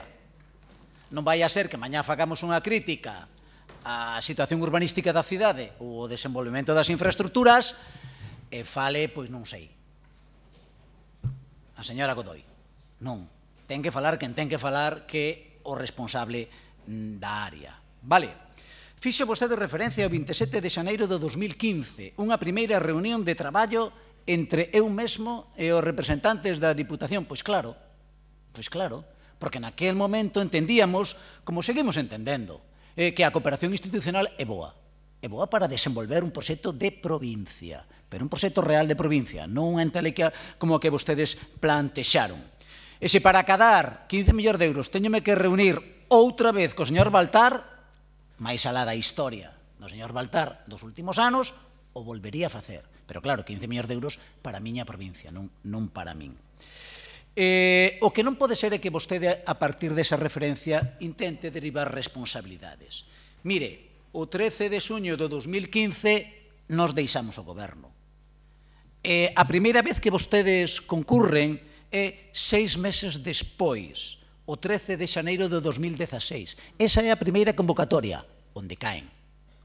E o proxecto precisamente se elaborou a finais do ano 2015, cando nós non estábamos no goberno. E vostedes sí. E a segunda convocatoria da que estamos a falar é todavía despois. O sea, a data que vostede di do 13 de xaneiro de 2015 é absolutamente irrelevante neste proceso. Absolutamente irrelevante. O que pasa é que vostedes fan como sempre. Derivan responsabilidades.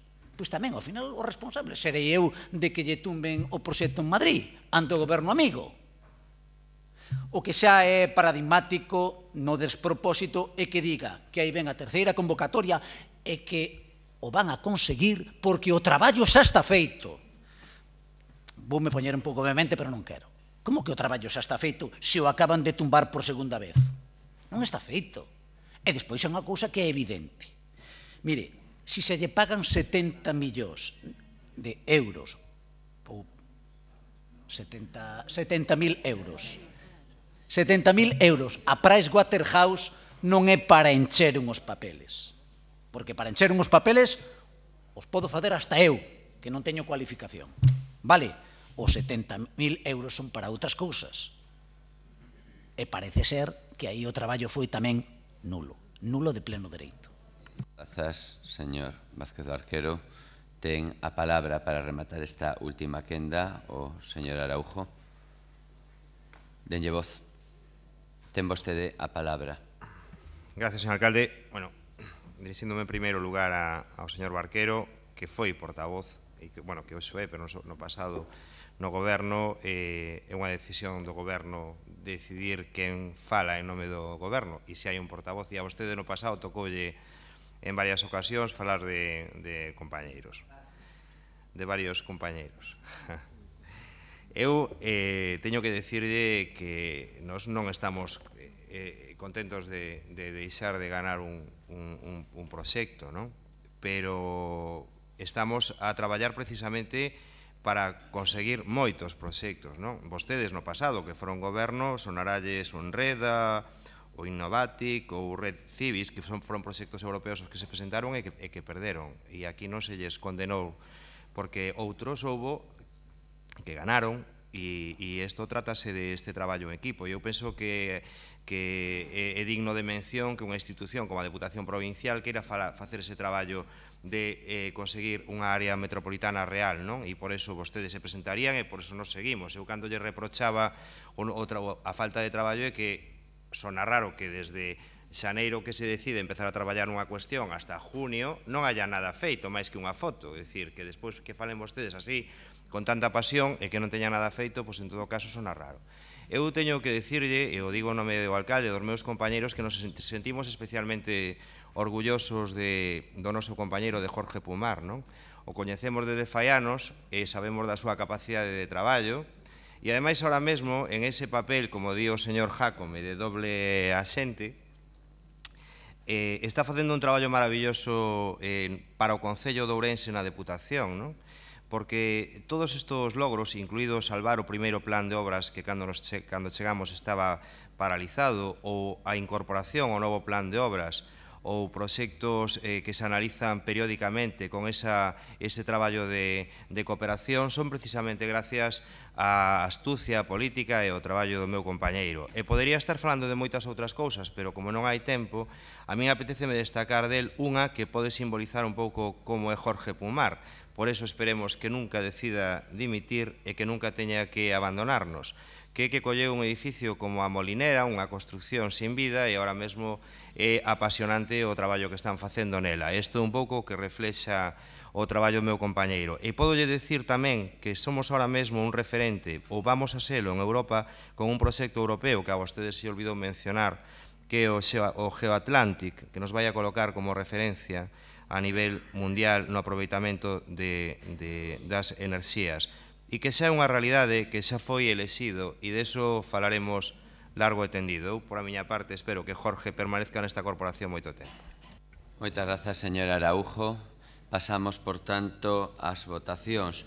Presentáronse dúas emendas. Presentáronse dúas emendas e, por tanto, iremos votando en primeiro lugar emenda e así sucesivamente en función do que ocorra. En primeiro lugar, votaremos a emenda tal cual a presentou Ourense en Común. Por tanto, votos a favor da emenda, votos en contra, abstencións. Queda rexeitada esa emenda por o secretario eleva porque xa hubo 6 abstencións e 17 votos en contra, 3 a favor. Pasamos á segunda emenda do Partido Socialista. Votos a favor, votos en contra, abstencións, 3 abstencións, 6 sí e 17 nons. Pasamos, por tanto, unha vez rexeitadas as emendas, a votar a moción do Grupo Municipal de Democracia Ourensana tal cual foi plantexada polo propio partido, non habendo aceptado as emendas, por tanto, anteriores e habendo sido rexeitadas. Votos a favor, votos en contra. Queda, por tanto, aprobada a moción do Grupo Municipal de Democracia Ourensana con 16 votos a favor, 10 en contra. Pasamos ao seguinte punto da orden do día, o 5.9, moción do Grupo Municipal de Democracia Ourensana relativa, esperemos que non abandonen todos o pleno, moción do Grupo Municipal de Democracia Ourensana relativa á colaboración coas AMPAs na xestión dos comedores escolares. Ten a palabra dona Laura. 6 minutos ten, dona Laura. Moitas gracias, alcalde. Bos días a todos e a todas.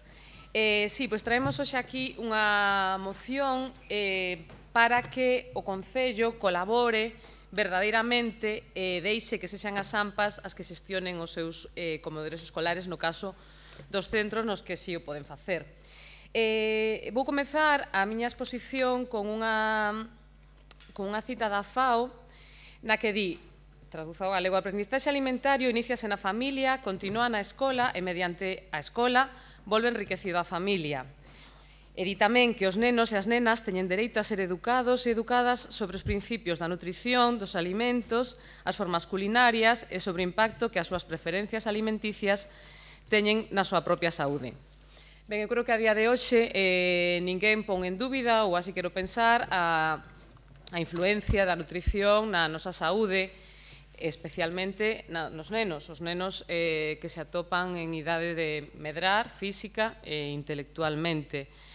Digo tamén na moción, na exposición de motivos, que os comedores escolares non solamente son un comedoiro, digamos, un lugar onde comer, ou non deberían ser, é un lugar onde os nenos e as nenas aprenden a comer, aprenden hábitos, non só hábitos alimenticios, sino hábitos de convivencia con outros rapaces e rapazas de diferentes hábitos, de diferentes culturas, de diferentes religións, o mellor.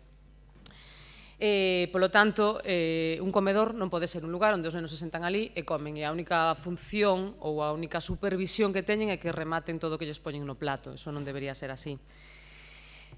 Para elo, a Xunta de Galicia, digo aquí tamén na exposición de motivos, no seu decreto 132/2013 de 1 de agosto, establece 5 posibles modelos de xestión.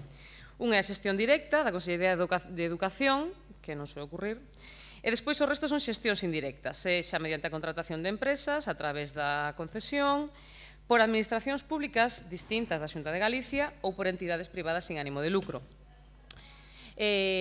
O que a min me chama a atención, que lín este decreto obviamente con calma e con detenimento, é que a única referencia que se fai á calidade dos menús e dos alimentos que se dan aos nenos di, literalmente, a elaboración dos menús farase de xeito que proporcione ao alumnado unha dieta equilibrada adaptada ás necesidades de cada idade. E a min iso verdadeiramente me parece algo moi ambiguo, moi aberto e que non concreta nada de calidade, de procedencia dos alimentos, de un montón de cousas que se deberían ter en conta. Xa non poderían, se non deberían. Por outra parte, aquí en Ourense, na nosa cidade, no caso dos colexios que se deu máis ou menos a potestade ás AMPAs de xestionar os seus comedores, realmente non sucede así, porque a que xestiona directamente é a FAPA.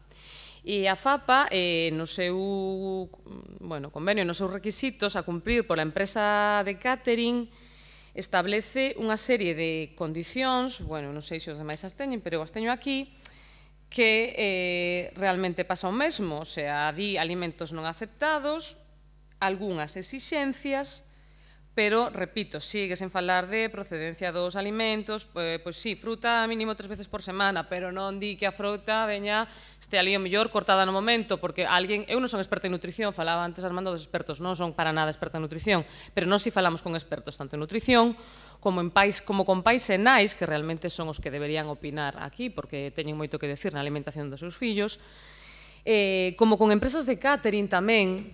E o tema é que con estas condicións que establece aquí a FAPA, realmente, que como está establecido en moitos lugares, só poden acceder a este convenio grandes empresas de catering. E entón, eso, pois claro, limita moitísimo a oferta.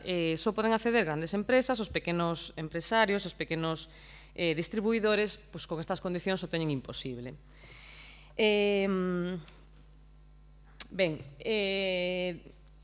penso eu que ninguén de nós, ou ao mellor nós sí, somos adultos e podemos decidir, pero seguramente ninguén comería precociñados a diario, verdade? Ou se o fai, dende logo, pois non me parece moi bo para a súa saúde, pero dende logo a uns nenos que non poden elixir, sentanse ali e comen, pois non se debería dar eso todos os días.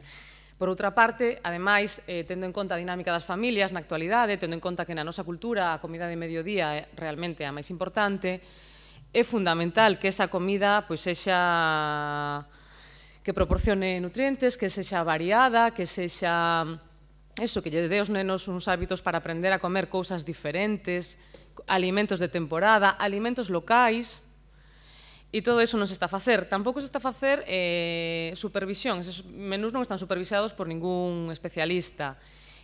Os pais, si se lles manda un menú do que se lles vai dar aos seus fillos, pero os pais non saben, ou o saben despois, cando algúns nenos xan maiores e o din, que os alimentos algúns chegan fríos, eso parece ser que é algo relativamente frecuente. Algo máis grave, que a nenos celíacos, por exemplo, se lles pon un menú por erro que non deberían tomar, eso realmente é moi grave. Ou, isto non aquí na nosa cidade, pero ten ocurrido que con estas grandes empresas de catering, pois encontraron, por exemplo, en León, me parece, Castela León, larvas de gorgojo, que non sei ahora mesmo como se di en galego, pero digo así, en 6 colexios. Entón, estamos xogando coa saúde dos nenos da nosa cidade, dende logo hai que facer algo xa. Continuo na segunda intervención, moitas gracias. Moitas grazas, dona Laura. Ten agora a palabra señora Piñeiro. Señora Piñeiro, ten vostede a palabra. Moitas gracias, alcalde. Concordamos coa análise da moción, creemos que fai un relatorio da realidade certo e riguroso. Eu creo que adoece un pouco de poñer negro sobre blanco na causa desta situación, non? Explicar por qué. Explicou a situación moi ben explicado, pero falta o por qué. É dicir, por que ao redor de 20 anos, 15 anos, a maioría dos colexios tiñan cociñas xestionadas directamente por eles e a maior parte da compra facíase no propio centro, no comercio máis próximo, quero decir. E actualmente non se fai. Por que isto? Bueno, pois o certo é que a restauración colectiva é un negocio. É fundamentalmente un negocio que cada ano move máis diñeiro en todo o mundo. As administracións públicas, sobre todo os centros sanitarios e os centros de ensino, están entre os principais clientes destes servizos de catering, deste negocio. En 2011 estas empresas serviron un total de 427 millóns de comidas no Estado español, ao redor do 30% do mercado da alimentación, Un número que dende 2011 para aquí foi cada vez máis en aumento. É un mercado dominado, ademais, por un número reducido de empresas grandes, como decía Laura, en algúns casos de carácter transnacional, que aproveitan a súa dimensión para ofrecer prezos máis baratos e sair victoriosas das convocatorias públicas de contratación. Presentamos unha emenda non porque non concordemos, presentámolas motivadas polas dúbidas. Neste momento a xestión dos comedores escolares está sendo, cando menos, problemática. Está habendo problemas coa xestión dos comedores. Agora mesmo, a través, como explicabas, Laura, a través dun convenio entre o Concello e a FAMPA, que é a Federación de Asociacións de Nais e Pais do Alumnado, se acorda que a FAMPA leva a cabo esta xestión, a xestión dunha serie de comedores, coa fiscalización de intervención no relativo ás contas da parte subvencionada, ás contas, a parte puramente económica. Basicamente, ese é o acordo, senón que a concelleira delegada, que está ademais desexando de intervir, que me corrixa logo despois. Agora ben, no pasado ano os problemas foron de calado por dous motivos para nós importantes. Primeiro, a contratación da empresa de catering, que tivo moita polémica entre as asociacións de nais e pais. A contratación da empresa de catering se fai segundo o criterio da FAMPA sen ningún mecanismo de concorrencia pública. Para nós isto é dubidoso cando menos. E segundo, a xustificación ben feita, en tempo e forma, dos gastos do comedor. Estas foron as principais problemáticas e de aí ven un pouco o espírito da nosa enmenda. Se isto pasou cun único encargado, que era a FAMPA, entón, nos asaltan as dúbidas sobre que pasaría con tantos pequenos xestores se o repartimos entre as AMPAs de todo o Concello. Parécenos positivo as achegas ás cociñas, aos centros de ensino, pero creemos necesario un acompañamento dende a Concellería de Educación. Creemos que se pode facer, pero ten que ser acompañado, asesorado. Por outro lado, está a cuestión de que pasaría se a AMPA non quixera facerse cargo ou non habera ninguén dentro da propia asociación que o puidera facer, porque igual se dá esa situación, que non hai alguén que poda levar, digamos, esa xestión. A única opción que vemos é que nese caso sexa o Concello quen se faga cargo directamente. Pero, ollo, parécenos óptimo que sexan as nais e os pais, os organizados en asociación, quen se fagan cargo do comedor dos seus propios fillos e fillas. Simplemente creemos que hai que darlles un acompañamento, un asesoramento, porque hai temas, digamos, de xestión, de xustificación de gastos, que eu creo que necesitan ese acompañamento, e despois que se dá o caso remoto de que haxa algunha AMPA que non poda ou non quera, non sei, facerse cargo desto, pois que faga o Concello directamente, de algún xeito. Nada máis. Moitas grazas, señora Piñeiro. Ten a palabra o señor García Tejerina. Ten vostede a palabra. Muchas gracias, señor alcalde. Vamos a ver, voy a intentar explicar, porque cuando leí la moción, la primera conclusión que saqué que la propuesta no concordaba mucho con la exposición de motivos. Me daba la sensación de que la exposición de motivos se había hecho por un lado y la propuesta por otro, y que no había ahí una concordancia, ¿no? Vamos a ver, el decreto de comedores escolares del 2013, que es en realidad la Consellería de Educación quien tiene las competencias en comedores escolares, contempla los comedores escolares como un recurso educativo complementario, compensatorio y social, e intenta dar respuesta a situaciones de desventaja a nivel de familias, a nivel de desventajas tanto económicas como sociales de algunas familias, ¿no? Y también sirve, o por lo menos en la introducción del decreto lo especifica un poco, como materia o instrumento de conciliación familiar y laboral. El quid de la cuestión está en cómo está la gestión de los comedores escolares. El decreto contempla varios tipos de gestión. Una, directamente de la Consellería, es decir, la Consellería directamente gestiona el comedor escolar de los centros. Otra, indirecta de la Consellería, gestiona los comedores escolares de los centros a través de un concurso. Y otra, a través de las asociaciones de padres de las FAPA. Vamos, en este momento en la ciudad de Ourense, vamos a ver, es más, en la exposición de motivos tampoco se refieren a qué tipo de escolares es el tema de los comedores escolares, si es para los de primaria y infantil solo, es para los de secundaria también, porque hay diferencias claras.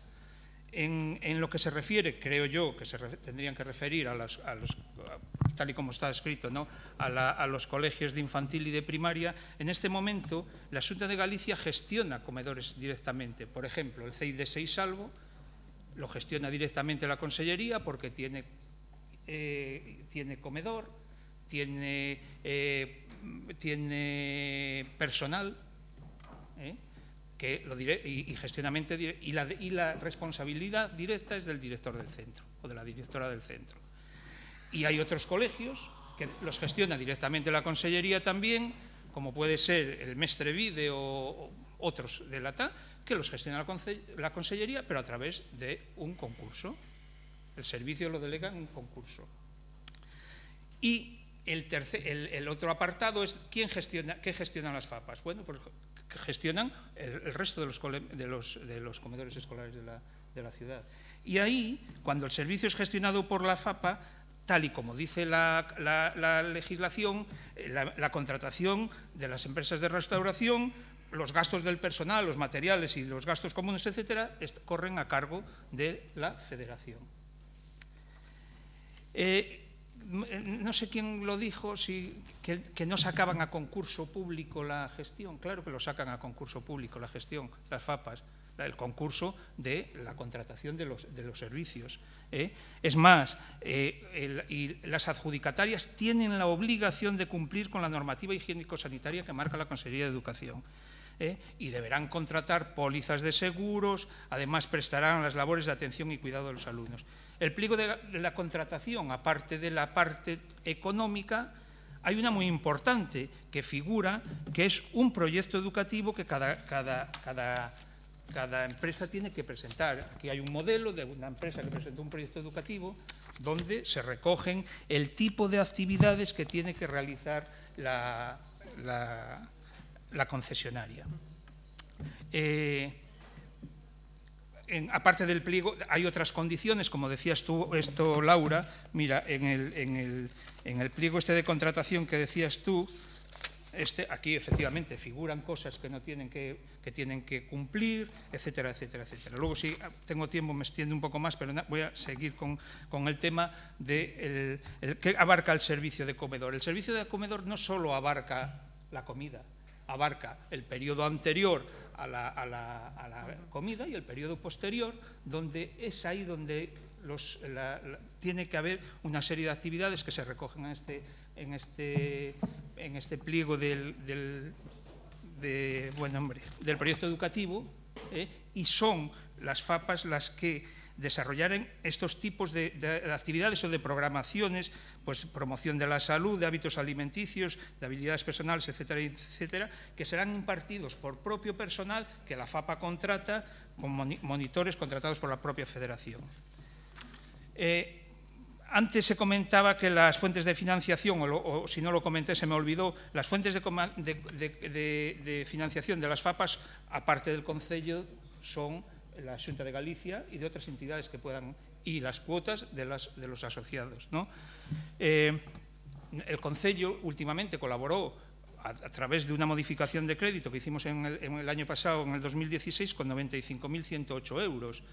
Pero para sufragar gastos especifica bien gastos de personal, materiales y gastos corrientes. Es decir, en ningún momento el Concello tiene la capacidad para intervenir en la elaboración y control de los menús, ni mucho menos. Bueno, sigo después, remato un poquito la exposición. Moitísimas grazas, señor García Tejerina. Toca ya intervención a señora Iglesias. Ten a palabra vostede.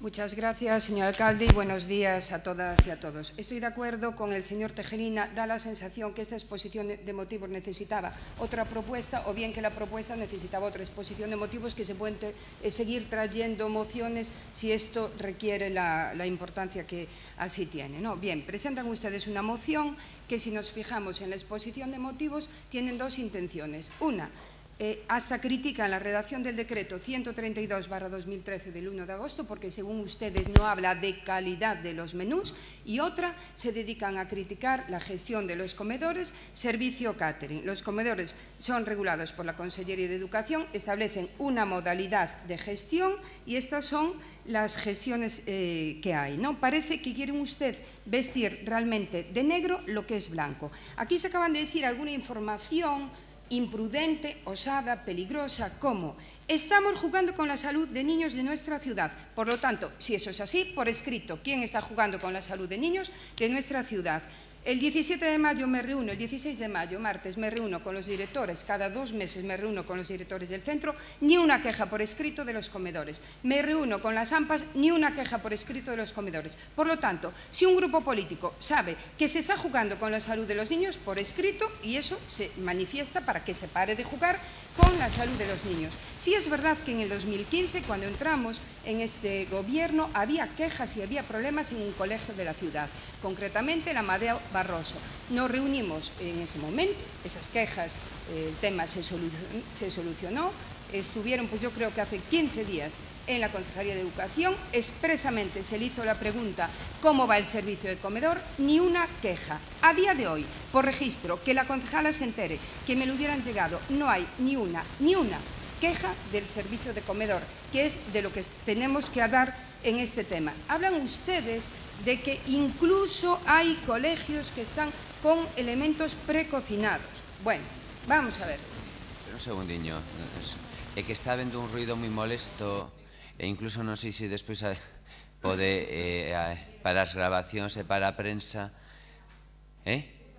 pero que o mellor é porque apagueille a cuestión, por eso o mellor pararon. Entón vamos a intentar dentro dun segundo, todo o mundo ten apagado, a ver que está pasando e se non teríamos que seguir así, lamentando moito polos medios de comunicación ou polas grabacións neste caso. Vamos a probar. Denlle de novo voz á señora Iglesias, por favor. Vamos a probar. Denlle voz á señora Iglesias. ¿Ahora? Vuelve a hacer ruido. A mí no me molesta, si queréis que sea... Pero, a ver, denlle voz ao micro do señor Guede. Apague vostede, apagamos ese, denlle... Sí, é un problema de micro no seu caso. A ver se pode vostede, reanudamos. Sí, creo que no hay problema. Un segundinho. Bueno, seguimos. Estábamos hablando, se mencionaba antes que incluso en algún colegio que había elementos precocinados. Bien, en todos los requisitos que establece la FAPA Ourense para los colegios, y hablo de FAPA Ourense porque es la que lleva la mayor parte de las AMPAs. AMPAs que están ahí voluntariamente porque quieren, porque le da la gana, que no les obliga. Y entonces dice, materias primas no aceptadas, alimentos precocinados. ¿Pero qué estamos diciendo? No se puede mentir nunca, y menos cuando se habla de educación y cuando se habla de niños. Esto está aquí escrito. Dicen que no hay control. Bueno, pues hay un supervisor que se dedica a ir todas las mañanas a la cocina central, a ver la comida, a colgar lo que hay en la página, que va todos los días a los colegios, que va revisando las comidas de los escolares. Bueno, esto es lo que hay y esto es lo que se dice. Hacia todo, si hay alguna queja, les invito a que lo digan por escrito, porque no hay ni un AMPA que tenga una queja a día de hoy del servicio de comedor, porque si no, sí que sería responsabilidad de la concejalía de hacerlo. Entonces, que esas quejas se metan por escrito. Así a todo, todos los comedores, sean de gestión directa, sean de gestión indirecta, deben cumplir de forma estricta la guía de menús saludables. Educación va a extender a 109 comedores las exigencias de calidad de los menús. 20 comedores en Ourense ya se estaban llevando a cabo desde el mes de febrero del 2016. Esas exigencias de calidad hacen referencia al número de días que tienen que tomar verdura, no sé cuántas, arroz, pasta, leche, carne, etcétera, etcétera. Eso todo ya es una obligación que establece la Consellería de Educación, que es quien realmente tiene competencias en materia de comedores. Otra cosa es que el Concello de Ourense diga, este es un tema importante, aunque no sea nuestra competencia, y sí que va a ayudar a las AMPAs y a los comedores. Las AMPAs, aponte, En el comedor participa AMPA e un turno a Xunta. Albino Núñez, Xunta. Amadeo Barroso, AMPA. As Mercedes, AMPA. Covadón Gueiroás, Xunta. Curros Enríquez, AMPA. Inmaculada, AMPA. Irmás Villar, AMPA. Meservide, Xunta. Manuel Luis Acuña, Xunta. Manuel Sueiro, Xunta. Couto Greco, AMPA. Prácticas, AMPA, Xunta, etc. Vale, todas esas AMPAs, por ahora, repito, no hay ninguna protesta del servicio de comedor. La Federación de AMPAs de Ourense elige libremente contratar el servicio de comida mediante catering. Este ha sido el sistema que autónomamente han acordado los padres, por lo tanto, ni el Concello ni la Xunta pueden modificar decisiones tomadas por los padres. Este sistema garantiza calidad en los menús y evita problemas de contratación a las AMPAs, que supondría que éstas se convertirían en patronal de cocineros y cuidadores. Además, si nosotros queremos ayudar a las AMPAs y no están en una federación, a la federación le puedes ayudar con un convenio. Para ayudar a las AMPAs, esto tendría que ser una subvención que saliera en concurrencia competitiva. Repito, no hay ninguna queja. Cualquier queja por escrito, la gente que venga por escrito. La gente está viniendo a la Concellería preguntando en la reunión de directores, preguntando en la reunión de AMPAs, no hay ninguna queja. Pero les invito a que si las hay y que esto corre en peligro, porque es muy fuerte hacer esas declaraciones, que lo presenten por escrito. Nada más, y en mi segunda intervención seguiremos hablando de eso. Moitas grazas. Pasamos á segunda quenda. Dona Laura, ten vostede a palabra. Moitas gracias. Non, Belén, non se pode mentir. Eu non dixen, na moción non aparece precociñados, eu o dixen poñendo un exemplo de si nos comeríamos precociñados a diario. E non se pode mentir, decir, non sei, xa se me foi, que teño tantas cousas que non me vai dar tempo nos 3 minutos. Ben, non dixen xogar coa saúde, dixen que é un tema de saúde, e o que diga que a nutrición non é un tema de saúde, pois non sei sinceramente en que século vive. Non digo que se xogue, non digo que claro que teñen que cumplir unhas exigencias de higiene, xa os dixen, de servir verdura uns días a semana, de servir froita, eso xa o sei, pero que a calidade da nutrición vai moito máis alá, e a pouco que te preocupes do tema, creo que o podes entender. E por algo é a tendencia en todas as outras comunidades, na Comunidade de Madrid, hai 20 anos ou 30 tiñan servicio de catering, e agora en todos os colexios volven a ter cociña e ali fan o seu menú para todos os días. O mesmo pasa en Cataluña, o mesmo pasa no País Vasco, en Aragón, en Castela León, onde na zona do Bierzo, aquí tan próxima, está habindo, se están manifestando en contra dos servicios de catering. Non quer dicir que non é demonizar, non é vestir de oscuro, non digo que haxa nada, non sei, o que precisamente, non sei cal é o problema en que as AMPAs, os propios pais e as propias nais de cada centro, porque ademais varían, porque os seus pais son uns e dentro de 3 anos son outros, porque os fillos xa non están na escola, poidan decidir sobre o modelo de xestión que queren, e incluso de un ano para outro, que non sei cal é o problema. Eso sí que é intentar oscurecer algo que eu non o poño como oscuro. Que non hai queixas? Pois precisamente, parece mentira que a concelleira non sabe que hai queixas. Será que non falas coa xente, Belén? Será que non falas cois pais e coas nais? Porque que a min a diario, o sea, non digo a diario, pero habitualmente modín. Os directores, nos centros nos que xestiona a AMPA o comedor, o director e a directora desenténdese relativamente, pero non é cuestión de lento, é normal que é algo que non levado, que non está pendente, porque non é responsabilidade súa, e os directores e as directoras bastante teñen con outras cousas. Pola emenda de Ourense en Común, vamos a ver, non imos aceptar porque nos creemos que o Concello pode colaborar e debe colaborar, a ver se me dá tempo de dicilo. Primeiro, garantindo que as cociñas, onde hai centros que a teñen, estén en bo estado e se podan utilizar, porque iso é algo que na maioría dos centros non ocorre. A veces é unha inversión mínima ou simplemente garantirlles que a poidan utilizar. O Concello pode colaborar contratando nutricionistas que fagan os menús e que supervisen monitores especializados nas horas de comedor, especializados en temas de resolución de conflictos, por exemplo. E dando un asesoramento, le dice así, claro, dando un asesoramento, pero non xestionando o propio Concello, senón eso que cada AMPA decida. Pero o Concello sí pode e debe colaborar de moitas maneiras. Bueno, xa non sei que máis iba a decir, pero que dende logo non poñas palabras que eu non dixen, que non se xoga coa saúde, senón que é un tema de saúde, polo que hai que apostar é prevención. A nutrición é prevención en saúde. Moitas gracias. Moitas grazas, dona Laura. Ten a palabra agora a señora Piñeiro. Vale. Belén, non hai ningunha queixa, tivemos un problema grandísimo de xustificación de gastos. É dicir que non hai...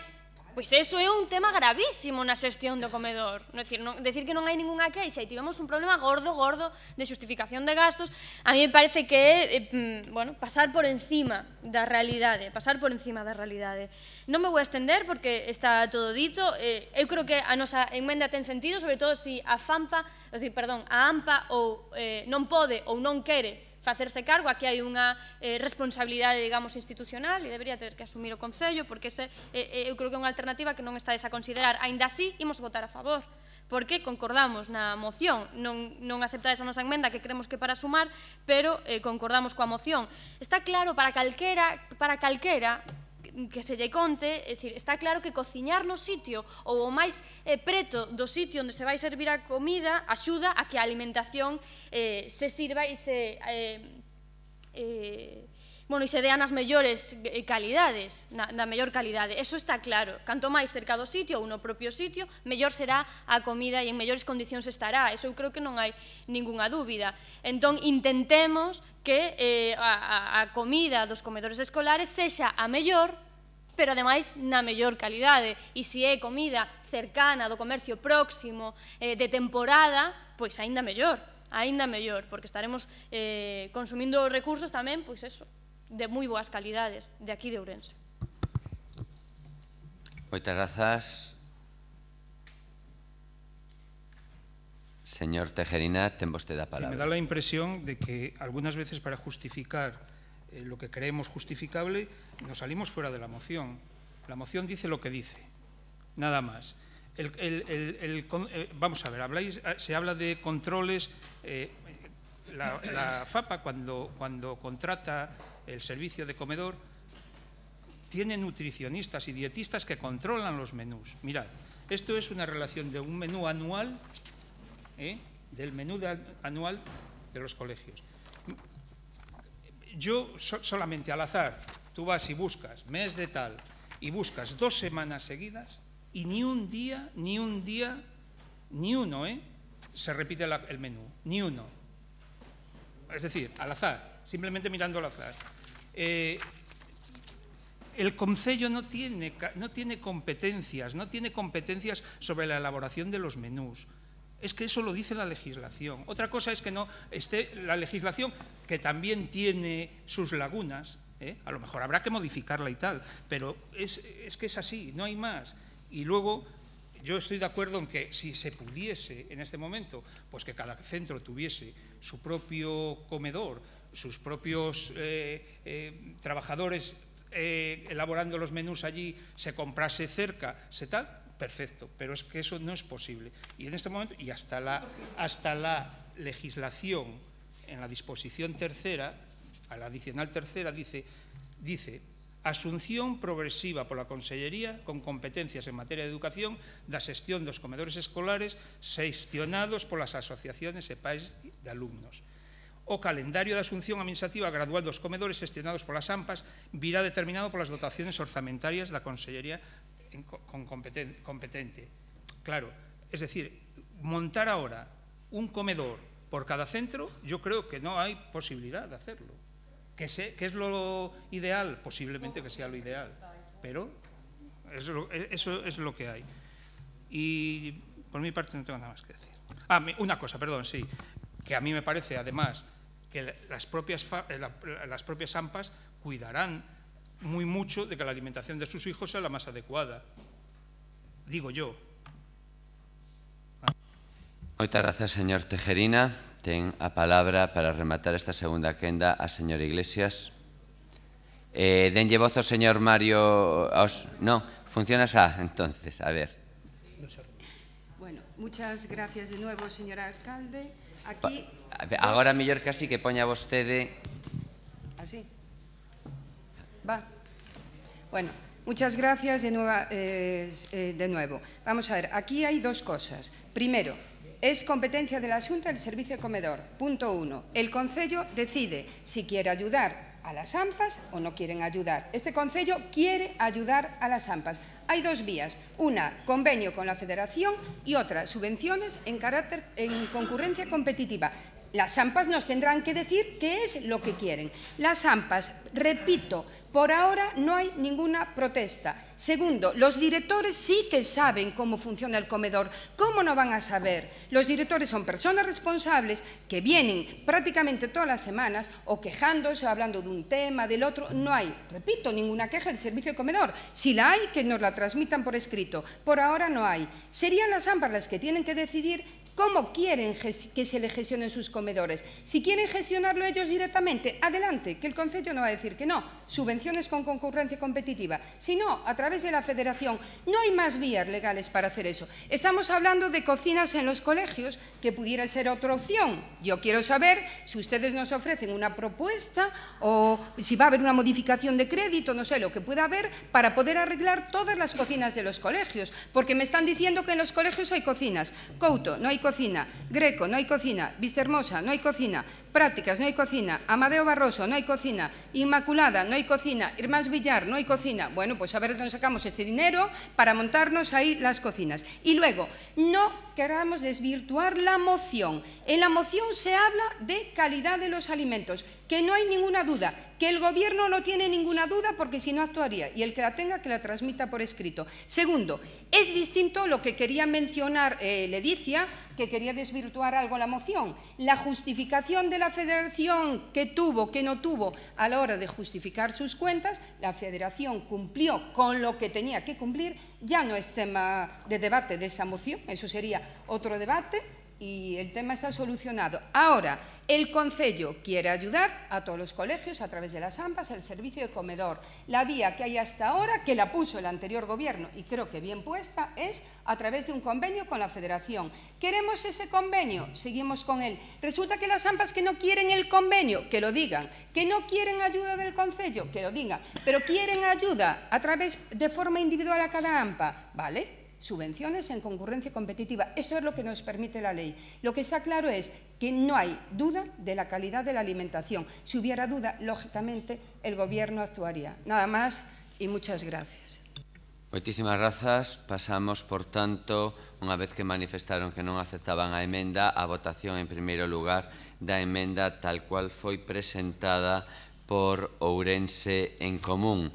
Estamos falando do punto 5.9. Votos a favor? Votos en contra? Abstencións? Pasamos, por tanto, unha vez recitada, a votación da moción do Grupo Municipal de Democracia Ourensana relativa á xestión dos comedores escolares tal cual foi plantexada. Votos a favor? Votos en contra? Abstencións? Hai empate e hai que volver a votar, non? Sí. Por eso. Estamos dando precisamente esos pasos. Procedemos, por tanto, de novo a repetición da votación. Votos a favor da moción? Votos en contra? Abstencións? Por tanto, e dado o voto de calidade, queda rexeitada a moción presentada por Democracia Ourensana. Pasamos ao seguinte punto da orden do día, o 5.10, moción do Grupo Municipal Socialista para a sustitución do proxecto da estación intermodal do AVE en Ourense de 2017 polo proxecto gañador do concurso do ano 2011 denominado As Burgas 11-11-11. Ten a palabra en primeiro lugar por un espazo de 6 minutos o señor Vázquez Barquero. Tentarei ser breve. A verdade, señor alcalde, sin vehemencia, é que a xestión do seu partido á fronte do Ministerio de Fomento é desastrosa, nefasta, polo menos para esta cidade. E aos feitos me remito. A finais do ano 2011, cando vostedes chegaron ao Ministerio, contaban cun proxecto de estación intermodal gañador dun concurso público. Un proxecto emblemático, un proxecto que garantía unha intermodalidade real, un proxecto que cohesionaba os barrios da Ponte e do 21, un proxecto que desenvolvía espazos públicos e atendía neste senso as necesidades de infraestructura e dotacións dos veciños do entorno, da Ponte, do 21, de Peliquín. Un proxecto que xeneraba unha reestructuración, unha reordenación urbanística en boa parte da cidade que definía, ou cando menos axudaba a definir, un novo plan de urbanismo. Un proxecto que xeneraba unha nova centralidade en Ourense, como así se recollía no novo planeamento, e plantexaba novas oportunidades de desenvolvemento económico e social. Un proxecto que máis alá da algarada política na que participaban vostedes e outros socios colindantes non xeneraba dúbidas técnicas, polo menos daquelas ningún colexio profesional o cuestionou. E chegaron vostedes e meteron este proxecto nun caixón. E durante máis de 4 anos vostedes, coa súa ministra, dona Ana Pastor, á frente, non moveron peza, non puxeron ningún só ladrillo de ese proxecto. E transcurridos máis de 4 anos sin facer nada, absolutamente nada, sin que o persoal da DIF pasase por esta cidade, dixeron: xa non temos proxecto de estación intermodal en Ourense. O proxecto gañador do concurso do 2011 non vale para nada. E imos facer un novo proxecto e nos damos 18 meses. E transcurrido este tempo, é dicir, máis de 5 anos dende o 2011, polo tanto, máis de 5 anos da súa xestión política, casi 6 anos, para ser exactos, atopámonos cun novo proxecto. Un novo proxecto máis caro. Pasamos de 60.000 millóns de euros, 68, a 150 millóns previstos para investir na nosa cidade. Un proxecto que, cando se analiza, é totalmente raquítico. Un proxecto que perde as súas sinais de identidade. Xa non é unha intervención emblemática. Xa non garantiza a intermodalidade real.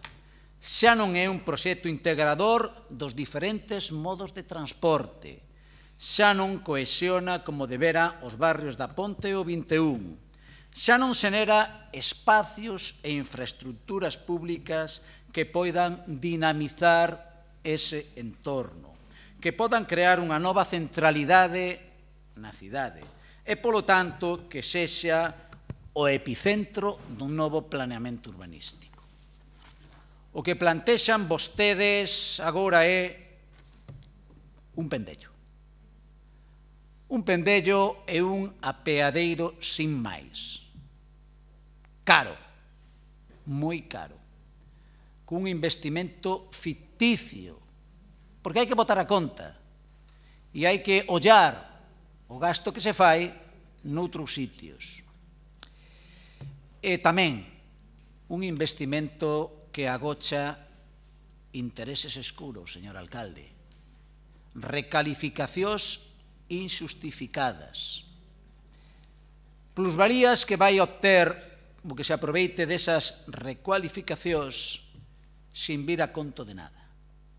E por eso, señor alcalde, o que nos lle pedimos ao pleno é que se volte o proxecto do 2011. O proxecto lexítimo, porque é o proxecto que gañou un concurso público.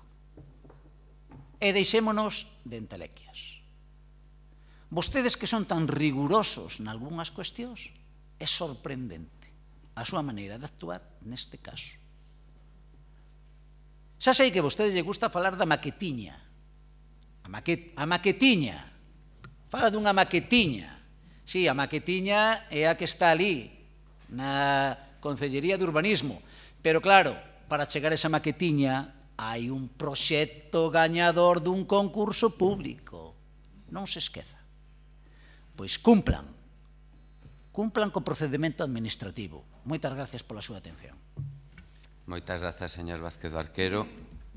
aseguro que somos moi rigurosos e espero que despois na comparecencia do concelleiro quede clara a rigurosidade deste grupo. Señor Vázquez Mato, vai a ser vostede? Vou a ser eu, ou alo menos o 70% de min, porque xa empezo a perder a compostura. Inda que tomei chocolate, agradezco ya a Conchi que me dera. Eu quería comenzar, entón non vou a ser todo vehemente que gustaría nesta moción, pero eu gostaríame comezar, señor alcalde, censurando ou alo menos deixando constancia persoalmente e que quede recollido en acta do retraso na convocatoria da Comisión de Seguimento da Alta Velocidade, porque eu sei que vostede dixo que era cuestión da DIF, pero o certo é que están a bloquear o acceso á información nun momento esencial, que é o momento da fase de alegacións. Xa me sei que me dirán que está exposto ao público, pero é evidente que nesa comisión daríanse explicacións, e polo tanto eu quería deixar constancia da nosa queixa formal aquí e que a reciba por voz. Sobre o proxecto que se presenta, ben, pois o que queda claro é algo tamén que nós, tamén o Partido Socialista e Democracia Ourensana, cuestionamos no pasado, que era que existía unha certa descoordinación, unha certa e pouco, existía descoordinación entre as diferentes administracións. Fíxese, presentan 3 proxectos independentes que son xerados de forma independente e que se anexan para parecer que é un mesmo proxecto. Eu, na miña media xornada, consulto os proxectos. Eu estive a consultar este proxecto. Dígame en que cabeza entra que o centro de saúde da Ponte quede no medio dunha suposta estación de autobuses intermodal actuando como rotonda. Dígame en que cabeza entra. Eu non son moito de opinar sobre o como, porque entendo que neste caso, e debería escoitar a voz do Colexio Oficial de Arquitectos e de outros técnicos, pero é evidente, e non é necesario ser Norman Foster para comprender que isto é unha chapuza. Deixar un centro de saúde no medio actuando como rotonda dunha estación de autobuses é evidente que é unha chapuza. máis aló do que é o propio proxecto en sí, non? Pero bueno, nós nun pleno, hai tempo, cando vi este tema aquí, falábamos de que era necesario que cumplira a intermodalidade e a permeabilidade. Ben, ningún destes 3 proxectos é ou cumpre coa intermodalidade, son proxectos independentes e anexos. E non cumple coa permeabilidade que demandan os veciños dos barrios do 21 e da Ponte. E non llo vou a decir eu, porque sempre se nos acusa de politizar estas cousas. Vai o decir xente especialista no tema e o Colexio Oficial de Arquitectos onte tiveron unha reunión e ali hai reflexións moi interesantes, por eso aconsellolle que fale con eles. Ali se comentaba, entre outras cousas, a proposta non resolve ningún problema de conexión, a súa proposta actual, non resolve ningún problema de conexión real entre barrios, tan só pasarelas como as da autovía. Eso non é permeabilidade. Ademais, xera barreiras visuais de moito impacto. A partir de agora, a Avenida de Marín, observaremos un muro verde, sí, pero un muro de 7 metros de altura. Unha barreira física que tamén será visual. Sobre o edificio, pouco que engadir. Ao igual que a obra, que limítase a engadir unha pérgola en riba do existente, que a día de hoxe non sabemos para qué. E digo eu para qué? Para dar sensación de que hai unha obra cando en realidade o que se fai é poñerlle unha pérgola, porque non fai nada máis que iso. Nos, naquel pleno, hai tempo, dixémoslle, señor alcalde, que non íbamos a pedir a súa dimisión, como pedía o portavoz de Democracia Ourensana, sino que o que íbamos a pedir era que se comprometera a conquerir unha serie de compromisos. E pedimoslle daquela, que encabezara a minoración do impacto da alta velocidade no noso concello, en especial no barrio do Peliquín, que será un dos barrios máis afectados. Ben, a día de hoxe e de momento non temos coñecemento de ningunha medida de humanización da infraestructura neste sector. 2. Pedímoslle daquela que non repetira erros do pasado, citámoslle o ao barrio do seu portavoz, a zona de Palmés, que non repetiran erros do pasado, que habilitaran mecanismos para prever, informar e recibir queixas sobre o impacto de alta velocidade. Digo Palmés porque todos sabemos que secou o nivel freático e houve pozos que quedaron sin auga. E nada fixose ata agora, non se implementou ninguna campaña informativa, nin de recepción de queixas, nin nada. 3. Pedímoslle que o proxecto resultante para a estación intermodal garantira superar esta fenda histórica entre os barrios da Ponte do 21. Ao tenor do presentado, é evidente que vostede non foi quen de conseguir este compromiso. 4. Pedímoslle daquel pleno que o resultante da estación fora unha estación intermodal. Unha estación intermodal que combinara diferentes medios de transporte. Ben, convertir o centro de saúde do Ponte nunha rotonda para que este máis cerquiña, é evidente que iso non é unha estación intermodal, é un parking de autobuses. E, por último, pedímoslle que tivera un compromiso firme e decidido coa variante exterior. E non só iso, sino que a día de hoxe xa a alta velocidade vai introducirse polo tramo da Bergonza e hai partidas orzamentarias para iso. Polo tanto, laminou tamén ese compromiso. En suma, eu asegurolle, señor alcalde, que con este currículo vostede non vai a ser recordado de forma positiva no Concello de Ourense. Moitas grazas. Moitas grazas. Solo unha pequena aclaración.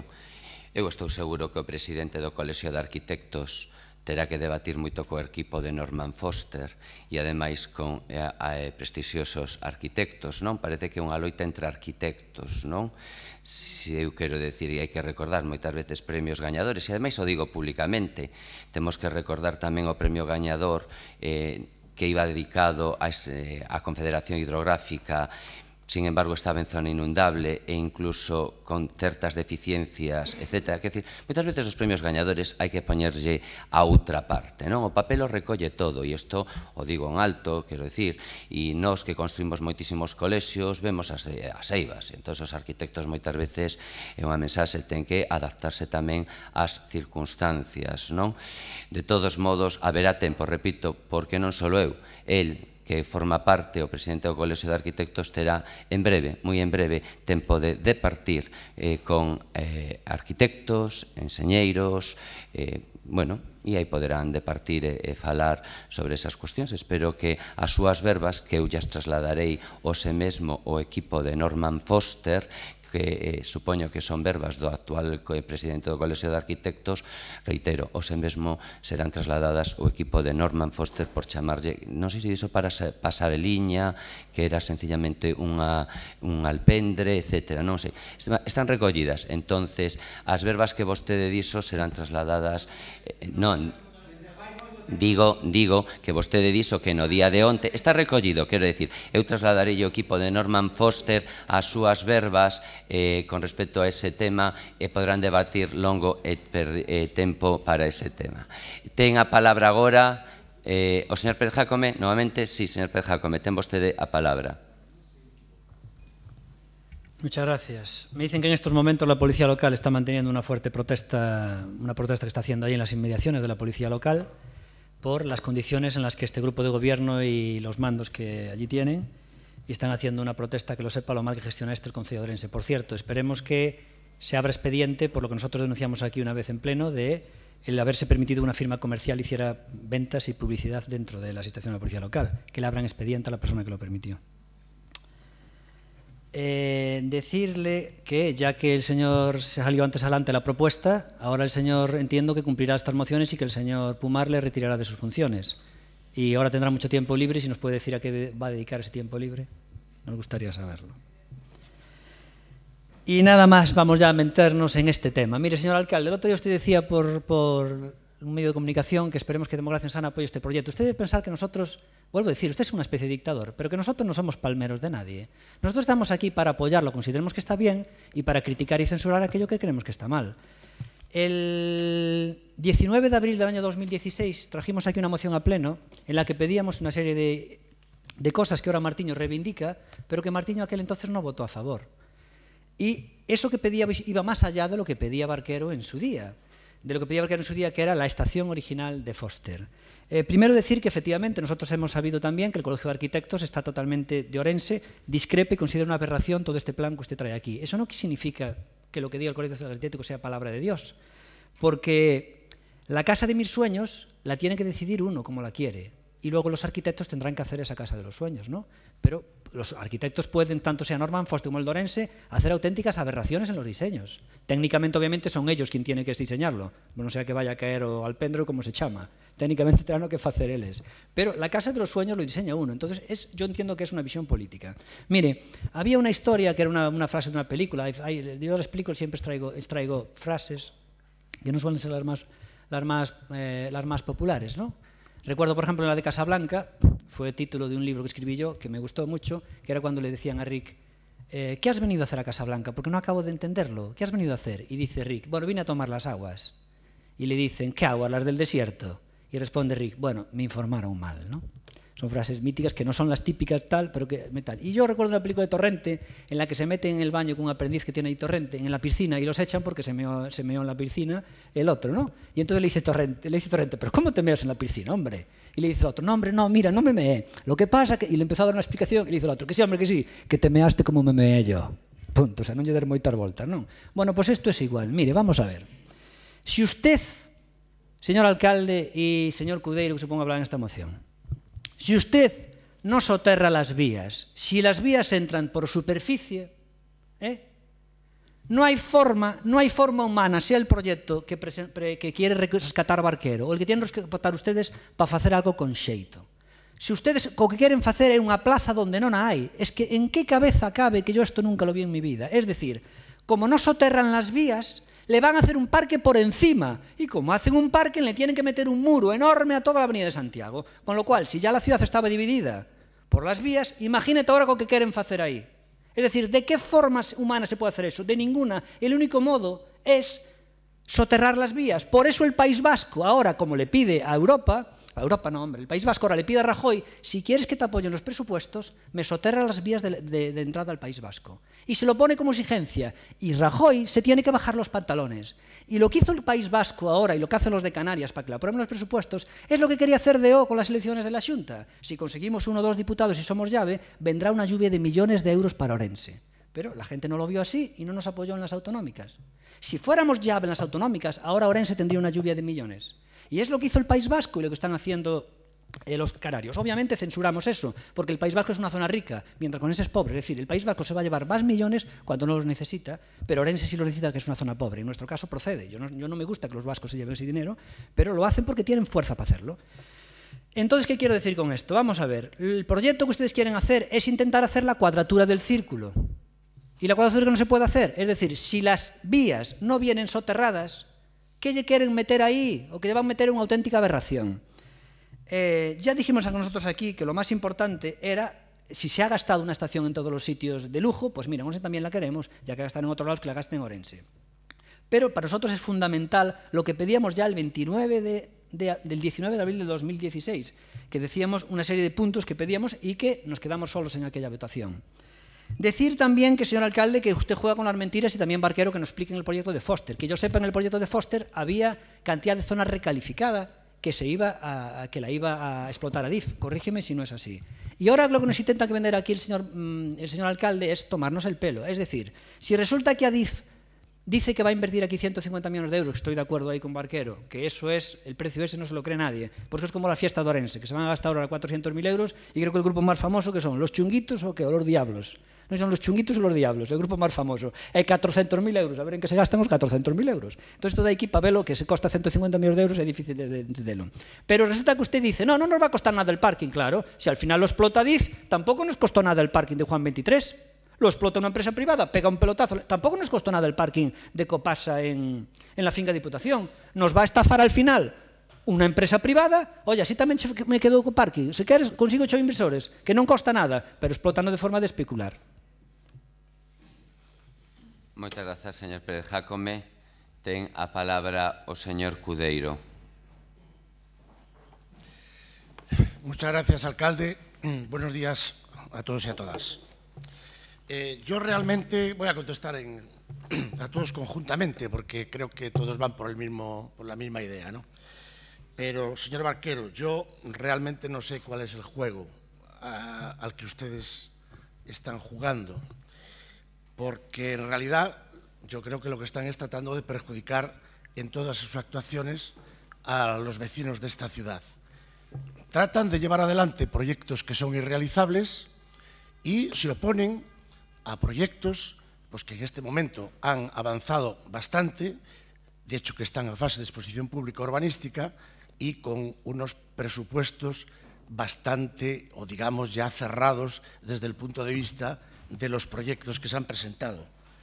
Ustedes dicen a todo que no, le dijeron a la Confederación que no tenemos edificio de Confederación, ahora dicen a la estación que no tendremos, según ustedes, estación intermodal, dirán a los presupuestos que no, tampoco tendremos presupuestos y en realidad es todo no por el no. No obstante, yo le voy a dar primero lectura a un artículo que tengo aquí de La Voz de Galicia, publicado en Santiago, que yo creo que da cuenta de lo que realmente se está haciendo en Ourense por la estación intermodal. Dice así: el desorbitado umbral de los 3,5 millones de viajeros al año no es el único requisito que el Ministerio de Fomento plantea para la ejecución del proyecto de la estación intermodal de Santiago. Sí se trata, en todo caso, de un condicionante singular, porque no entra en juego en otras ciudades que negocian sus nuevas estaciones para recibir la alta velocidad, como Ourense y A Coruña. Pero a este agravio hay que añadir que al Concello de Ourense no se le reclama un euro para la intermodal que diseña Norman Foster, mientras que Santiago deberá abonar el 30% del coste de la pasarela peatonal, aunque los peajes no acaban ahí. El proyecto compostelano es el más barato, con un coste de 57 millones frente a los 100 millones de la intermodal de Ourense y los 93 de Vigo, a mayores de los 126 invertidos en la estación de Urzaiz. Por lo tanto, creo que el proyecto es adecuado para esta ciudad y no nos cuesta nada a los ciudadanos de Ourense. En relación con la moción que ustedes plantean, lo tengo escrito porque no me quiero equivocar, la absurda comparativa que ustedes hacen en su moción no solamente no es realista, sino que no es cierta y demuestra que no se han leído con la más mínima atención el proyecto integrador de la estación intermodal.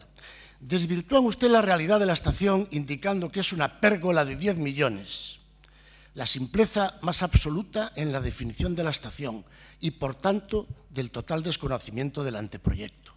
Lo cierto es que el propio anteproyecto de Norman Foster describe en su memoria, y pone entre comillas, como parte fundamental de la arquitectura que se propone y principal elemento integrador de la intervención, la cubierta de la estación, consistente en una solución de cubiertas solapadas que proporcionan iluminación natural, indirecta y a la vez protegen contra la lluvia, sin necesidad de construir. No se ría, usted entenderá de mucho, pero de arquitectura seguro que no. Sin necesidad de construir un cerramiento vertical de vidrio que requeriría un mantenimiento y limpieza frecuente y peligroso. Sigue indicando el arquitecto Norman Foster, del que no tenemos duda porque además es el que ustedes defienden, que este solape de las cubiertas permite a su vez una ventilación natural como medida para mitigar el calor que pudiera acumularse sin necesidad de aporte energético. No es, por lo tanto, una pérgola, señor Barquero. Pero lo cierto es que, además, en la estación originaria que ustedes pretenden defender de Norman Foster, lo que había también eran unas cubiertas que trataban de defender precisamente lo mismo que este proyecto. Además, hablan ustedes de que la pasarela peatonal de cristal conecta el pendello de la estación del bus con la estación del tren. Una vez más mienten ustedes a los ciudadanos y demuestran que no se han mirado el proyecto de la estación intermodal. Pues no existe ninguna pasarela cristalada que conecte ambas terminales. Si fueran ustedes rigurosos viendo el proyecto, verían que ambas terminales están perfectamente unidas y comunicadas al mismo nivel por amplias puertas automáticas y a través del paso comercial y de la cafetería, que da servicio a las dos terminales. No hay ninguna pasarela cristalada, señor Barquero. Por lo tanto, se comunica una con la otra en un tiempo mínimo de 5 minutos. Pero es que además insisten en la mayor mentira, que es el coste de la estación propuesta por Norman Foster en este proyecto, diciendo que es 3 veces más cara que la anterior. Los números en el papel son fácilmente manejables, señor Barquero, pero lo cierto es que la opción anterior costaba 220 millones, incluyendo traslado de vías y otros conceptos, y esta no llega a los 106 millones. Por lo tanto, no es que cueste el triple, sino que cuesta la mitad. Por último, hablan ustedes de un parcheo, y no me va a dar tiempo de terminar, pero lo haré en mi próximo tiempo, para unir los barrios del Ponte y del 21. En la próxima continuaré.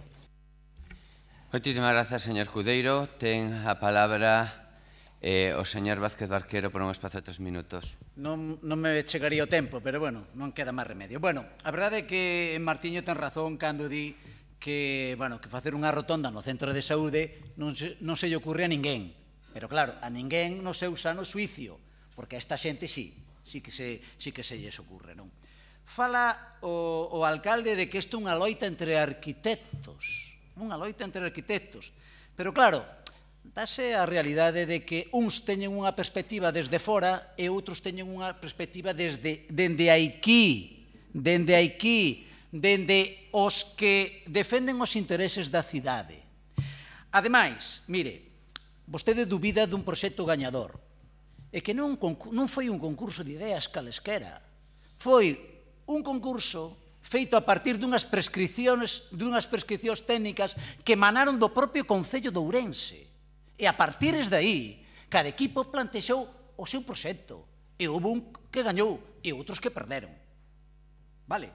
Por lo tanto, facer a alusión que fai vostede a pleito entre arquitectos, a que, o papel ten conta do que lle poñen, non ven a conta absolutamente de nada. Que vai vostede a falar co equipo de Norman Foster, sí, fale con quen queira. Nós temos un criterio, unha toma de posición sobre ese proxecto que xa ya expresamos o propio equipo gañador ao ser representante na cidade con absoluta transparencia. Nós entendemos que iso é un pendello. Por certo, o equipo de Norman Foster non quere suscribir a autoría do proxecto de nova estación de autobuses que ampara e avala a Xunta de Galicia. Desenténdese absolutamente dese proxecto. Por algo será. O señor Cudeiro, a verdade é que o que el di non ten nin pés nin cabeza, que nos tratamos de perxudicar os veciños de Ourense, que nos apoiamos proxectos irrealizables, tan irrealizables como que, o dixen antes, eu levo dicindo moitos meses, un proxecto que gañou un concurso público, a partir dunhas especificacións técnicas.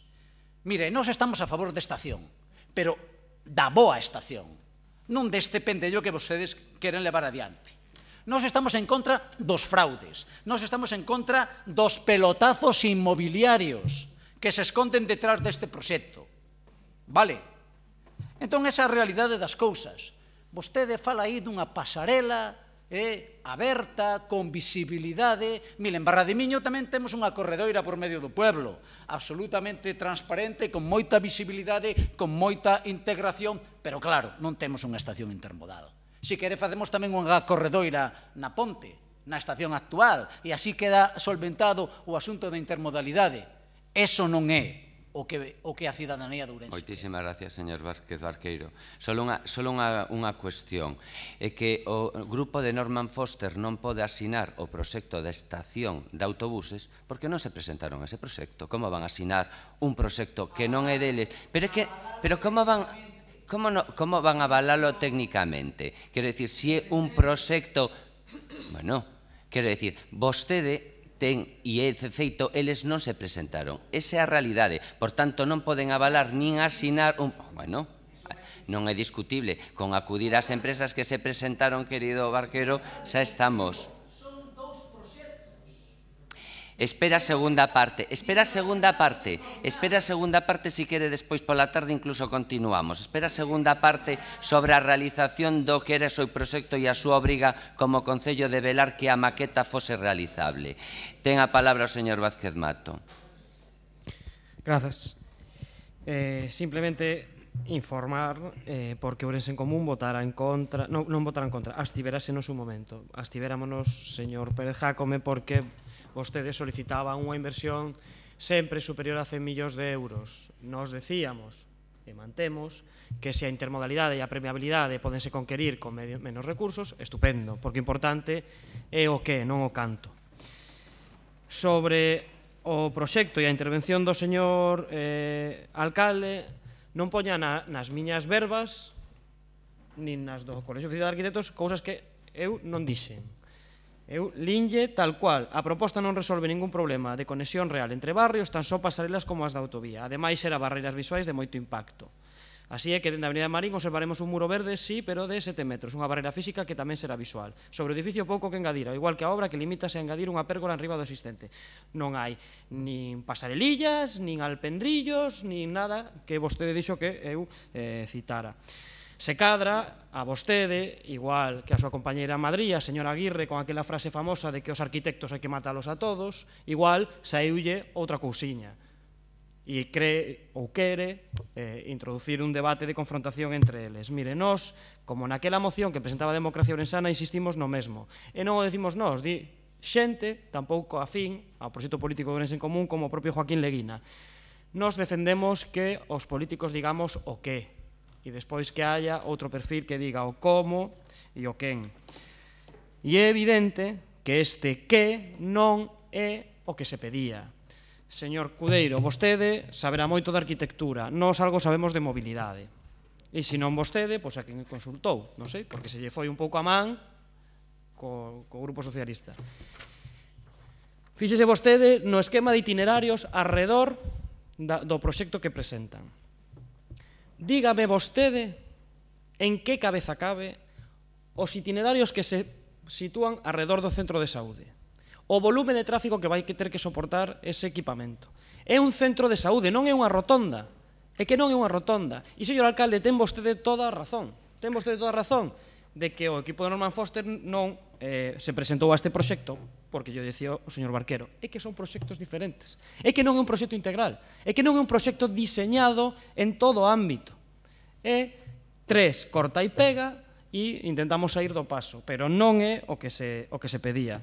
Nós solicitámoslle que se reúna coa xente que sabe desto en Ourense, que escoite as súas demandas e que intente presionar. Pero este non é o proxecto que Ourense necesita. Moitas grazas. Moitas grazas, señor Vázquez Mato. Ten a palabra agora o señor Pérez Jácome. Muchas gracias. Primero, Martiño, yo siempre que hablo de Martiño por ahí digo, ¿quién es? Es una persona que intelectualmente tiene cualidades, seguramente tiene, si haces un test de coeficiente intelectual, que son los que están en relación. Los test de coeficiente intelectual tienen mucha relación con los resultados académicos que tengan, pero luego no miden otros apartados. Entonces, si es una persona que tiene facilidad de palabra, yo nunca vi a nadie tan incoherente en política como Martiño. Es para mí un desastre razonando, nadie razona peor que él. Dice antes que no votaron a favor de lo que nosotros presentamos en el 2016, que pedíamos una inversión te pedíamos unas características muy concretas y dijimos mínimo 100 millones de euros, porque ya que lo han gastado en otras ciudades, en Orense que no vengan ahorrando, que se gasten mínimo 100 millones de euros. Dice, no, es que nosotros decíamos que las cantidades no son importantes, lo importante es lo que se haga, pero no darle importancia a las cantidades. Pero si antes acaba de decir, eu traballo aquí moitísimas horas, lo importante non son las horas que trabajes, sino lo que eres capaz de aportar. No las horas que trabajes, eso es irrelevante. Tú tienes 2 varas de medir, yo no lo entiendo de verdad. Si se mira solo el resultado, entonces ¿para qué hablas de las horas que trabajes? A nadie le importa las horas que trabajes, importa el resultado. Newton, que fue el mayor científico de la historia, era una persona de mente rápida que trabajaba 2 o 3 horas al día. Y otros científicos trabajan 15 y no son capaces de llegar a Newton a la suela de los zapatos. Entonces lo que importa es el resultado final. Bueno, decir que esto de Foster, señor alcalde, Barquero y Cudeiro, por cierto, Cudeiro para nada nos contestó a nosotros cuando hablábamos del tema más importante. Ahora le comento. Primero, que esto de Foster solo lleva el nombre. Esto no é a estación de Foster, home, de Foster só lleva el nombre. Ainda non sei se a viu. Sabe Dios canto lle pagarían a Foster para deixarlle que puxera o nome dil, a firma dil. Eu non estou seguro de que Foster realmente hubiera examinado este proyecto entero, que, por cierto, tenemos aquí en de hoy que lo hemos examinado y consideramos que es un realmente desastre. Esto es malo para Orense. Nosotros queremos algo mejor que este proyecto que hemos visto. Y decirle que lo que decía, rescatando otra frase de otra película, que una película que siempre me llamó la atención, que decía algo así, era, ya que te vas a mojar, pues por lo menos nada. Ya que te vas a mojar, pues por lo menos aprovecha para nadar. Pues esto es igual, hombre. Es decir, ustedes quieren hacer lo que la cuadratura del circo. Entonces, ¿qué hay que hacer? Ya que soterras las vías, una vez que están soterradas, encima puedes hacer parques, puedes hacer incluso un centro comercial, puedes hacer lo que te dé la gana. Ya que las soterras, liberas espacio. Pero si no soterramos las vías, lo que quieren hacer ustedes es la cuadratura del círculo.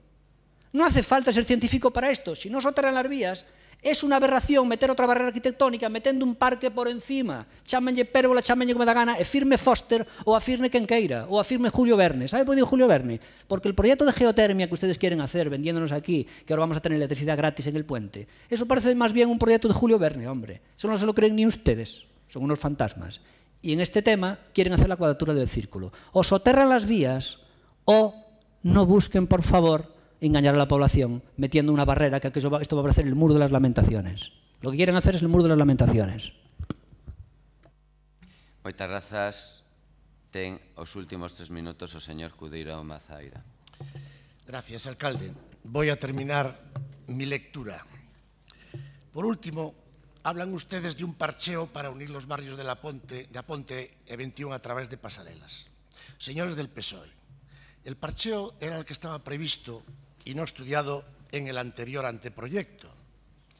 Pues la comunicación que se hacía a través de un vial de circulación y peatonal era irrealizable. Incumplía la normativa vigente, con problemas de encajes geométricos y con una pendiente inasumible para peatones que superaba el 14%, incumpliendo la Ley de Accesibilidad y el propio Plan General de Ourense, vigente en este momento de 1986. El proyecto actual realiza la comunicación peatonal mediante una pasarela paralela a la estación, sin pendientes, y la comunicación de los vehículos a través de un nuevo vial que respeta, en todo caso, el porcentaje exigido por la ley y sin superar el 12%. Y eso está avalado por un informe de un ingeniero. Yo no soy ingeniero. Supongo que cuando dice el ingeniero que el proyecto anterior era irrealizable, pues será así. Tendremos que hacerle caso a los técnicos, ¿no? En todo caso, contestando a lo demás, en cuanto al soterramiento de las vías, eso ya quedó desechado hace años. Era irrealizable técnica y económicamente, por lo tanto, no podemos entrar en ese debate. Se ha dado cumplimiento a las peticiones de ustedes. Ustedes pedían una estación de más de 3.000 metros de superficie, la hay. De más de 100 millones de inversión, la hay. De más de 300 metros de superficie comercial, la hay. Todo eso se ha dado cumplimiento. En cuanto al tema del tema urbanístico, señor Barquero, no hay ningún pelotazo. El pelotazo es el mismo que tenían ustedes, porque el plan general sigue previendo los 2 planes especiales que estaban en aquel momento. No se han variado. Aquí lo que se hace es una estación, pero no se toca para nada lo que es la ordenación urbanística. Y en cuanto a la comunicación, señor Martiño, ya le he dicho, hay una pasarela perfectamente viable y hay un vial perfectamente asequible, que antes era irrealizable. Y nosotros hemos dado cumplimiento durante todo este tiempo, en 2 años, al convenio marco que se ha firmado. Hemos conseguido tener un proyecto que está tramitándose urbanísticamente para que se pueda llevar adelante, cosa que ustedes en 2 años ni siquiera consiguieron llevar adelante urbanísticamente este tema. ¿Por qué? Porque aquello era totalmente inviable, señores. Nada más. Moitísimas grazas e agradezco que, neste caso, o concelleiro Cudeiro amosara o informe, e por eso digo, extrañame que o Colexio de Arquitectos, sendo o mesmo Colexio de Arquitectos, non se dé conta de certos detalles. Por eso digo que todos erramos, e todos cometemos erros, e nos equivocamos. Por eso tamén é bo, neste caso, que o Colexio de Arquitectos moitas veces teña estes datos en riba da mesa e non pode defender un proxecto que é irrealizable, porque eso diría pouco delos, e entendo que non vai a ser así. Por eso terán a oportunidade de falar co equipo de Norman Foster, por certo, e máis arquitectos tamén de Ourense Capital que coñecen a realidade, que participan, os mesmos que participaban no anterior proxecto. Sin máis, procedemos, non se presentou ningunha emenda, por tanto, procedemos á votación tal cual foi presentada polo Partido Socialista nos termos presentados. Votos a favor? Votos en contra? Abstencións? Por tanto, queda rexeitada a moción do Partido Socialista con 10 votos en contra, 6 a favor e 10 abstencións. Pasamos ao seguinte punto da orden do día. Hasta logo, señor Pérez Jácome. Volve. Ben, Pasamos ao seguinte punto de orden do día, moción do Grupo Municipal Socialista para a redacción e execución urxente dun proxecto de rehabilitación integral e posta en valor do Xardín de Posío por parte do Concello de Ourense. Ten a palabra, en primeiro lugar, o señor Rei. Vai a ser. Denlle a voz ao señor Rei, por favor. Ten vostede a palabra. Gracias, señor alcalde. Bos días a todos e a todas. En primeiro lugar, decir que evidentemente este goberno municipal non vai a pasar a historia por ser un goberno que consiga grandes proxectos de cidade, como podía ser o que estamos a falar aquí, como a estación intermodal ou a variante exterior, etcétera, etcétera, pero tampouco, como creo que vou a demostrar hoxe, vai a pasar precisamente por as pequenas cousas ou por cuidar o que temos desde sempre.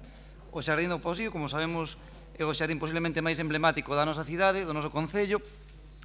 Ali estaba a Portadaira xa da época medieval. É un xardín con unha enorme historia, 170 anos, como explicamos na moción, foi construído no ano 1846. Ali, sobre todo no século XIX, no XX, era un exemplo de cultura e lugar de encontro de moita xente do noso concello. Era o xardín botánico por excelencia, por lo tanto, sitio de emblemático no que se refiere ao medio ambiente e, por suposto, un sitio que socialmente, que vou explicar, é dicir, sitio de encontro de moitísimos ourenses e ourensanas que ali se atopan, se encontran e disfrutan todos os días e todas as semanas desde fai xa 170 anos. Cal é o estado do Xardín de Posío? Bueno, pois, para empezar, esta foto foi sacada o martes, quero recordar. É dicir, a situación da erva do Xardín de Posío era selvática. É dicir, atopábase 3 meses sin ningún tipo de cuidado e sin ningún tipo bueno, en fin, era un auténtico desastre. A miña sorpresa, cando registramos a moción, xa é esta. É dicir, automáticamente, como podes observar, recolle esa erva. Algo parecido que pasou ao Parque do Peco, que pasa que daquelas haya feito unha foto anterior á moción que presentamos no seu día e a posterior. Neste caso non fixe a anterior, pero quero demostrar simplemente como fai falta presentar unha moción para que polo menos corten a erva dun parque tan emblemático como o Xardín do Posío. Está clarísimo que a solución vai a ser que temos que presentar mocións sobre xardíns e sobre parques todos os meses en xeral para que isto suceda. Porque podo vos asegurar que eu paso por ali con moita frecuencia que a situación de erva era un auténtico desastre. Isto é, como se atopaba estes días no aspecto da limpeza. Podíamos sacar moitísimas máis fotos, pero podemos observar como se atopa o descuidado que está, e non é que sea algo que queda aí e que se limpe inmediatamente. Esta foto é sacada un día e posteriormente sigue estando na mesma situación, hasta por lo menos hasta onde estaba así. Como podemos observar, tampouco é un exemplo de limpeza como se atopa o Xardín do Posío. Aquí tamén podemos atopar como son as pintadas que existen, é dicir, está todo pintado, pero pintado tamén de fai moitísimo tempo, sin que por aí pase nadie para arranxar esta situación. Por lo tanto, tampouco neste aspecto de mantemento básico se pode decir que sea o exemplo a seguir como se atopa. As losetas, todos sabemos que aí se celebran eventos con bastante frecuencia. As losetas, todo o mundo que entra por la entrada, porque as entradas pode encontrarse como está a parte central é un auténtico desastre, tan rotas. É unha vergonza como se atopan. É certo que hai moitos eventos, como digo, pero aún así algo habría que facer con este tema ou cambiar ou algo, porque, como podes observar, é tristísimo que o parque, o Xardín do Posío, se atope neste estado. A zona de xogos infantís é mellor xa casi nin falar, é dicir, isto que claro, vemos das imaxes e parece que é surrealista, non? Pero que é o Xardín do Posío, é dicir, o xardín máis importante do noso concello, posiblemente. Por lo menos o máis emblemático, o que ten máis historia. Pois isto é como se atopa o día de hoxe, no Ecuador da legislatura que nos atopamos actualmente. 2 anos de goberno municipal, 2 anos ao fronte, 2 anos que vemos como as árbores están arrancadas, como os rapaces utilizan a modo de areiros os socavos que ali existen, que incluso ten un certo perigo para estes. Por non, así se atopa a zona de xogos infantiles. Xa non vou a poñer ahora mesmo como están os propios xogos, porque tamén é bastante lamentable, é dicir, podían ser bastante modernizados, pero bueno, en fin, é dicir, bueno, evidentemente o césped tamén, claro, córtase o que hai, porque en outros sitios non hai nin césped e non hai erva. Non falamos tampouco de grandes obras, falamos de que un césped teña erva, que o césped sea erva e que os xardíns temen cuidados, pero que nin eso. 2 anos, o Xardín do Posío non ten erva, é dicir, que de verdad é lamentable. Simplemente me ratifico con outra imaxe máis, pero bueno, poderíamos seguir abundando neste sentido. A auga do estanque, a verdad que é insalubre, non podo dicir moito máis que eso, non digo que se cambie todos os días, pero eu non sei como están aí os animales, pero bueno, en fin, é dicir, a caseta tampouco se atopa no mellor estado. Isto tamén repito que é unha imaxe desta semana. Aquí hasta podo dicir que a moción estaba presentada, pero tampouco se cambiou a auga. Aquí vamos a ratificar a austrada, a auga, en fin, vemos outra vez que a situación é deplorable. Os camiños, surcos de auga que pasan por aí, que quedan así, é dicir, isto é un camiño que calquera aldea do noso povo, de calquer concello da nosa provincia, está moito mellor cuidada que o que podía estar o camiño do Xardín do Posío, o máis emblemático de Ourense. É dicir, así se atopa, así temos hoxe por hoxe o paseo da zona inferior do Xardín do Posío. Como estamos vendo, nin quito nin poño. Incluso vemos que hai restos de vegetación que caíron, bueno, lamentable. A entrada, bueno, esta entrada oxidada, sin pintar, pero bueno, que vergonzosa, incluso como se atopa. É dicir, si vemos como está esta entrada, a verdad que deixa moito que deixar. Quizá na imaxe aí non se ve moi ben, pero bueno, eu invito a calquera a que o comprobe. Cheo de musgos os muros exteriores, é dicir, todo igual, o sea, podíamos pintar todo o que sería a periferia do que é o xardín porque está fatal. Aquí vemos o que foi o seu día o Xardín Botánico de Ourense. Ali se atopa o Xardín Botánico de Ourense. É dicir, tampouco nin lle quito nin lle poño. É dicir, que é unha situación deplorable. É dicir, que creo que unha imaxe neste caso vale máis que 1000 palabras, pero que isto é de hoxe, é dicir, é de fai de 2 días.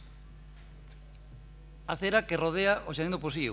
Se me acaba o tempo, pero bueno, que salta a vista. Ya non é que hai árboles, é que se encontra levantadas aceras. En fin, de momento acabo xa e logo si remato con un par de imaxes máis. Moitísimas grazas. Ten a palabra o señor Doval. O Xardín do Posío e os personaxes ilustres, porque entonces editaríamos un libro. Só reseñar, así, por darlle un toque, que en novembro de 2014 a peza do mes foi unha imaxe do fotógrafo Pacheco precisamente sobre o Posío. Eu tiño claro, debemos ter claro que o Xardín do Posío non é un xardín ao uso. Os que lle temos un pouco de cariño na sociedade entendemos o Posío como unha peza incuestionable da historia da cidade. Os que bailamos nas súas berberas, os que íbamos os domingos de pequenos a ver as ligas de hockey, os que disfrutamos ca Festival da Canción do Miño, eso añadido á historia pasada sigue dando ao Posío ese valor engadido. E non podemos permitirnos o seu deterioro paulatino. Creo que non fai falta imaxes porque os que frecuentamos o Posío vémolo todos os días a situación. Tiñe aquí un informe aficionado dun veciño precisamente do Posío, donde mentras pasea cos seus nenos, pois fai aquí un relatorio de todos os defectos que ve a diario no Posío. Non solamente imaxes dese tipo, senón o que falamos de que foi un xardín donde en vez de medrar a vegetación, medrou o enlousao. Cada vez máis lusa, cada vez máis cemento, menos arbolado, menos zonas verdes e as poucas que hai deterioradas. A verdad que hai pouco que añadir e darlle voltas a esta moción. Digo que hai que ter moi pouco cariño por o Xardín do Posío para votar esta moción en contra. Por eso vamos a apoiala sin condicionante ningún. Gracias. Moitas grazas. Ten a palabra. Perfecto, denlle a voz a don Domingo. Ten a palabra, señor Castro. Hola, buenos días a todos. Señor Rei, señor Doval, vostedes xa dixeron todo, eu estuve ali no xardín onte, antonte, e a verdade é que se quedan tamén cortos en como está a situación. E digolle aquí ao señor Rei e a usted tamén que a culpa son de vostedes, a culpa é de vostedes, porque podíamos estar gobernando nós, e entonces xa faceríamos isto, porque cando ainda non se arreglou, señor Aroujo, o parque infantil da calle Concello, imagínese o do Xardín do Posío. Non había pasta, nos aprobábamos esa partida para aprobar o outro. Isto que necesita unha reestructura total, menos se vai a facer porque o outro eran 4 euros o reparar aquelo. Bueno, vamos á moción. Nós estamos de acordo con esta moción que presentou o Partido Socialista e vamos a votar a favor, porque o Xardín do Pusío é un referente da nosa cidade e merece que se faga unha reforma total do parque. Este parque creo que é único por as circunstancias que, como está distribuído, ten 3 ambientes diferentes, ten o Paseo Central, onde sempre se fixeron aí concertos, onde pasea a xente de todo tipo, xente maior, xente xoven, tamén é un sitio de paso. E eu no Paseo Central quería propoñer unha cousa en caso de que se chegara a reparar, que o dudo. O Paseo Central está dividido por 2 canaletas e logo ten outros espacios tamén por o lado do Xardín Botánico e outro por o Parque de Arriba, non? E aí se podían facer 2 pistas de ida e volta para nenos pequenos de aproximadamente de 2 a 6, 7 anos para poder andar con bicis, con patines, porque familias que van ao parque infantil teñen ao mellor nenos ou outros máis maiores e poden andar ali cos triciclos ou cos bicicletas ou cos patís. O sea que delimitar eso e no chan ali con os símbolos, uns ca bicicleta, outros cos patís, me refiero que non por a mesma calle, senón hai espacio para facer 2 e sobre todo entre o Xardín Botánico, que é o que está desde o Paseo Central á Rúa do Progreso, non? E hai espacio suficiente para facer isto, non? E logo no Xardín Botánico, aí xa falou ben clariño o señor Rei, eu tamén estuve mirando ben, que dei fotos, xa que non as vou xa expoñer. O mobiliario está moi deteriorado, as papeleras están hasta algunha torcidas, outras que teñen unha porteciña nin manecilla, nin nada. O estanque do lago, que é moi bonito, ten aquela pasarela, a agua está sucia, nin se percibe o fondo do estanque con claridade, a da fonte pasa absolutamente igual. E logo o paseo que hai, creo que se chama o Paseo das Palmeras, que é desde a porta que entra desde a Rúa do Progreso hasta o Paseo Central, que ten unhas palmeras enormes. Entón, aí xa faltan 2, ten ali a base, como unha especie de tiesto, e aí non se plantou absolutamente nada. E nese tramo tamén se talaron, sería por seguridade ou por algunha peste que colleu algún árbol para que non contaminara os outros, se talaron, creo que foi 3 árboles e non se repoñeron, non? E na parte de arriba, onde está o parque infantil, ise non é parque infantil nin é nada. Son os mesmos elementos, os mesmos que cando eran pequenos os meus fillos, e xa casi son tan maiores como a min, así que imaginaros como está eso. O sea, hoxe non hai máis que entrar en internet o señor Aroujo. O Concello ten pasta, fagas un viaxe por os países, por exemplo, nórdicos, visite parques, e verá como ven con outra idea. Hai que facer uns parques como Dios manda, non? Con elementos, os columpios, os tubogás, unhas casetas, como teñen os outros sitios, ou vai a Allariz, ou vai a Vigo, xa, simplemente, non? E poñer uns elementos para os nenos, pero non cos elijamos nós, esos débenos eligir os nenos, porque se Aroujo, se vas a un parque, xa ves, os nenos, según as edades que teñen, xa eligen iles os columpios, os tubogás, o que lle gusta aos nenos, non o que nos gusta a nós, que son para eles. En ese parque tamén faltan moitos árboles, creo que son 5 árboles que tamén foron talados seguramente por as mesmas circunstancias que o outro. Eso hai que repoñelo. E hai varias fontes, son bonitas, pero abre o grifo, ten unha rejilla abaixo con arqueta, a rejilla desa arqueta, unhas están levantadas e outras debaixo da rejilla, podedelo ir a comprobar, están cheas de basura. Despois hai outras rejillas das canalitas da agua en diferentes sitios do recinto do xardín, que xa sale a erva. Moitísimas grazas, señor Domingo. Ten a palabra ahora o señor Araujo. Señor Araujo, ten vostede a palabra.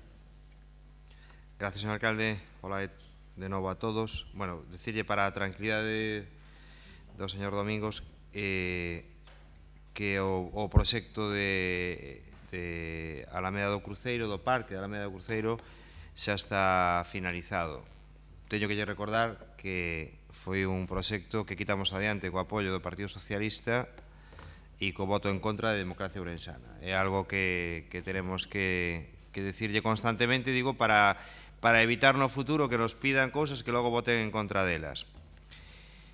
E o señor Rei, teño que decirle que a mí dá má sensación, señor Rei, eu non sei se é por isto de la terceira vía, que cando redacta este tipo de mocións metelle tiros nos pés ao seu grupo, porque non é que mo inventeu, é que vostede fala de que a última inversión que se fixo no Xardín do Posío a fixo o Partido Popular e pasaron un montón de anos e non se volveu a facer nada. Curiosamente está moi mal porque nos levamos 2 anos no goberno municipal, pero o que di vostede na moción é que desde a última inversión, a gran inversión do Partido Popular, non se fixo nada no Xardín do Posío. Sempre é agradable facer un percorrido pola historia de Ourense, moi especialmente dun lugar tan especial para os ourensáns como o Xardín do Posío. Como vostedes ben din, desde a súa creación, a maior obra de restauración que realizou foi no goberno do Partido Popular de Manuel Cabezas. Efectivamente, trátase dun parque emblemático con moito uso diario e que leva máis de 20 anos no que principalmente o que se realizaron foron labores de conservación.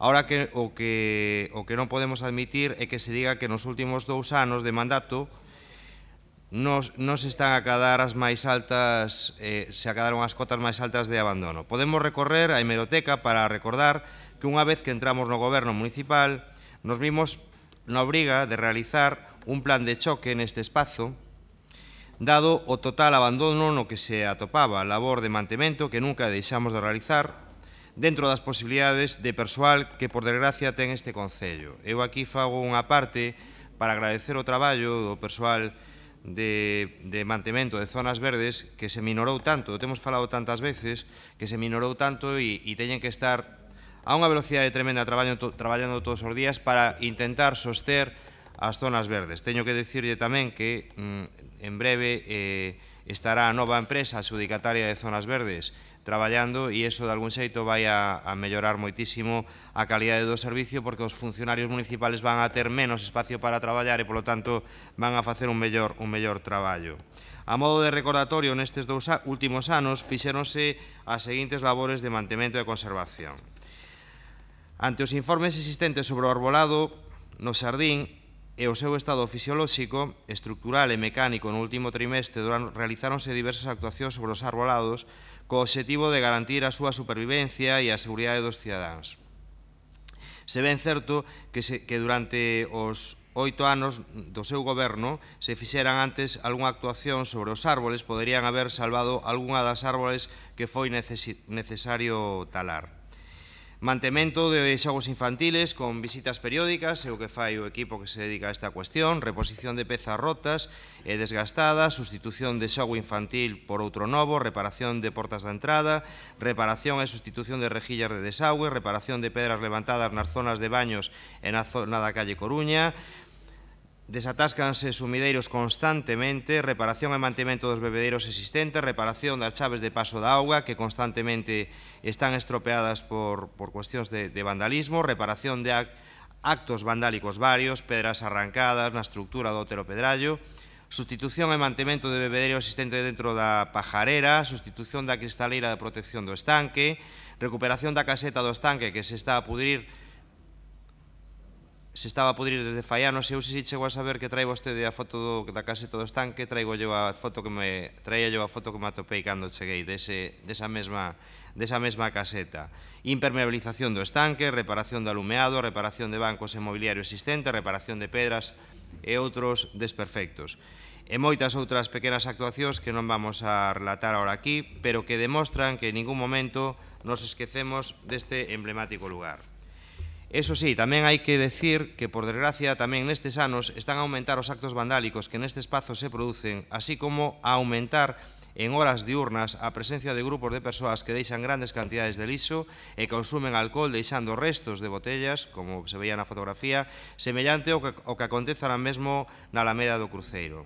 En canto á súa proposta, de acordo, temos que manifestar que estamos totalmente de acordo na necesidade de redacción dun proxecto de rehabilitación integral, de posta en valor do Xardín do Posío, polo que procederemos á súa elaboración collendo o guante da moción. O seguinte que teño que dicir e digo yo na segunda intervención. Gracias. Moitísimas grazas. Ten agora 3 minutos de tempo o señor Rei.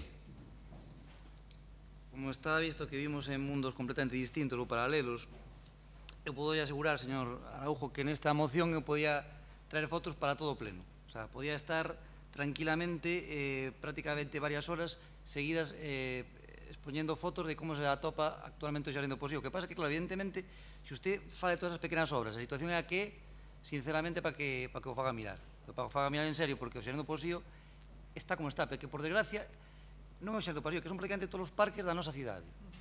Non é un caso aillado, non é que o xardín este abandonado. Por lo menos na época do señor Cabezas falábase da Milla de Ouro, que o señor Cabezas invertía na Milla de Ouro e deixaba abandonado o resto da cidade, porque aquí ustedes deixan abandonado a Milla de Ouro e o resto da cidade toda. Non hai diferencia entre unha e a outra. E xa digo, pase polo paseo, polo Xardín do Posío, dese un bo paseo, e mire todo o que lle estou mostrando, que, repito, é desta semana. Usted fala de actos vandálicos, pois falemos de seguridade, falemos de presencia da policía local, falemos de que ao mellor algún tipo de empresa poda facerse cargo e comprobar que ali non se fan actos ilícitos, en fin, gobernen, que é do que se trata. Con imaxe simplemente lle abondo nesta que a que me faltaba, que simplemente é o que hai ao redor do xardín, que incluso unha finca que está ao lado, fixe como está a erva, é dicir, non sei se é de titularidade pública, privada, non o sei, pero o que sei que aí salen ratas, salen cucarachas e que, sinceramente, as casetas, os xogos infantis están ao lado, están simplemente ao outro lado da estrada. Isto é como se atopa todas estas imaxes que lle acabo de mostrar o Xardín do Posío. Eu voulle ler algo que se redactaba a principios do 2016, é dicir, isto era nun xornal local que, primero vou dicir o que decía o periodista e logo o que decía usted. Falamos de principios do 2016, fai ano e medio, cando levaban 5 meses gobernando.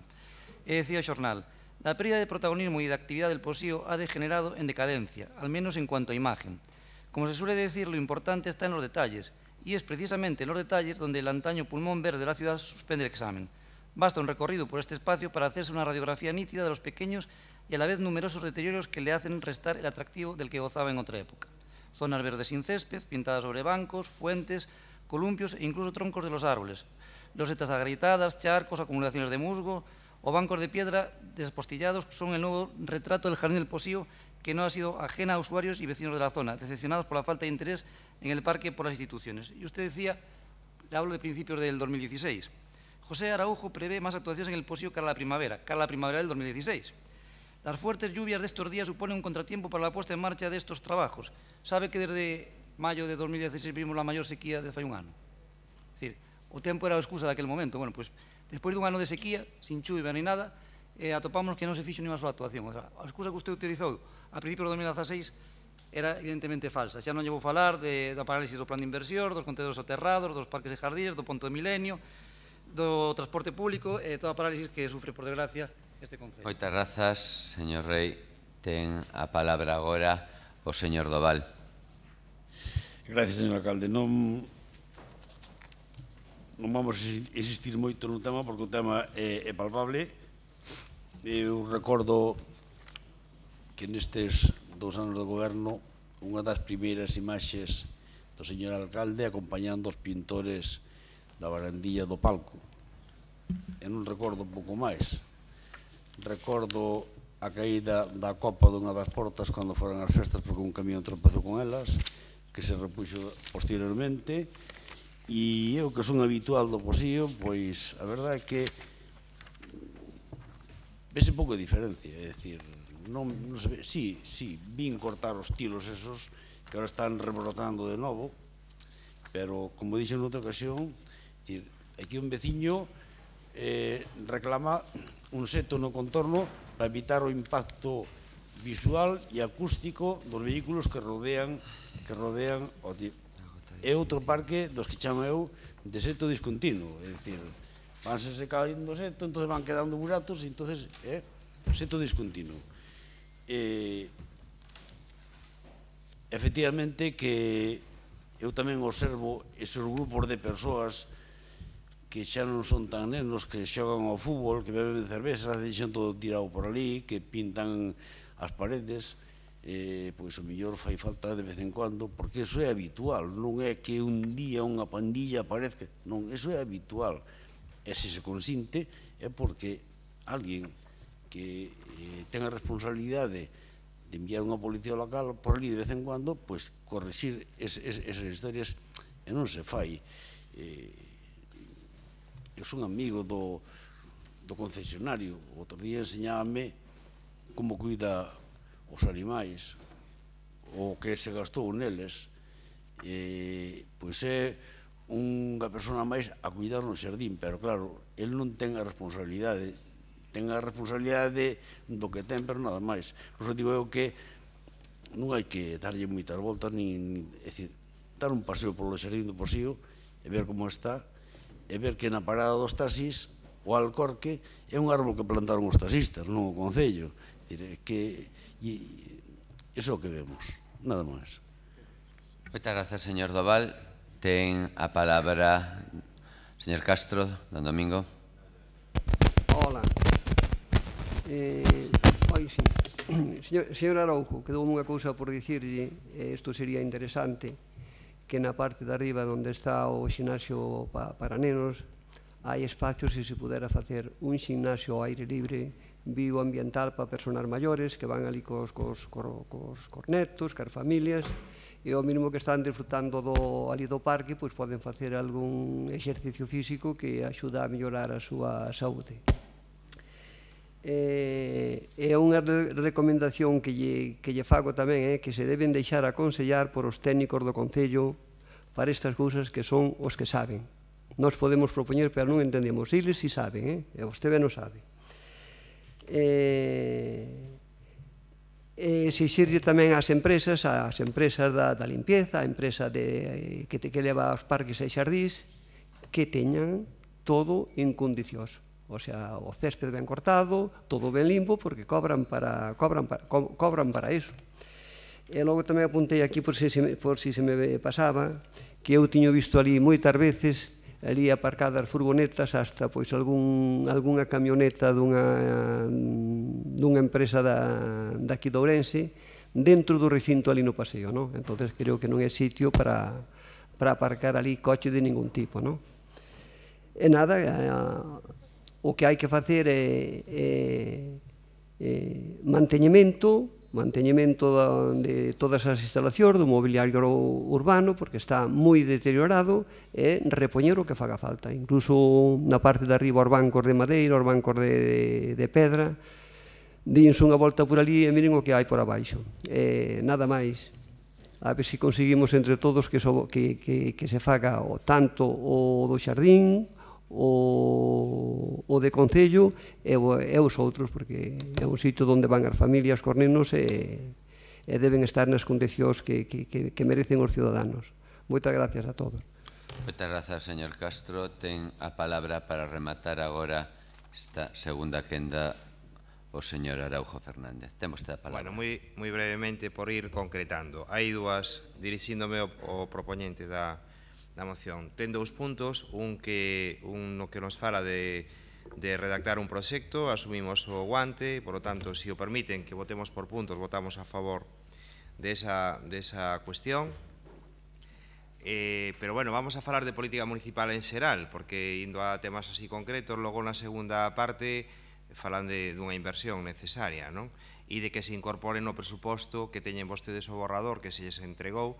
Eu aquí é cando lles pido unha labor de, non sei se a palabra de responsabilidade ou de dedicación ou de colaboración a todos os membros da oposición e aos seus portavoces concretamente, porque fai uns días se lles entregou o borrador de presuposto e vostedes terán que decirnos ao Goberno Municipal, se queren traballar un pouquiño na cuestión dos presupostos, en que vamos a invertir o diñeiro, porque nós evidentemente non podemos aprobar uns presupostos solos, sino que teremos que aprobalos coa colaboración de todos vostedes. E se hoxe, por exemplo, o Partido Socialista trae esta proposta, ou Ourense en Común trae outra, ou Democracia Ourensana trae outra, e pide que se incorporen no presuposto municipal, téñeno fácil. Nese traballo que en teoría deberían estar facendo, digan de onde quitamos para facer esa inversión no Xardín do Posío, e o Goberno Municipal estará encantado de recibir as súas propostas, porque o demais é engañar a cidadanía, e a cidadanía ten que saber a que están xogando vostedes. E como vostede quitou o tema dos contenedores soterrados, concretamente vostede, teño que decirlle que o único que se manifestou a favor do arranxo dos contenedores soterrados con unha fórmula concreta foi Democracia Ourensana, que o manifestou en dúas ocasións en xunta de área e ademais públicamente. E así o recollimos e así iniciamos o proceso para aprobar unha modificación presupostaria para reparar os contenedores soterrados. Pero que o resto dos grupos, nin Ourense en Común, nin o Partido Socialista, manifestaron que queren facer cos contenedores soterrados. Entonces, vamos concretando, porque o traballo está feito, porque senón estánnos engañando e engañando a cidadanía. Sí, pero non, non, pero sí. E concretamente, neste caso, igual que no do Xardín do Posío, ou na seguinte proposta de inversións que fan de Ourense en Común, outra moción que tocará defender dentro dun pouco, están engañando os cidadáns, porque están dicíndolles, estamos pedindo que arranxen o Xardín do Posío, pero non lle vamos a dar nin unha gota de oxígeno para que o arranxen. Vámonos a asfixiar. Entonces, concreten. É importante que concreten. Moitas gracias. Moitas grazas. Nesta moción non se presentou ningunha emenda. Solicitan se pode votar por puntos. Solicitou o Grupo Popular. Señor Rei, sí, votamos por puntos. Por tanto, procedemos a votación por puntos tal cual foron presentados. Hai 2 puntos. Procedemos a votación do primeiro punto. Votos a favor?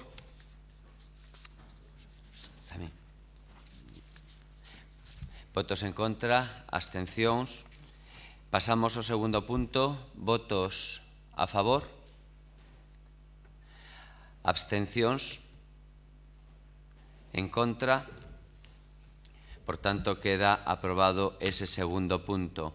Pasamos ao seguinte punto da orden do día para, tal cual foi presentado polo grupo, se non me equivoco, sí, Partido Socialista, emisión urxente dos informes preceptivos para a posta en marcha e execución do proxecto do Plan Local de Emprego.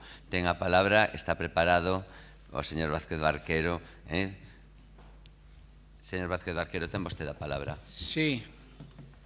Ben, a verdade é que a historia do Plan de Emprego Municipal do Concello de Ourense, aprobado por este pleno alá por o ano 2014, resúmese nun feito insólito.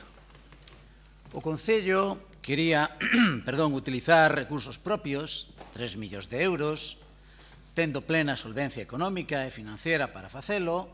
Repito, pretendía utilizar recursos propios para atender necesidades reais da cidade. A través dun plan consensuado cos axentes sociais, é dicir, cos sindicatos e coa Confederación de Empresarios, consensuado co resto de partidos políticos. Non se disperse, señor alcalde. Señor alcalde, ei! Estou falando con vostede.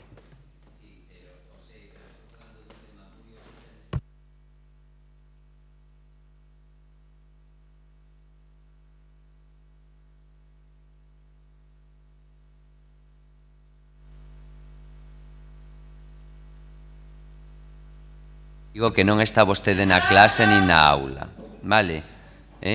Porque despois nos queixamos dos circos que aquí se montan, vale? E entonces o digo para que quede tamén neste caso. Denlle de novo ao señor Vázquez Barquero, por favor.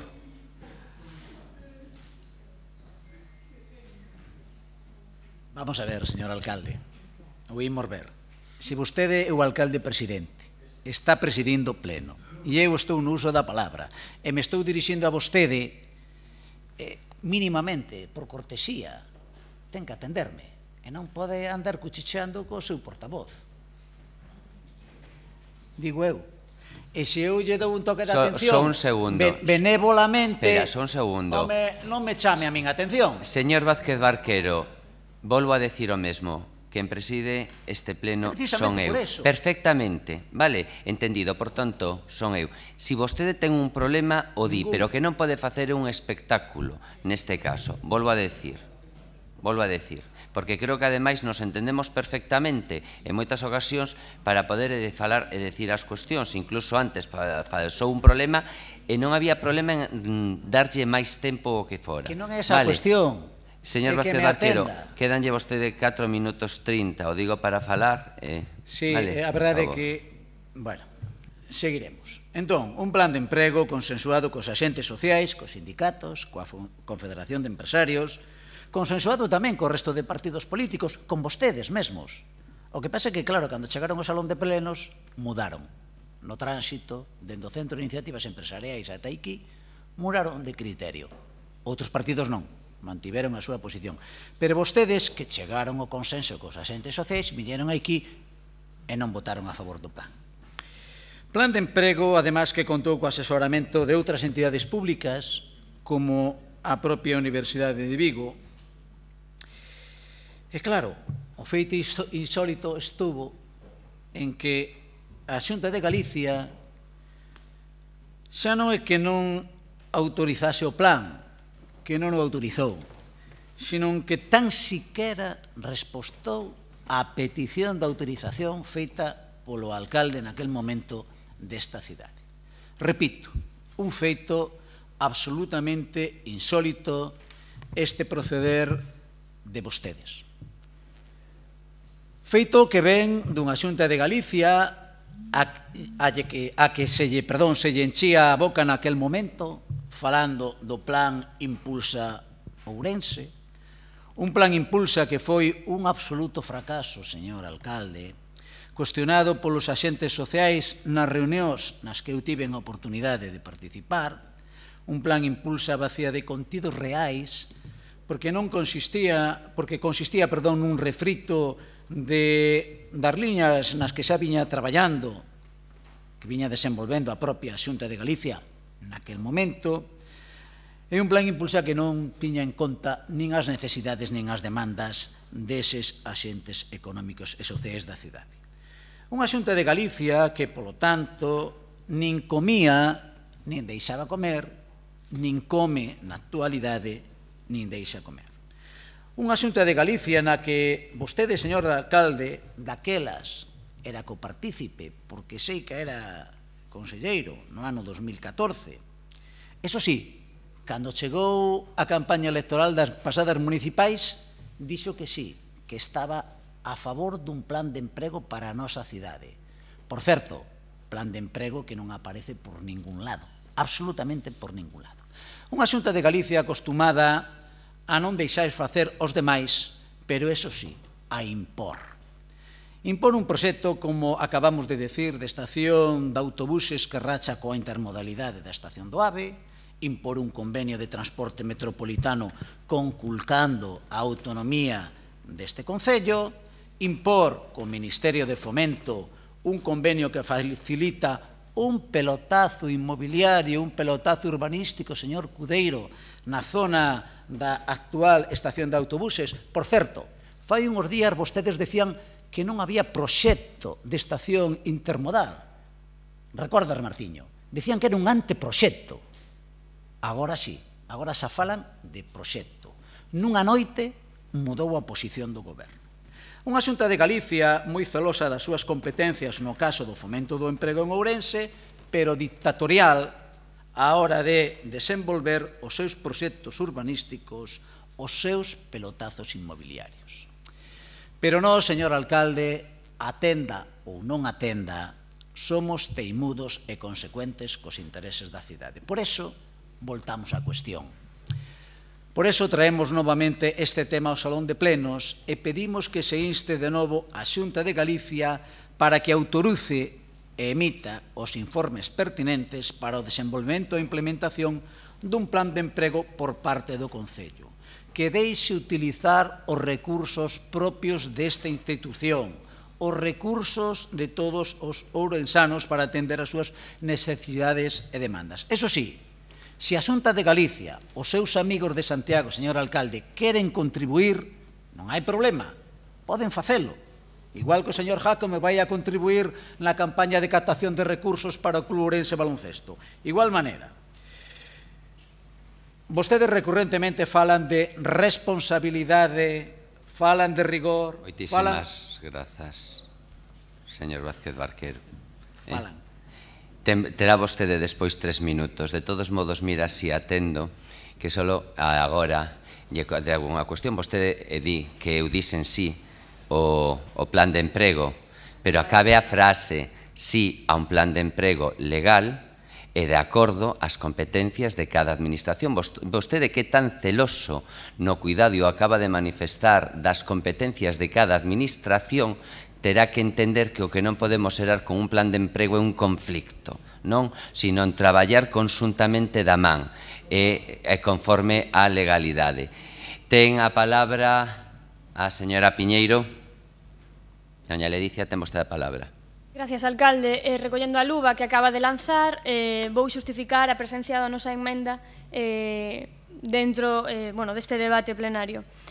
A emenda ben motivada por isto que acaba de dicir o alcalde. O alcalde pon en cuestión a legalidade do plan do emprego. Non o fai o alcalde únicamente, tamén o fixo o concelleiro Jorge Pumar, que foi o que se nos trasladou a nós. O alcalde, ou Pumar, ou quen sexa do Partido Popular, non demostran que este plan é ilegal ou inviable. Se non o demostras, retiramos a emenda e apoiamos a moción sen concesións.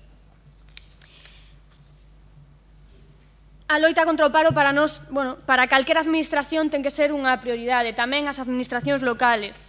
En concreto, en Ourense, temos un desemprego estructural considerable.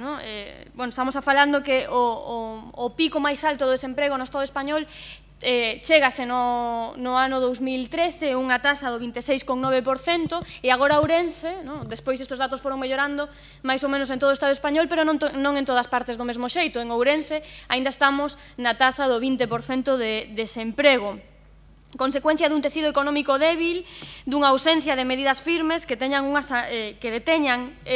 unha sangría que se ceba especialmente co triángulo da precariedade, que son as mulleres, a mocidade e as persoas migrantes. Aínda que limitadas pola legislación vixente, é posible facer políticas públicas de emprego en Ourense. Sí que é posible apostar pola cooperación público-privada, apoio ás iniciativas sociais de emprego ou avanzar nas áreas invisibles, ou medio invisibles, como é a dos coidados e a asistencia a persoas dependentes. Grandes nichos de emprego na nosa contorna e que, entre outras cuestións, non aparecen dentro das posibilidades dos obradoiros de emprego do Concello de Ourense. O desemprego masivo e o aumento de traballadores pobres, así como o crecemento dos procesos de desigualdade social, erosionan as premisas do sistema de benestar. Deste xeito, cando falamos de inclusión activa, en este pleno xa o falamos algunha vez, e falamos de políticas de promoción do emprego, facemos como se non tiveran nada que ver a unha coa outra, e sí que teñen que ver. Falamos de desemprego, falamos de pobreza e falamos de exclusión social como síntomas dunha enfermidade que está aí no aire, está no ambiente, nos pode tocar a todas,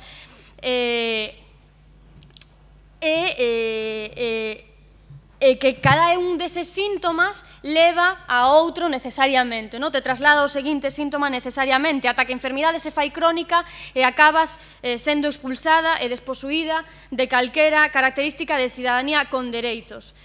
Isto non ten que ser así, isto non sempre foi así. En que momento o emprego deixou de ser o elemento nodal, o elemento incluinte por antonomasia na nosa sociedade? Momentos motivos hai moitos, non? Desindustrialización, desregulación de emprego, reformas laborais, empresas que se privatizan, amigos que privatizan para amigos, sectores estratégicos da produción, amigos que pagan favores a amigos, bueno, este contexto que todas coñecemos. En este contexto, ademais, créanse proxectos e dispositivos que teñan como obxecto integrar, non? Ou reintegrar, recuperar nos mercados de traballo as capas da poboación que se atopan excluídas, que terminaron excluídas, máis ou menos temporalmente destes. O caso é que tanto a pobreza como a exclusión social remítenos á comprensión da precariedade no emprego, a ausencia da cualificación, ao desemprego, claramente o desemprego, e a incerteza cara ao futuro. Deste xeito, fixádevos na lógica. As políticas de inclusión social de repente toman protagonismo non somente nos discursos políticos, senón tamén na práctica política, por diante das políticas de promoción do emprego. Sendo isto un resultado, unha nova regulación, como resultado, unha nova forma de integración basada noutras estrategias, moitas veces asistencialistas, eliminando así o papel incluinte que ten o emprego e que parece perderse.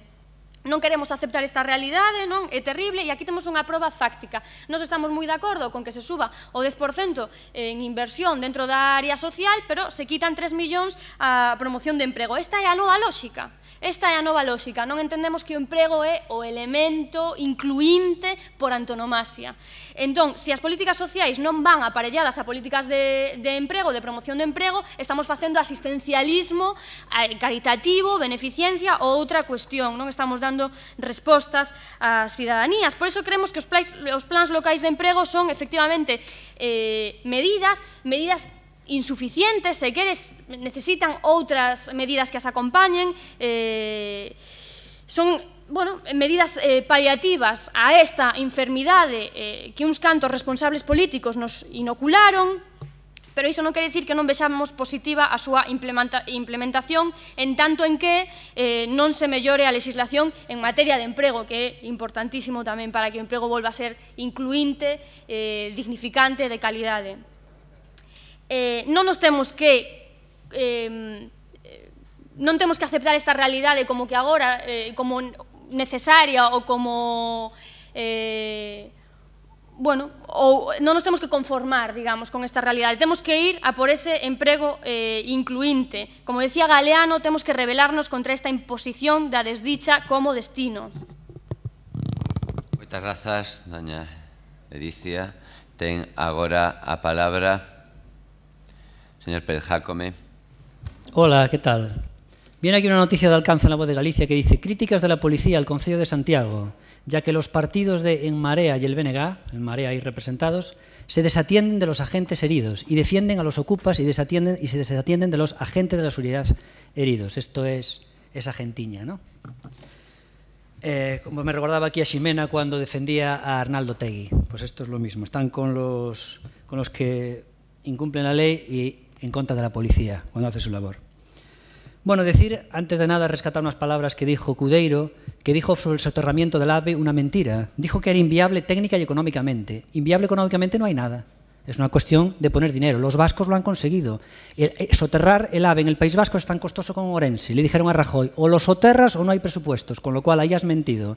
Y técnicamente tampoco es inviable porque Murcia lo hizo. ¿Sabes cómo hizo Murcia? Tenía la misma pendiente que Ourense. Hicieron un tema muy caro, que lo hicieron, de unos 400 millones de euros, y se soterró. Con lo cual, ni es inviable económica ni técnicamente, es cuestión de poner dinero encima de la mesa. Entonces, no mientas a los ciudadanos orensanos.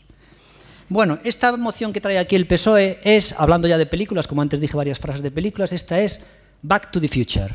Vuelta al futuro, más o menos. Volvemos para atrás en el año 2013, en el anterior mandato, 2014, volvemos para atrás, mandamos a alguien al pleno de aquellos años, no, al actor aquel y al Mafly, era Mafly se llamaba, ¿no? Algo así.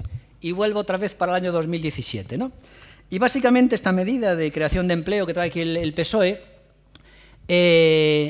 hace lo siguiente. El PSOE trae una moción ahora mismo aquí para crear empleo. 3 millones encima de la mesa quieren poner para crear empleo. Democracia Orensana va a votar en contra de esta moción porque Democracia Orensana está a favor de crear empleo. Como estamos a favor de crear empleo, tenemos que votar en contra de esta moción. ¿Por qué?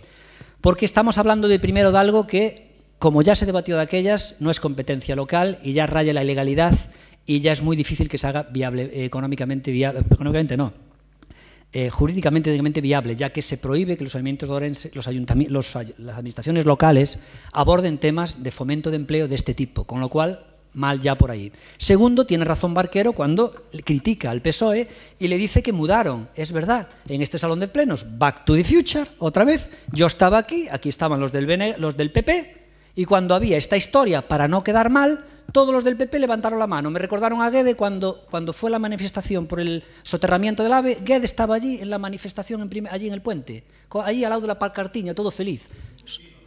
Soterramiento del AVE, soterramiento del AVE. El otro día tenemos aquí una moción hace un año para pedir que hay que soterrar el AVE y no levanta la mano, vota en contra.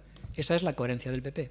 Bueno, pues lo mismo aquí. Cuando el PP no gobernaba, votó a favor del plan de empleo. Cuando no gobernaba, sí, el plan de empleo, hay que crear empleo. Ahora que gobiernan, entierran el plan de empleo. Es que, sinceramente, yo no entiendo cómo todavía tienen votos. Yo, verdad, no lo entiendo. Volvemos a decir lo mismo, Back to the Future, que decimos entonces. Quieren consensuar este plan de empleo con los agentes sociales, con los sindicatos. ¿Desde cuándo los sindicatos saben algo de crear empleo? Los sindicatos sabrán de reclamar sus condiciones laborales, pero de crear empleo, ¿qué van a saber los sindicatos? Ustedes parece que tienen la varita mágica para saber crear empleo. Si ustedes tienen una varita de cómo crear empleo, por favor, mañana mismo hay que llamar a Harvard, a Stanford, a la Universidad de UCLA, que vengan aquí a formarse, porque los orensanos acabamos de descubrir cómo crear empleo. Pero ustedes creen que es tan fácil, hombre.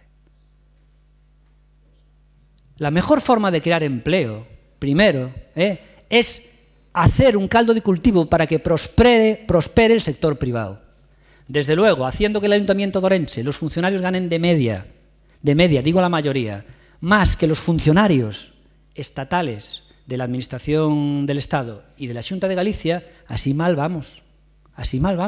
Porque el sueldo medio en este concello de Ourense, el sueldo medio, haciendo las cuentas bien, no como las hace Martiño, con seguridad social, con pagas extras, con retenciones, con todo, es de 3.800 euros al mes por empleado.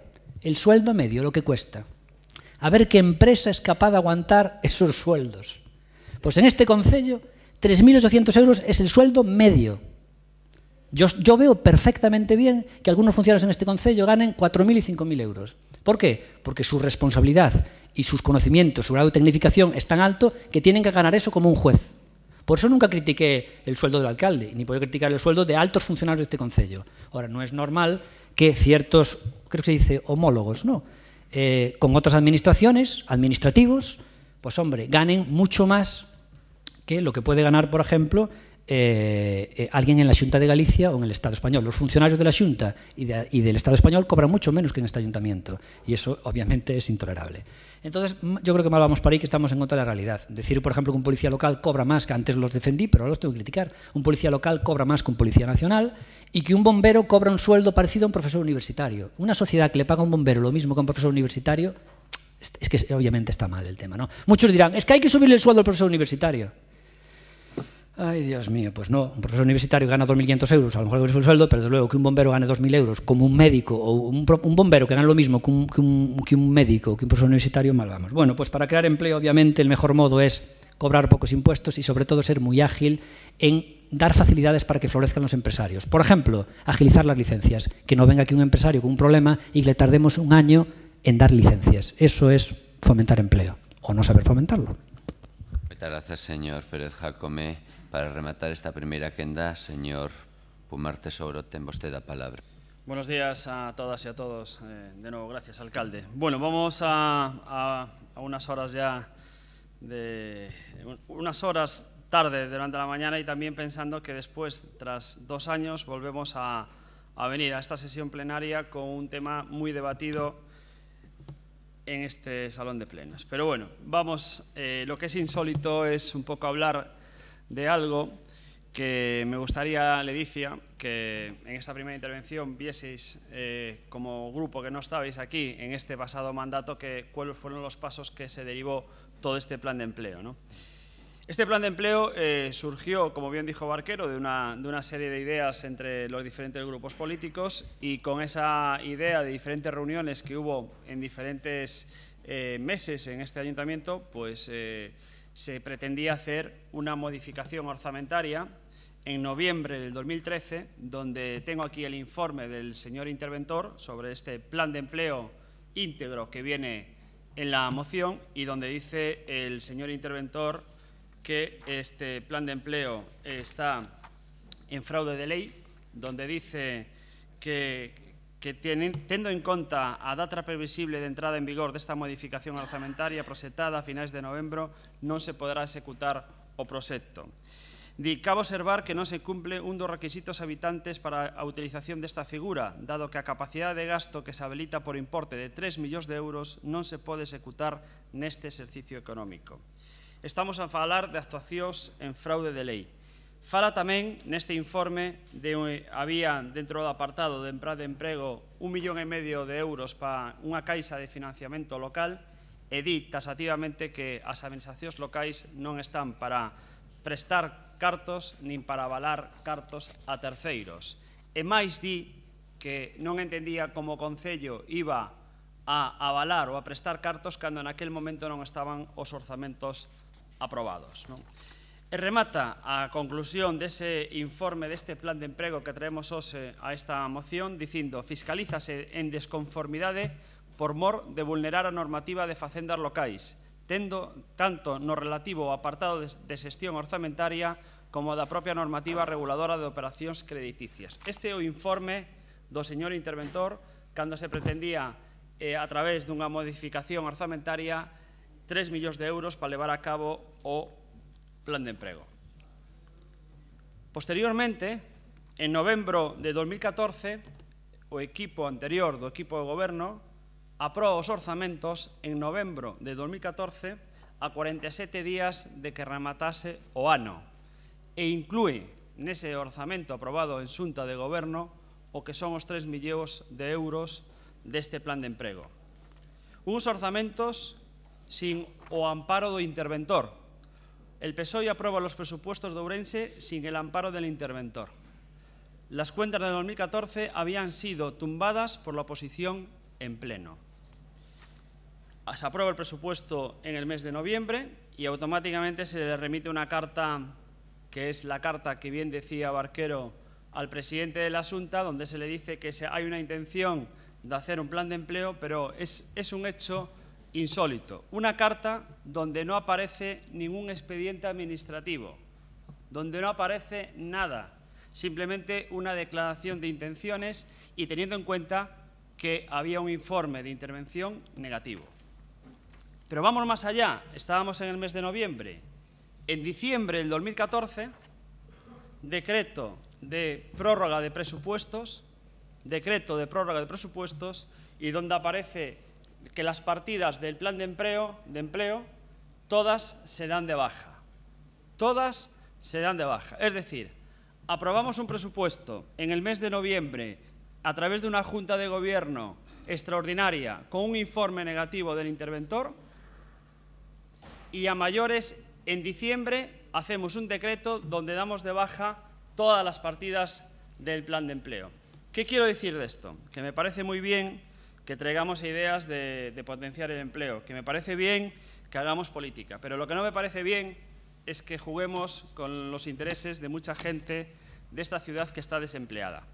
Estamos, como bien dijo Jácome, y lo dijo en la pasada semana en el Pleno de la Diputación, las administraciones locales no tenemos la competencia de empleo, estamos para apoyar proyectos productivos, para apoyar como administración más cercana al ciudadano en todo lo que podamos. Pero solo pido un favor, que por favor no confundamos a la población con temas tan importantes como es el empleo. Y aquí está la documentación pertinente que si queréis, en este caso Ourense en Común, que era el grupo político que no pertenecía al pasado mandato, que os la doy sin problema ninguno. Esta es mi primera intervención. Gracias. Moitísimas grazas. Comeza a segunda quenda. Espazo 3 minutos. Primeiro, señor Vázquez Barquero, temos que la palabra. En castellano, por aquello de entendernos bien, le agradezco que dé la cara, porque ahora entiendo perfectamente por qué el proyecto Dusi fue un absoluto fracaso en sus manos. Lo entiendo perfectamente, porque usted es un trapalleiro. Y como trapallero que es, ha mezclado churras con merinas, los tiempos, los procedimientos y, por supuesto, no se ajusta a la verdad. En primera instancia, es cierto que el plan de empleo se llevaba a partir de una modificación de crédito. Claro que sí, en primera instancia. Pero luego, a instancias del Bloque Nacionalista Gallego, se incorporó al proyecto de presupuestos. Cuando se le pide autorización a la Xunta de Galicia para desarrollar esta iniciativa es en la primavera del 2014 y los presupuestos en los que aparece incorporado el plan de empleo es a finales del 2014. Cuando el señor interventor emite su informe, al cual usted hace referencia, lo emite en base a la modificación de crédito que se pretendía hacer con anterioridad. Y evidentemente al final de año pues ya no hay tiempo para hacerlo. Esto se habría solventado muy fácilmente si la Xunta de Galicia hubiera autorizado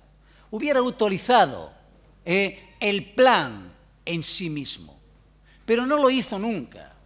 Y ahí voy a hacerle ya mención al señor alcalde a sus reflexiones sobre el conflicto y sobre la legalidad que vayan por delante. Por supuesto, señor alcalde, por eso nos pedimos autorización á Xunta de Galicia, para que non houvese conflito institucional e para que se pudese cumplir a legalidade. Porque é certo, as políticas de promoción de emprego non son neste momento competencias propias dos concellos, o cal non quere dicir que non as podan desenvolver. Porque, de feito, señor Jaquelme, as están desenvolvendo neste momento. Hai moitos proxectos, moitas iniciativas de promoción de emprego financiadas con fondos da Unión Europea, financiadas con fondos do Estado, financiando cos fondos das comunidades autónomas que son desenvolvidas por os concellos, inda que non teñan esa competencia como propia. Vale? Por lo tanto, pódese facer. O que pasa é que hai que ter vontade de que se faga. E a Xunta de Galicia non a ten, non a tivo no 2014, nin a ten a día de hoxe. E ese é o kit da cuestión. Vostedes non queren. Vostedes non queren, non querían. Por iso non respostaron nunca. Se houvese un problema de legalidade, por que non o dixo a Xunta de Galicia? Por que non respostou na primavera do ano 2014 e dixo, mire, o que están vostedes a facer é ilegal? Non dixo nada, absolutamente nada. Por qué? Porque esa era a estrategia política, que o Concello de Ourense non pudese utilizar o seu diñeiro. Vale, esa era a estrategia política, non era outra. O demais é enredar. Porque se falamos de legalidade sobre competencias propias, nos proxectos que usted está a desenvolver neste momento de promoción de emprego está ante o mesmo problema, exactamente o mesmo problema. Señor Vázquez Barquero. Ten a palabra a señora Piñeiro. Bueno, pois Pumar insiste en que ese plan de emprego está en un fraude de lei, Barquero di que non, que é unha modificación de crédito, e a mí me gustaría que tomase a palabra o señor interventor e que nos resolvese si o informe que presenta Jorge Fumar é do plan de emprego e efectivamente o plan de emprego está nun fraude de lei ou o que está falando é dunha modificación de crédito e as medidas do plan de emprego sí que serían legais e viables.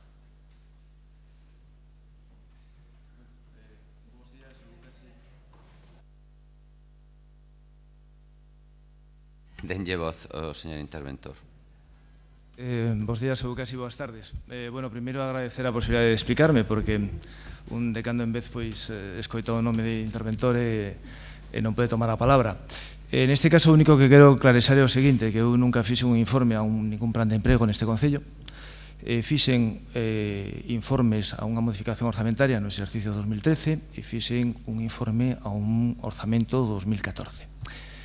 En ambos os dous casos é certo que os informes tiveron un resultado negativo, pero estamos a falar de expedientes que incluían moitas máis cousas. No caso do orzamento 2014, que é o que máis teño presente, recordo que se insería no orzamento unha caixa de financiamento local de 1,5 millón de euros, que entendo que, de acordo cun primer criterio, pero sin analizar o contido dese plan de emprego, porque estamos a falar de partidas orzamentarias que o meu suizo non se asusta a normativa das facendas locais. É certo, mesmo xeito que o Concello de Ourense non pode avalar créditos do Club Ourense Baloncesto.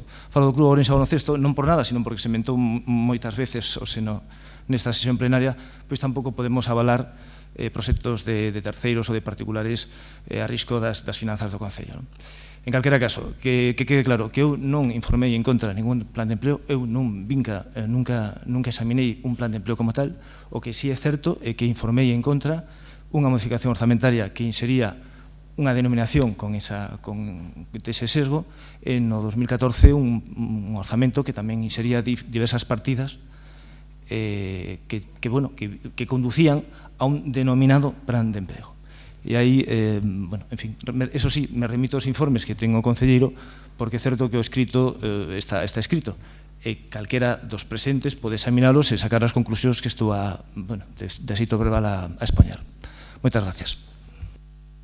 Moitas grazas.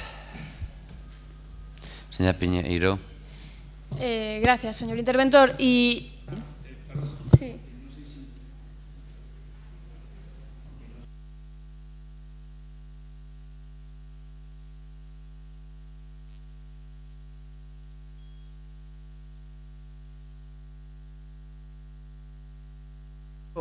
Estamos cerca, eu penso que se escoita, que non sei se fun suficientemente claro. Se non fun, quero dicir que se ten algunha dúbida, que estou a súa disposición. Moitas grazas, José. Señora Piñeiro. Foi meridianamente claro, é dicir, hai unha afirmación do señor Jorge Pumar que di que este plan de emprego está en fraude de lei, isto o dixo aquí, o escoitamos todas, non é algo que me invente eu, e que é mentira para empezar, que para pensar é mentira, que efectivamente hai unha modificación de crédito informada e unhas cuantas partidas orzamentarias que nos gustaría ter esos documentos, por suposto, vale, eso non ten nada que ver con que o plan de emprego estea en fraude de lei, é dicir, creo que hai unha distancia longuísima deste xeito. Ourense en Común retira a enmenda que presentou e imos a apoiar a moción. É dicir, Democracia Ourensana fai unha afirmación e di que o Concello non pode facer, é ilegal facer medidas en favor do emprego no Concello. Non é verdade, non é verdade, e ademais é que se están facendo. Se están facendo obradoiros de emprego, se están facendo outro tipo de medidas. O que se impide é a contratación directa, pero non o fomento de emprego. E para a Democracia Ourensana, as propostas para fomentar o emprego pasan por atacar sistemáticamente as funcionarias e funcionarios desta casa. Ben, bueno, vale, cada quen co seu.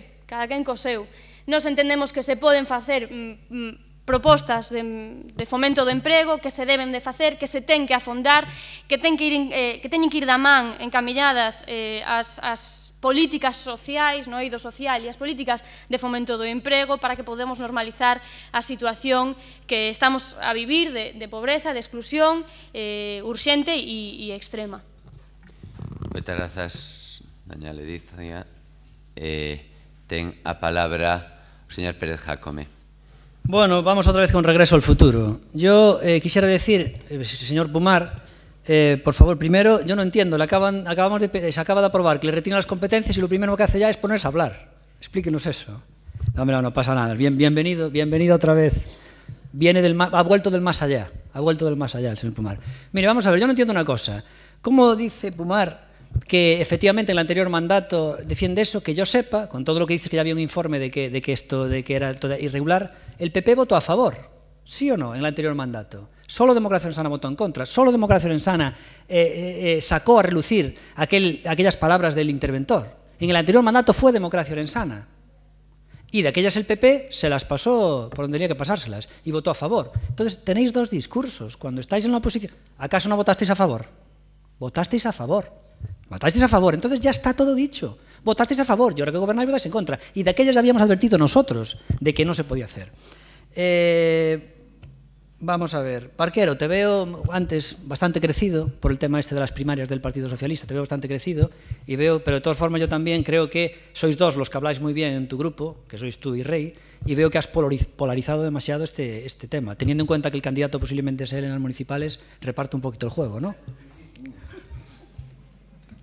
Porque no tiene sentido que estés todo el rato hablando si no vas a ser el candidato. Deja ya un poquito al... ¿No sabes? ¿Qué más puedo decir aquí? Bueno, vale, sí. ¿Qué más tengo que decir aquí?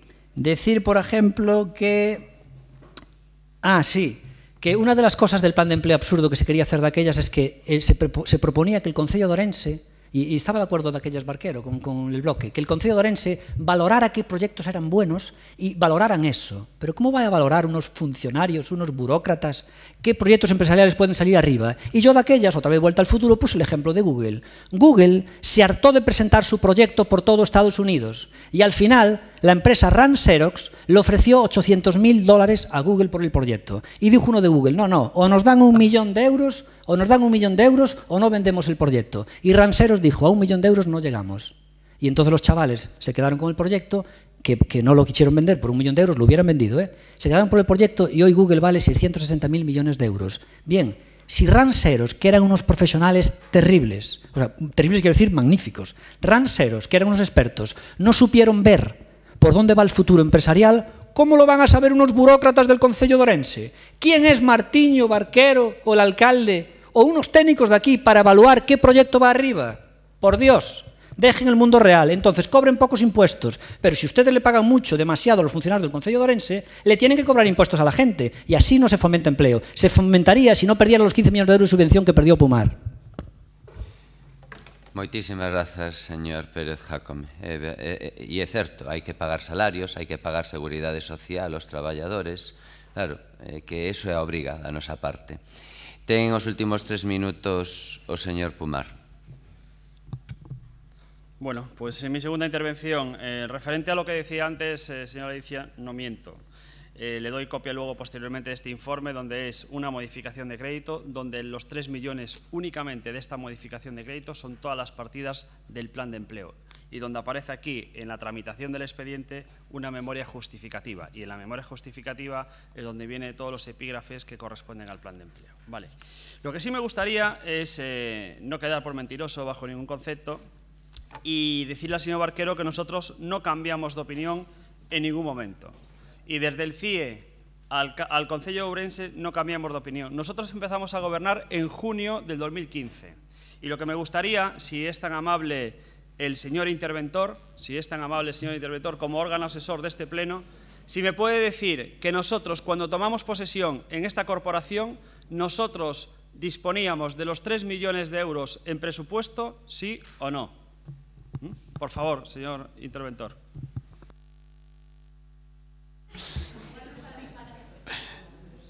Espera un segundo. Agora, señor interventor. O SEICA me gaño o salario. No, efectivamente, as partidas que se aprobaron con destino ao plan de emprego, denominado mes ben plan de emprego, no 2014 non tiveron prórroga no 2015. E, polo tanto, cando hubo cambio de corporación ou cambio de mandato corporativo, creo recordar que en xuño de 2015 non había un só euro con ese fin. Dado que seguimos nunha situación de prórroga orzamentaria, a día de hoxe tampouco hai un só euro destinado para ese fin. Moitas grazas. Señor Pumar, siga vostede na palabra. Muchas gracias. Yo lo que me hago con esta pregunta es, señor Barquero, usted era concejal de Hacienda y concejal de Empleo en el año 2014. Desde que se aprobó este plan de empleo y teniendo la consignación presupuestaria en su momento en noviembre, ¿cómo no ejecutó nada del plan de empleo? A la Xunta de Galicia. Mira, le voy a decir, no, del libro es lo siguiente. Del libro es lo siguiente. Ustedes lo que jugaron fue con el plan de empleo como una misión política a 7 meses de unas elecciones, donde no fueron capaces de ejecutar nada cuando estuvieron gobernando y decir, nosotros tenemos un plan de empleo, tenemos 3 millones de euros y la culpa, el malo de la película es la Xunta de Galicia. A mí no me gusta discutir esto, no me gusta hacer política de este tipo, y menos hablando de temas de empleo. Y bueno, al final los ciudadanos hablaron en mayo del 2015 y ustedes de 11 concejales bajaron a 6. Vale, entonces lo que quiero decir con esto es que nosotros sí que estamos a favor de un plan de empleo. Nosotros, señor Jácome, cuando vino aquí, el tema del plan de empleo vino a través de una moción del Grupo Socialista y nosotros votamos a favor de un plan de empleo a través de una moción. Una cosa es una moción que usted sabe perfectamente y otra cosa es hacer el expediente de un plan de empleo que conlleva informes y conlleva mucho más expediente, ¿vale? Entonces, lo que quiero decir, nosotros sí que estamos a favor del empleo en esta ciudad y lo estamos haciendo. Desde que gobernamos a hoy, directa o indirectamente, lo que es la tasa del paro bajó un 9% en la ciudad de Ourense. Muchas gracias. Moitas grazas. Pasamos, por tanto, a votación. Retirouse a emenda de Ourense en Común por parte do propio grupo e votamos, por tanto, a moción tal cual foi plantexada polo Grupo Municipal Socialista. Votos a favor? Votos en contra? Abstencións? Queda, por tanto, rexeitada por 17 votos en contra e 9 a favor. Pasamos ao punto 5.13, moción do Grupo Municipal de Ourense en Común, presentada para acometer de forma urxente un plan de choque contra os atropelos.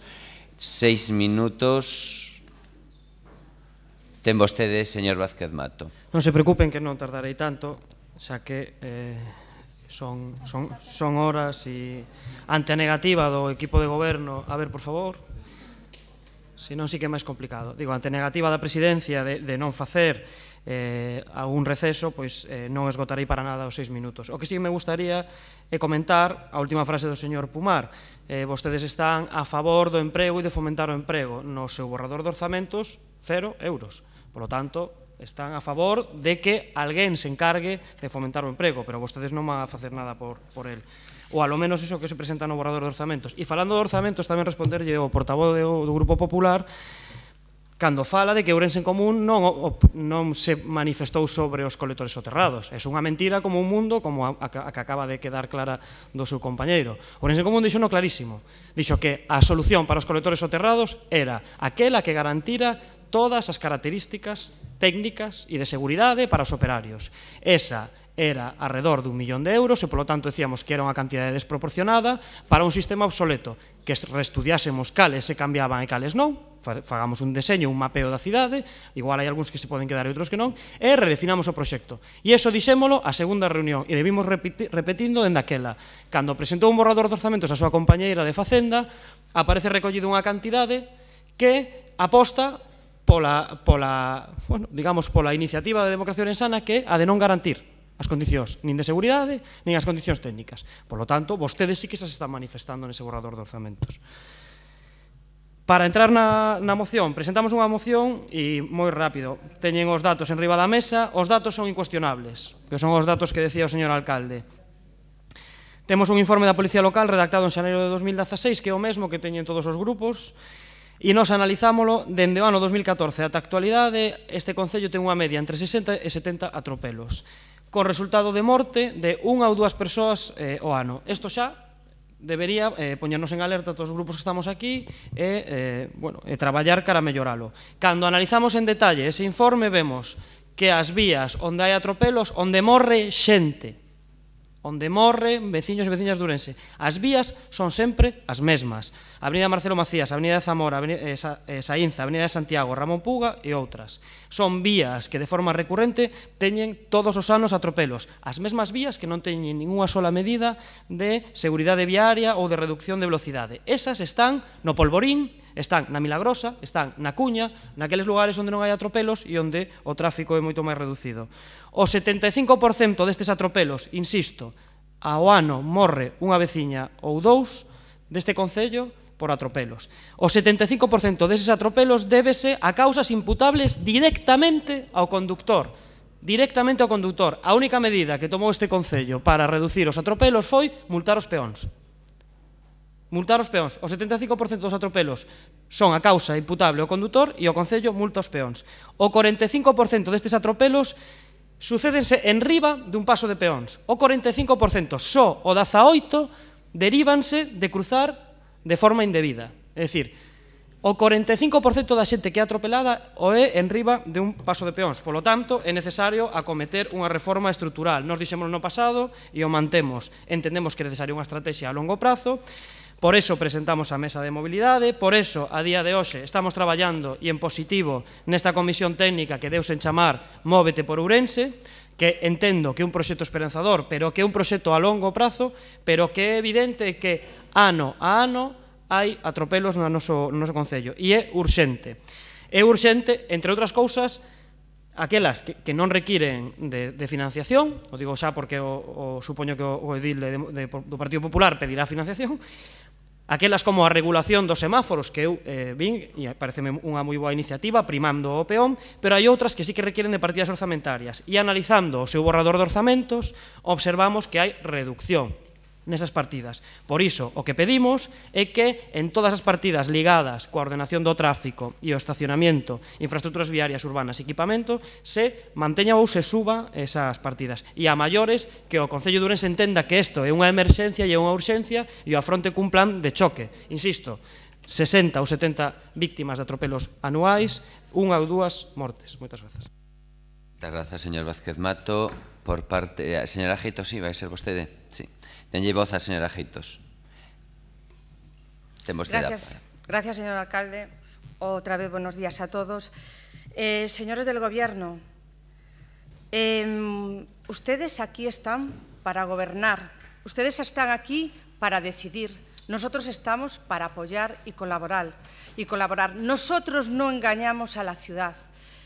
Señor Pumar, pasamos de 11 a 6 concejales, pero estos 6 concejales que aquí estamos para trabajar para esta ciudad, aquellos que nos votaron y aquellos que no nos votaron, que quede muy claro. Y ahora con la moción, en ocasiones una simple acción puede ayudar y evitar problemas a muchos ciudadanos. Algunas veces un pequeño cambio normativo, si es posible, que la mayoría de los accidentes de circulación se pueden prevenir y, lo que es más importante, se pueden evitar. Algunas veces un pequeño cambio normativo se traduce en un ahorro considerable de burocracia, conflictos y ahorro de recursos.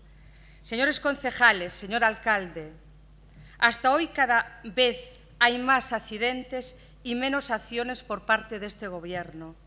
Señor Vázquez, es penoso que después de todo lo que está ocurriendo en esta ciudad, en mi barrio, tengamos que llevar a este salón de plenos una moción que acomete urgente un programa de intervención, un programa de sensibilización y una reeducación vial.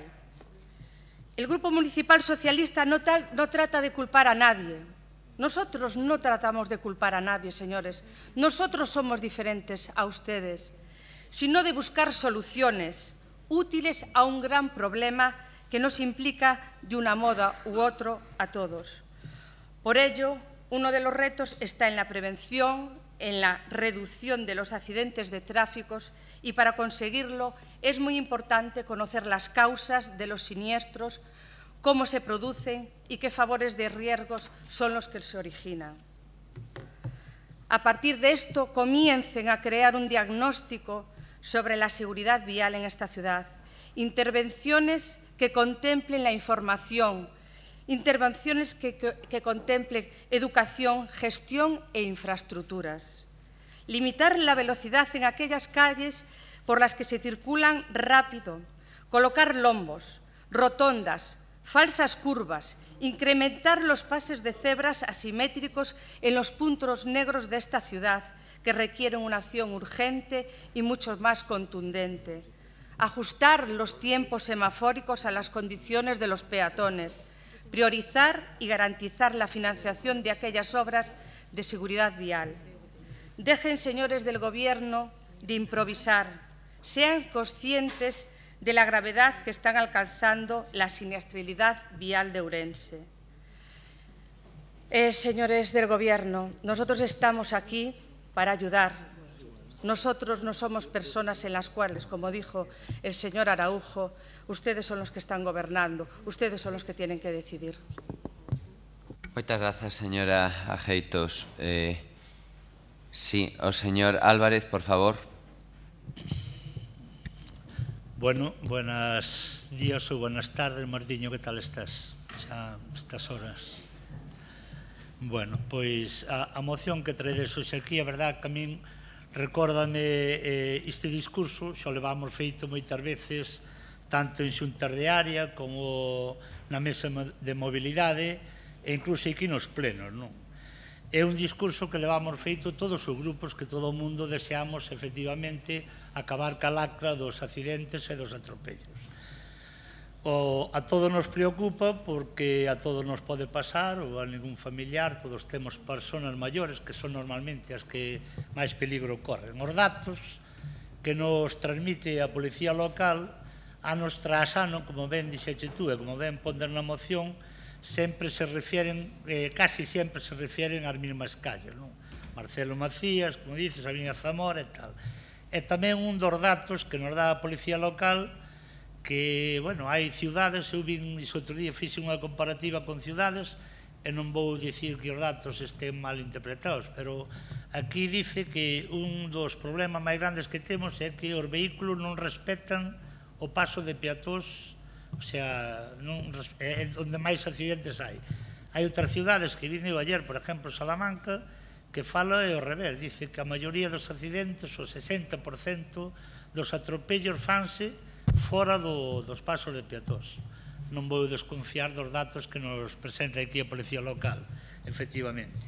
Por eso, Democracia Orensana, na mesa de mobilidade, e aquí algunha vez temolo dito, tamén nos diremos cando nos corresponda no grupo este Móvete por Orense, creemos que unha das cousas máis importantes, unha que é moi importante, a máis importante mellor, é que nos pasos de peatóns as zonas de estacionamiento limítrofes tiñan que estar anuladas, porque todos vemos como tanto pos peatóns como pos chóferes é moi difícil ver o coche que ven e po peatón é moi difícil ver. O sea, po chofer é moi difícil ver o peatón. Entón, moitas veces nunha salida destas, como a maioría, unha gran maioría dos nosos veciños son xente de moita edad, a falta de reflejos pois leva este tipo de accidentes, non? Cualquera que faga un estudio aquí en Ourense, nun momento calquera, nun momento da calle, vemos que hai dúas calles que eu podo pôr, por exemplo, para ben e para mal, non? Por exemplo, unha Juan 23, a calle corta, con 3 pasos peatonales, donde realmente a calle é corta, pero é bastante ancha na media que temos aquí en Ourense, e é moi difícil en Juan 23 ver cruzar unha persona fora do paso de peatóns, porque ten 3 pasos de peatóns que están cerca sempre de cualquier salida. E temos como exemplo negativo a Plaza de Bastos. A Plaza de Bastos temos un paso de peatóns que vai paralela a Progreso, e logo se empezas a baixar hacia a plaza, non podes cruzar aquela calle porque non hai paso de peatóns onde estaba situada, digamos, a señora Pilar. Entonces, ou das a volta, cando a xente toda baixa de comprar na plaza ou sube dali do mercadillo, todo o mundo, se te pos ali 20 minutos, aparte hai un tráfico bastante denso, ali cruza todo o mundo fora do paso de peatóns. Eu incluído muchísimas veces. E algún de vos tamén, que tamén vos teño visto. Entonces, pois, en isto, que a maioría, se collemos un coche e femos unha ruta por Ourense, desde o pabellón de deportes hasta a gasolinera do Rumbao, é que nos encontramos polo menos 50 personas cruzando fora dos pasos de peatóns. Entonces, entre eso, e a maioría de edad, evidentemente, é un cóctel explosivo, é unha das causas primordiales polo que se dan este tipo de accidentes.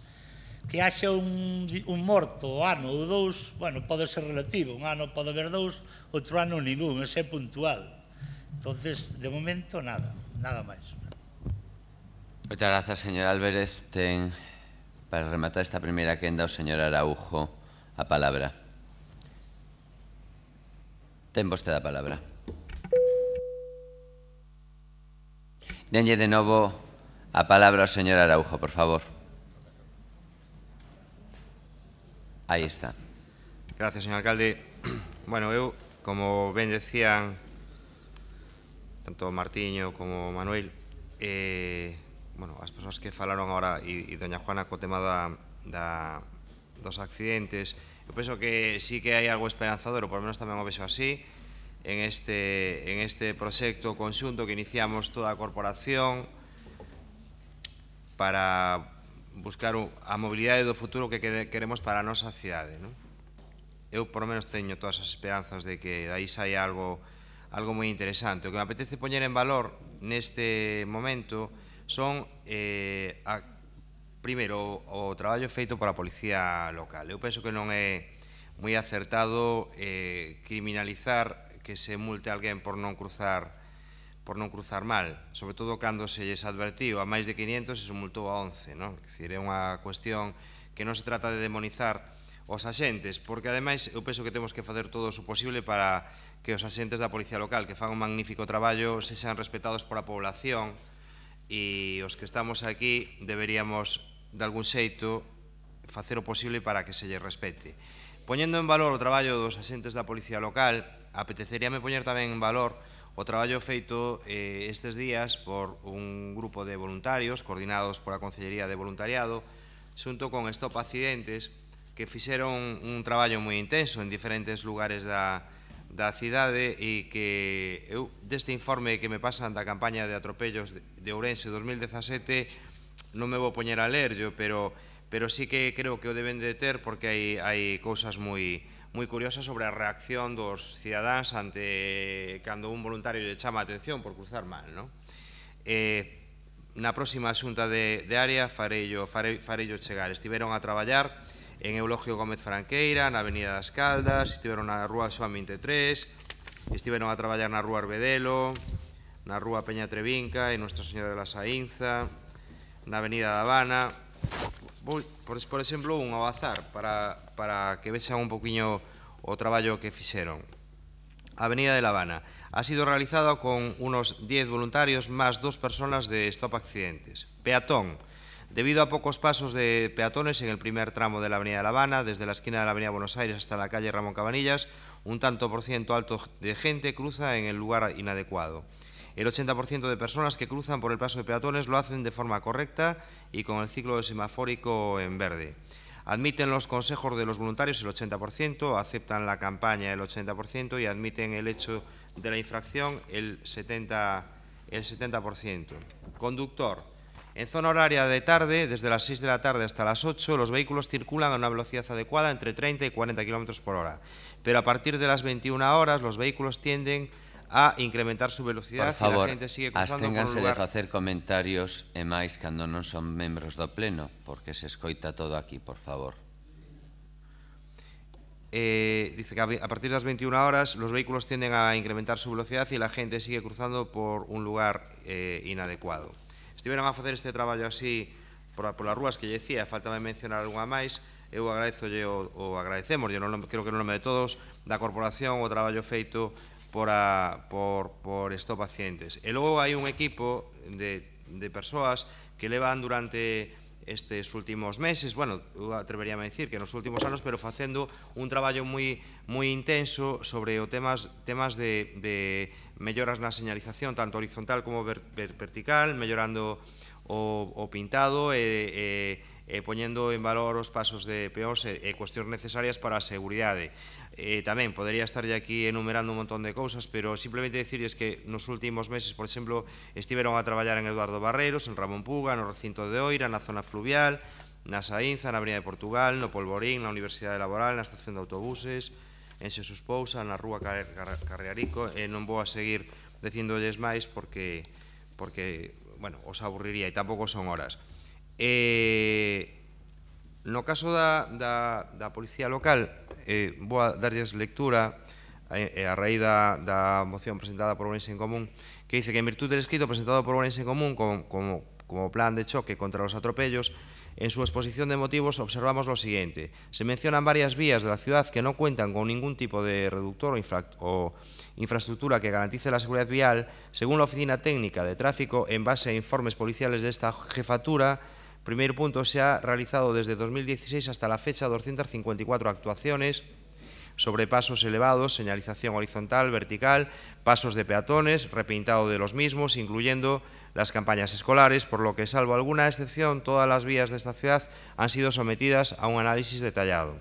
En cuanto a la regulación de los tiempos de espera en los semáforos, dándole prioridad al peatón sobre el vehículo a motor, hago constar lo siguiente, que en el año 2015 se produjeron 3 atropellos en paso de peatones con señalización semafórica en funcionamiento. Si analizamos los datos del año 2015, en el que constan 55 atropellos, el porcentaje de los mismos en pasos de peatones con señalización semafórica es del 5,45%. Que en el año 2016 se produjeron 5 atropellos en pasos de peatones con señalización semafórica en funcionamiento. Si analizamos los datos del año 2016, el porcentaje de los mismos en pasos de peatones con señalización semafórica es del 7,24%. O que di a continuación, si les parece, digo yo, na seguinte intervención. Gracias. Muchísimas gracias. Señor Vázquez Mato. Gracias, alcalde.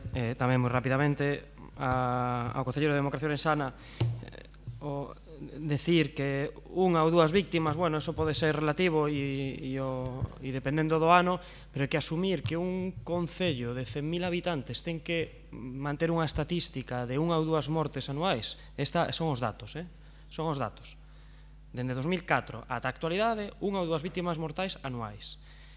Asumir eso como partida a mí pareceme un erro tremendo, porque unha cidade do noso tamaño non debería ter ese dato. Non debería ter ese dato. E existen modelos moi próximos que non teñen eses datos. Entón, todo o que sexa atallar eso, cara adiante. Concordo plenamente co que apuntas da carencia de pasos de cebra. E eu creo que, en realidade, é un dos maiores problemas. Comentaba a Edil do Partido Socialista de que non se trata de buscar culpas. As culpas están, e están no deseño da cidade.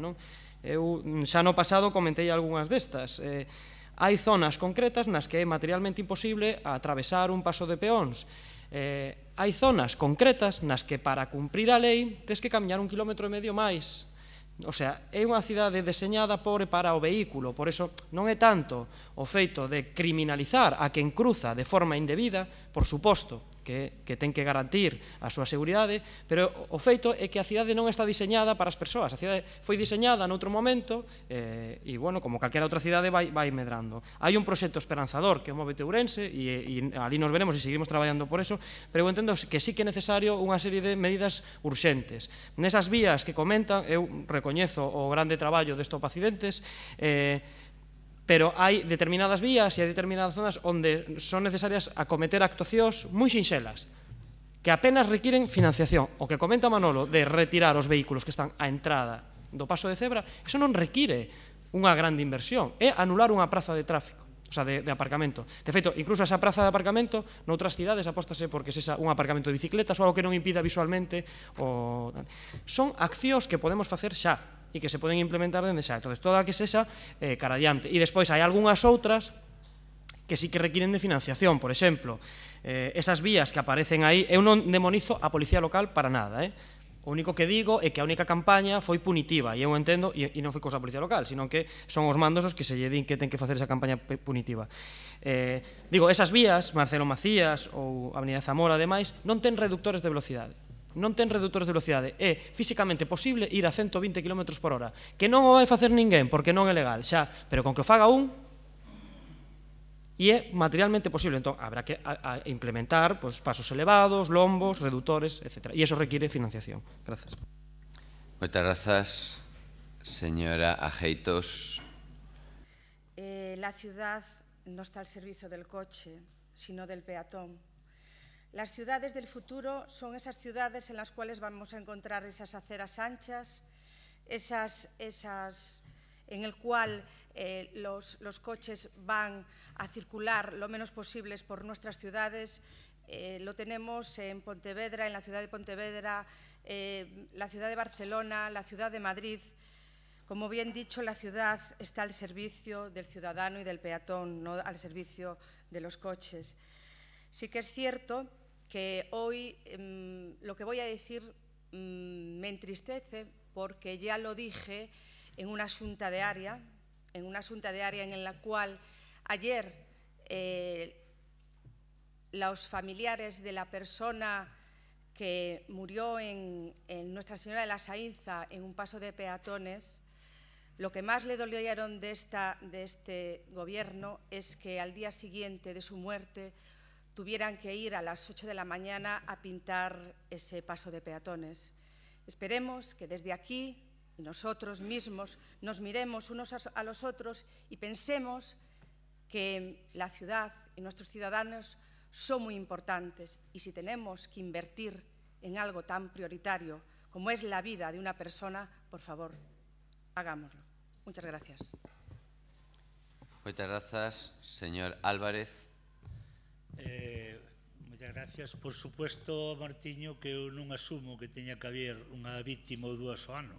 Nin eu, nin nadie do meu grupo, e creo que nadie do que está aquí. O que asumo é que é moi difícil nunha ciudad onde se circulan 285.000 viaxes que puxexei, é moi difícil que durante todo un ano non se produzca un accidente que pode chegar a ser mortal. Ese é o que hai que asumir de vez en cuando. No verano é moi difícil non asumir que de vez en cuando a persona afógase, por moito que tú tomes as medidas necesarias que eu deseo que se tomen tanto como a ti, o máis.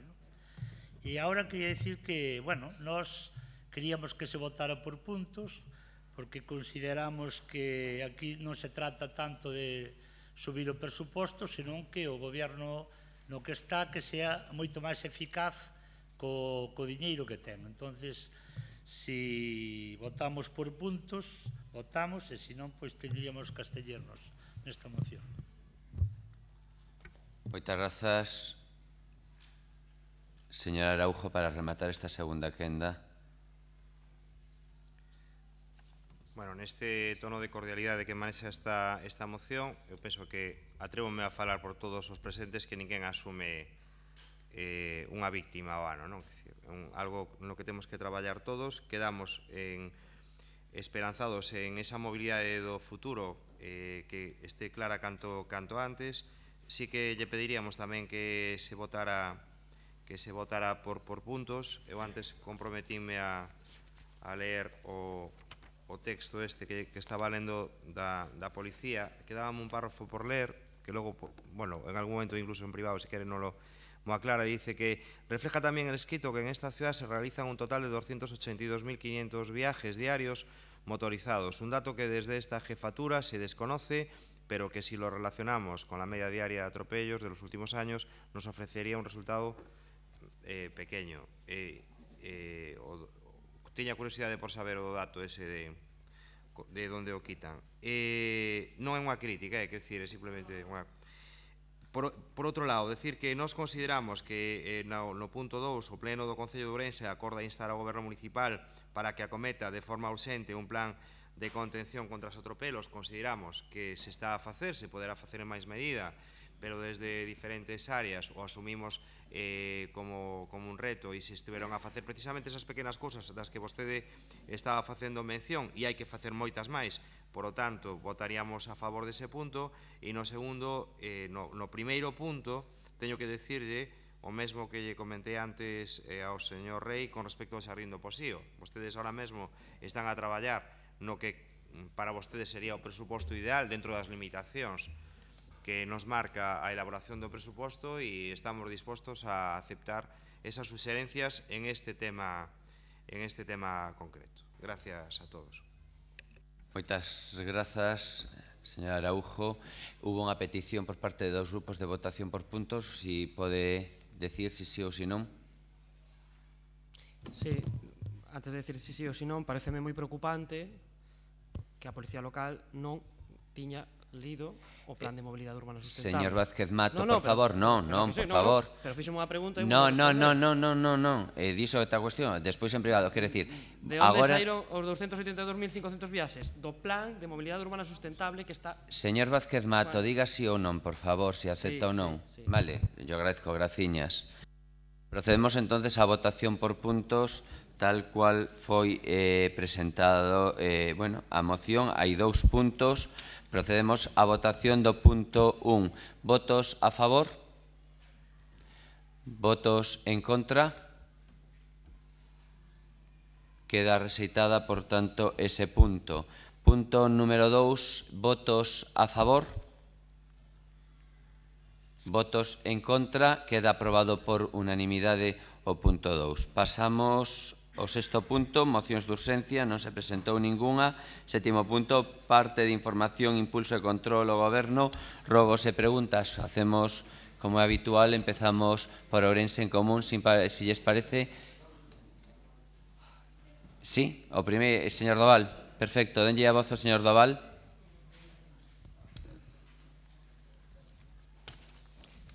Sí, faga usted. Unha pregunta por Tucedez. Por favor. Cando nos van facilitar copia do libro rexistro do control sanitario do Matadoiro? Non teño esa resposta agora, creo que está solicitada a outra administración e tan pronto nos lo faga chegar outra administración que está solicitado desde fai tempo, pois, perdón? Dende o mes de abril está solicitada outra administración porque non é que nós non lle demos a información, nós non a temos esa información. Tan pronto a teñamos se lle facilitará. Vale, gracias. Sí, a señora Piñeiro. Eu quería facer unha pregunta a propósito da resposta dunha pregunta que tamén fixen no pleno do 5 de maio cando preguntei polo horario de atención da Oficina de Atención á Cidadá. Efectivamente, a Oficina de Atención á Cidadá xa non atende polas tardes e a miña pregunta é: a aplicación Ourense colabora, o alcalde responde? Pasa que está un pouco máis redactada, non? A resposta, conxuntamente coa carpeta cidadá. Bueno, a aplicación Ourense colabora, o alcalde responde. Dende esa aplicación un pode apuntarse a semana de maiores, un pode pedir cita coa traballadora social, por exemplo, quer dicir, as funcións que fai a Oficina de Atención á Cidadá son asumibles por esta aplicación informática? Coméntolle que dende a parte de o alcalde responde se tramita moitísimas desas informacións e prácticamente... Pode pedir cita para a traballadora social? Espera un segundo, voulle a contestar, pero estou seguro que máis de algún caso xa se resolveu a través desa cuestión. Señor, dareille a información oportuna. Señora Ledicia. Señor Vázquez Mato. Ben, pois eu reincido no que estaba dicindo antes. É un rogo que lle fago chegar ao señor alcalde que, por favor, aos mandos da Policía Local que redactaron ese informe, que lean o Plan de Mobilidade Urbana Sustentable, cando menos, non? E despois, eu quería facerlle unha pregunta, señor alcalde. Sabe vostede que houbo unha carpa instalada, unha exposición de animais, de reptís vivos, na zona de Espourense, que estivo instalada durante días, e nós tivemos a sorte de consultar o expediente desta exposición, e non constaba que tivera a licencia municipal. Polo tanto, eu quería lle preguntar como é posible que se instale con toda a infraestructura e o aparato que ten este tipo de exposicións ocupando o espacio da vía pública sen ter licencia municipal. Creo que hai unha información errónea. Non estaban ocupando espacio público, sino un espacio privado. E non sei se nos corresponde a nos ou incluso o polígono de San Cibrao. Creo que é San Cibrao, polo tanto, pero creo que non estaba no noso espacio de todo. Bueno, vostede di que non, yo podemos facilitar. De todos modos, é un espacio privado que non é este alcalde nin esta alcaldía quen renta ou quen alquila ou quen aluga ese espazo. Quero dicir, estaba nun espazo privado e o que fixo este Concello neste caso é dar resposta conforme á legalidade e dar cumplimento á legalidade. Se está noutro Concello, outra pregunta, porque además hai, se está noutro Concello e noutro espazo, por que pide licencia ao Concello de Ourense? Como que non a pediron? Pero se eu consultei o expediente completo hai 3 días. Vamos a ver. Eu consultei o expediente completo en disciplina urbanística hai 3 días, con esta media xornada que di o señor aquel. Ben. Hai 3 días eu consultei o expediente completo e non se deu autorización porque foise de prazo ao prazo que eles pedían. Non se deu, creo que contestación porque non chegou a documentación contestación da Xunta. en tempo e forma. Por eso digo, bueno, entonces vostede Pero entón en deste Concello estaban instalados na rúa ou non? Faga vostede a pregunta, señor Vázquez Mato, faga vostede cal é a pregunta. Por que estaba instalado que non sei o seu nome, a exposición de reptiles vivos que pediu licencia municipal para exercer a súa actividade, porque estaba instalado na rúa sen ter licencia municipal, sen que fora todavía tramitada ni sequera licencia municipal. Daremoslle debida conta por escrito. Esa xogada é magnífica.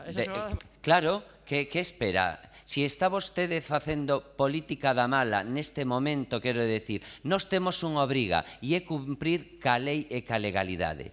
Si vostede mañán quere ser alcalde e vaime a decir que vai a decidir a dedo a quen lle dá ou quen non lle dá por riba dunha lei, mal idea está dando. Señor Vázquez Mato, entonces, vostede me fai unha pregunta e eu lle darei cumplida resposta sobre esa pregunta. Estoy dicindo que quere que lle estou dicindo? Estoy dicindo que lle darei cumplida resposta. Bueno, eu digo yo que traslade vostede intenta, evidentemente, actitude habitual en vostede, pero bueno. Sí, o señor Rei.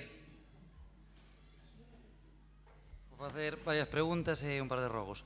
A primeira pregunta sería, porque nos últimos meses, como todo o mundo sabe, arderon 2 autobuses en Ourense. Estos percaces, aínda que posiblemente se deban a causas fortuitas, e así esperamos que sea, polo ben dos traballadores e dos usuarios, a miña pregunta sería, cando está previsto que os técnicos municipales acaben os traballos para determinar que pasou neste caso, e se estes resultados se farán público para que todos estemos moito máis tranquilos. Esa sería a primeira pregunta. A segunda pregunta sería que tamén, como sabedes, estamos en situación de prealerta, a pesar de que hubo algunhas chuvias este mes, e fixemos unha serie de cuestións en xuntas de área de fai xa 5 meses dicindo que se tiñan pensado o goberno municipal facer algún tipo de campaña para evitar que, bueno, para de alguma forma incentivar a que os veciños de Ourense aforren auga en previsión do que poda vir no que queda de verao. Según parece, dixéronos outro día o señor Araujo que na Semana de Medio Ambiente vais a facer algún tipo de actuación. Pero a minha pregunta é, vais a facer algún tipo de campaña maiores deso ou non se vai facer absolutamente nada nesta cuestión? E a terceira pregunta é, si tendo en conta que hai unha serie de demandas das asociacións de veciños da Ponte, do 21 e do Pino, en relación con melloras da seguridade vial e limpieza da rúa Quintián, problemas de siniestralidade, arranxo urxente que precisa malvir as rúas e firme do río Navia, actuacións no Pino, accesibilidade peatonal nesta zona do Pino, etcétera, etcétera, se hai algún tipo de plan previsto en función desas demandas veciñais que fixeron públicas no pasado mes de maio. E dos rogos. Unha, en vista de que tamén existen denuncias, neste caso no Parque de San Lázaro, de aparición de ratas e de roedores, e que ademais os usuarios e os veciños están moi preocupados, e polo visto, decía o señor Araujo, que tamén se habían implementado unha serie de medidas especiais para combatir isto, pero polo visto non dan resultado, e tendo en conta que tamén no noso grupo recibimos esta semana a mesma queixa dos veciños de Vista Hermosa, si se vai a investigar que está a pasar, ou se vai a facer algún tipo de medida maiores.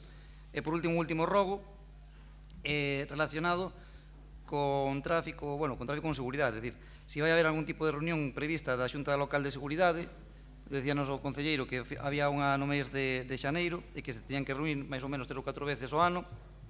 Non sei se hubo algunha máis do mes de xaneiro, pero tendo en conta, primeiro, que hai problemas urxentes con seguridade no rural, o botellón na Alameda, o menudeo en determinados puntos da cidade, abordar a falta de efectivos da xente de seguridade, adoptar medidas para evitar roubos en época estival. É dicir, se ante todos estes problemas que se aveciñan, que están aí encima da mesa, se ten previsto reunirse a Xunta de Seguridade Local. Reiterolle que non está facendo vostede rogos e está dando lugar a confusión.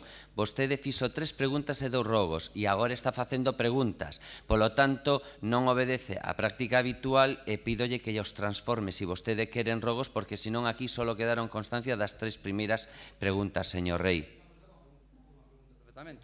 Claro, pero é que hai 3 preguntas e 3 rogos. Podemos facelo semánticamente, rogo que se reúna a Xunta de Goberno Local. Perfecto.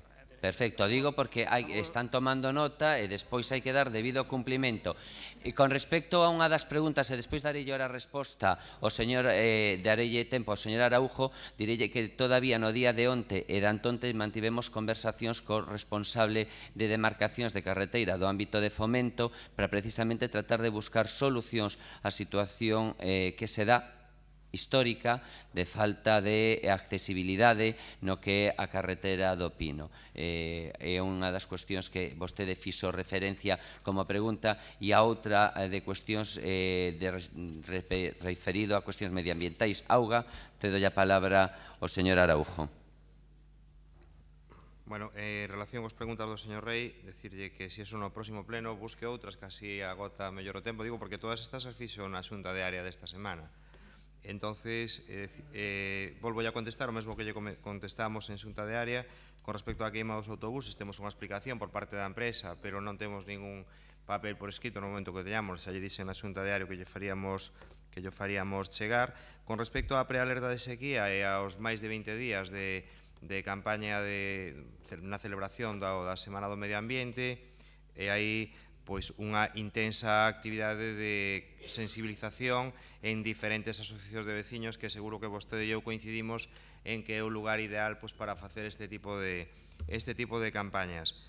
No que se refire a actuacións no Pino na Rúa Quintián, decirlle que no caso da Rúa Quintián estamos a traballar coa Deputación precisamente porque é un vial da Deputación para dar cumplimento ás demandas dos veciños, e no caso do Pino casi lle invito a que fale co señor Barquero porque ele explicará do plan de obras que hai unha serie de actuacións que pediu a Asociación de Veciños e que teñen que ver precisamente co que vostede falou. No que respecta ao das ratas, ahora mesmo, afortunadamente, xa está a traballar a empresa que ganou o concurso para a derratización e desde aquí fago un chamamento que se vostede ou calquera en un momento determinado ve algunha incidencia que non lo faga saber porque a empresa no mesmo día ou o día seguinte está a actuar e a intensificar o seu traballo según o pliego que ganou. Moitísimas grazas. Sí, a doña Concepción ten un rogo. Bueno, los grupos de la oposición llevamos desde mediados de marzo en las juntas de área solicitando la reunión del Consejo Municipal de Igualdade.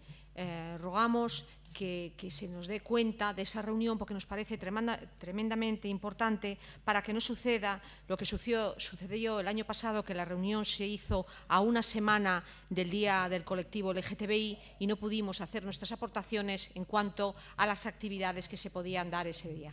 Nada más. Moitísimas gracias. Coméntame de todos modos que está convocado para o día 8, que está convocado. Vale, pasamos Democracia Ourensana. Sí, bueno, señor Álvarez, vostede en primeiro lugar. Bueno, pois no pleno mes pasado fixe unha pregunta porque se limpiaba no paseo do Barbañica por un lado e por outro lado non, e contestaronme que por un lado era a zona verde e que lle tocaba ao Concello limpialo e efectivamente. E por outro lado que pertenece á Confederación Hidrográfica. Entón a pregunta é se o mismo que se multa a un veciño por ter o seu terreno sin limpiar ou tal, se ten multada algunha vez a Confederación Hidrográfica por non cumprir tamén o tema de limpieza na parte que lle corresponde. Nada máis. Moitas grazas, señor Álvarez. Sí, perfecto. A doña María de Mar. Señora Fernández. En la zona de Doctor Temes hay una parada de taxis y vinieron los vecinos estos días para decir que allí no hay nunca ningún taxi disponible. Entonces la gente se ve obligada a llamar al taxis a otra parada con el coste que eso supone. Con lo cual a quien corresponda que mire la forma de que hagan unos turnos, porque posiblemente no tenga mucha rentabilidad y no quieran estar allí, pero que busquen unos turnos de 2 horas, 3 horas, porque la gente, teniendo una parada, no tiene por qué pagar. Trasladarei esa situación, señora Fernández. De todos modos, de vez en cando si hai porque eu son usuario desa parada. Sí, no, pero ahora lleva mucho tiempo que no. Non, hai momentos en que sí están. Hay gente que por necesidades de salud coge todo. Trasladaremos esa situación, Sí, denlle voz, por favor, damos ya benvida tamén a don Telmo. Gracias, buenas tardes ya. Yo quería preguntar por qué a las 10 de la mañana un ciudadano casi irrumpe en el salón de plenos, por error, supongo. Entonces estoy viendo que no hay ningún policía local en la puerta y me han confirmado que desde que se jubiló Ucha no hay ninguno.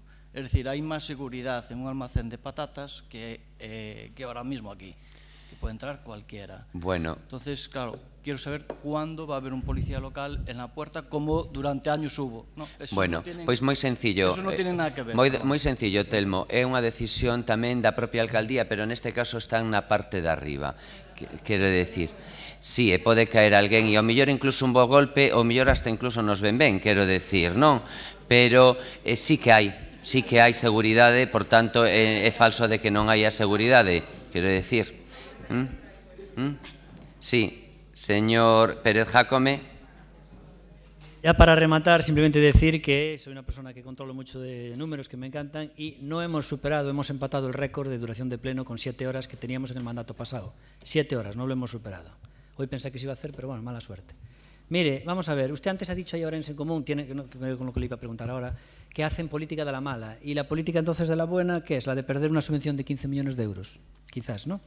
Esto tiene que ver con otra subvención que nosotros desvelamos esta semana, que destapamos, que ustedes habían perdido, que es la subvención que perdieron de 200.000 euros por la pista del anexo del pabellón, que lo destapamos nosotros, que ustedes lo tenían calladito y tapadito, y Democracia Sana lo sacó a la luz. Han perdido una subvención, aparte de lo de los 15 millones, han perdido una subvención de 200.000 euros por el pabellón anexo de los Remedios. Y usted decía en declaración a la prensa esta semana que decían que, bueno, que no pasaba nada porque importante que a obra está feita. Eu quedei alucinado.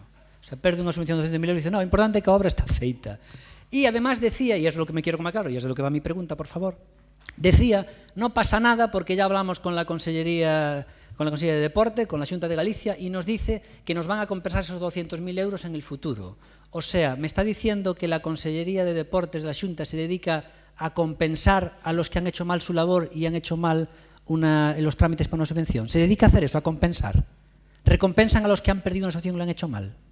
Y dígame también si en esta pérdida de subvención usted dice, usted, señor Jácome, no tiene ni idea. Tampoco tengo ni idea cuando digo que han perdido una subvención de 200.000 euros. Tampoco tengo ni idea. Señor Pérez Jácome, o que dixemos é que estamos falando porque estamos falando dun proxecto moitísimo maior e hai un compromiso por parte da Secretaría Xeral para o Deporte de que participará nese proxecto e que nos apoiará. Desde logo estou seguro que vostede non hubiera conseguido nin a pista polideportiva nin tampouco esa subvención se vostede estivera aquí. Sí. Sí. Eso é Podemos, que consigue fondos de Venezuela, pero vostede todavía non chegou a esa relación. Todavía non chegou a ese punto. Se non hai máis preguntas... Graciñas, feliz venres, feliz fin de semana a todos.